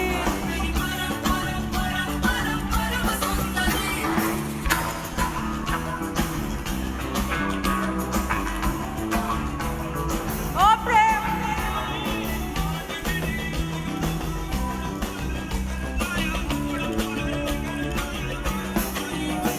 पैरों में पायल की बेड़ी से बंध के मैं न रहने वाली मैं अल्हड़पुर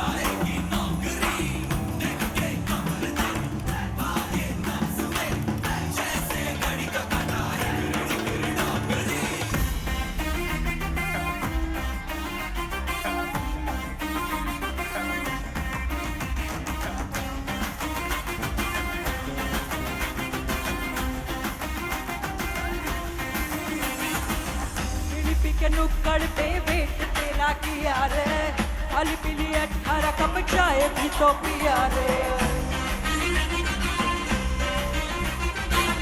बीड़ी पी के नुक्कड़ पे वेट तेरा किया रे खाली पीली 18 कप चाय भी तो पिया रे राजा बेगम बन के मैंने जब शराफत दिखाई तूने बोला हटमा वाली भाव नहीं दिया रे ABCD पढ़ ली बहुत ठंडिया है भर ली बहुत अच्छी बातें कर ली बहुत अब करूँगी तेरे साथ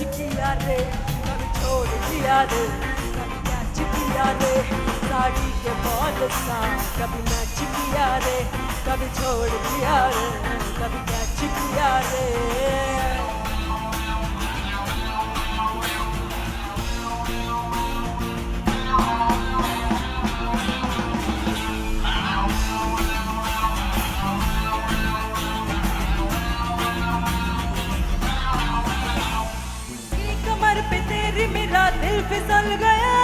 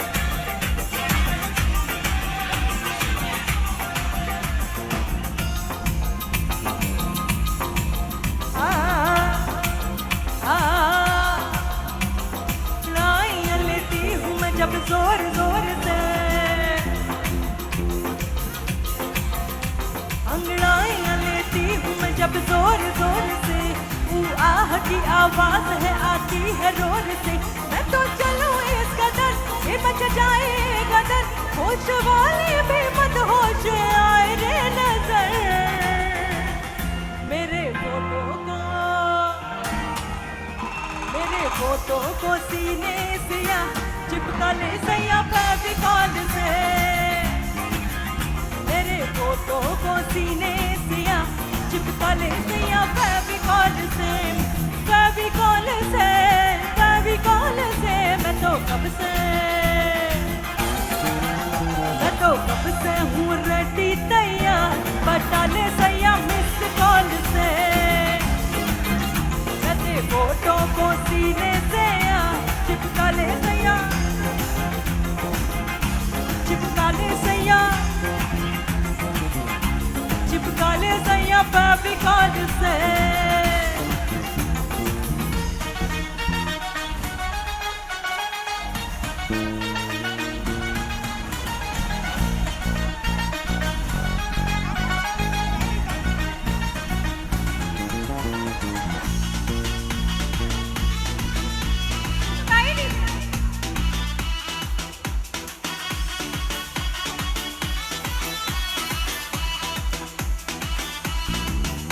तू जानू अनु जो कहता है बीवी तेरी हूँ लगता है सामे, और सामे। तू जानू अनु जो कहता है मर्द मेरा तू लगता है सामे, और सामे। तेरे पीछे पीछे चलूं जैसे, तेरे पीछे पीछे चलूं जैसे मंदिर की सीढ़ी में चलूं सामे, तेरे ऐसे में से बैठूं जैसे शिव के बगल गोरी गोरी सामे। तू डगर जहाँ तेरी नजर ले जाएगी प्रेम नगर सामे, ओ सामे, मोर सामे, आजा सामे, बलम सामे, सनम सामे, सनम सामे, मोरे सामे, आजा सामे, बलम सामे, बलम सामे, सनम सामे।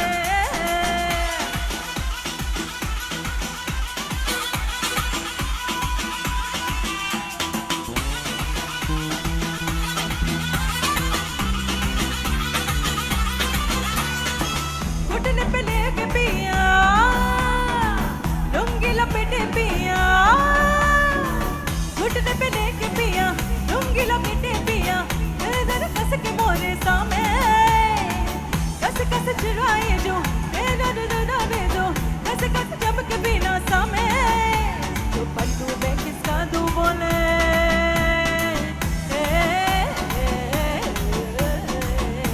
you all have to sing with me. तो पल्लू में किसका दूं बोले, आगे की लाइन मुझे नहीं आती है।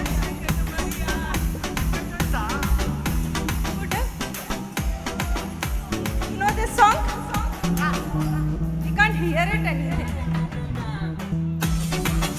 तू जानू अनु जो कहता है बीवी तेरी हूँ लगता है सामे, बोले सामे।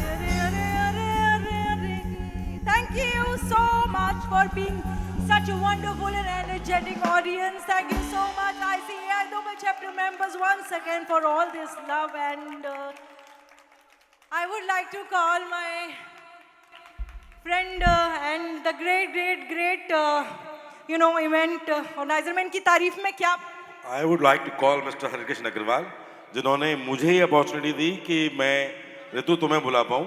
ये मेरी खुशनसीबी नहीं है, ये हरिकृष्ण सर का आदेश था। हमारी आज ज़िंदगी में पहली रूबरू मुलाकात हुई, लेकिन ईशा ने हमें फ़ोन पर मिलाया था और मैं दुबई में नया आया हूँ, सिर्फ 1 साल हुआ है, तो आपने मेरे ऊपर ट्रस्ट किया और मुझे लगता है कि आपको ये इवेंट पसंद आया होगा, आपके सारे चैप्टर को। I think now let's listen from the audience. अरे भाई पसंद आया कि नहीं आया? सबने मजा लिया sir. Thank you very much, Ritu ji.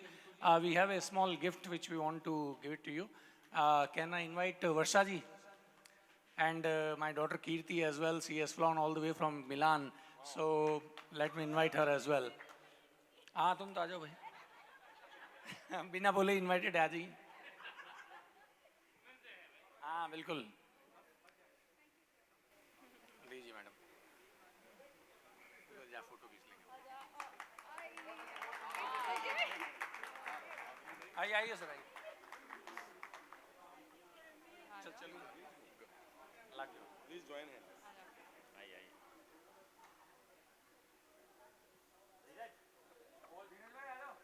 अरे भाई all the excom please come on the stage. Whoever is available. And their spouses, if they are available, please come on the stage.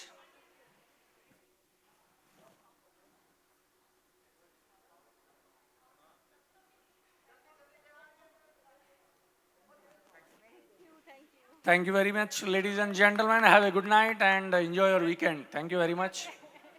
Before you go and sleep today, I know most of you are going to post it Instagram. So if you are posting, do tag Dubai, ICA Dubai chapter NPIO. Best photo will get a surprise prize from our chairman next time. So do post all the good photos and videos. Let's see who capture the best moments. Thank you. Good night.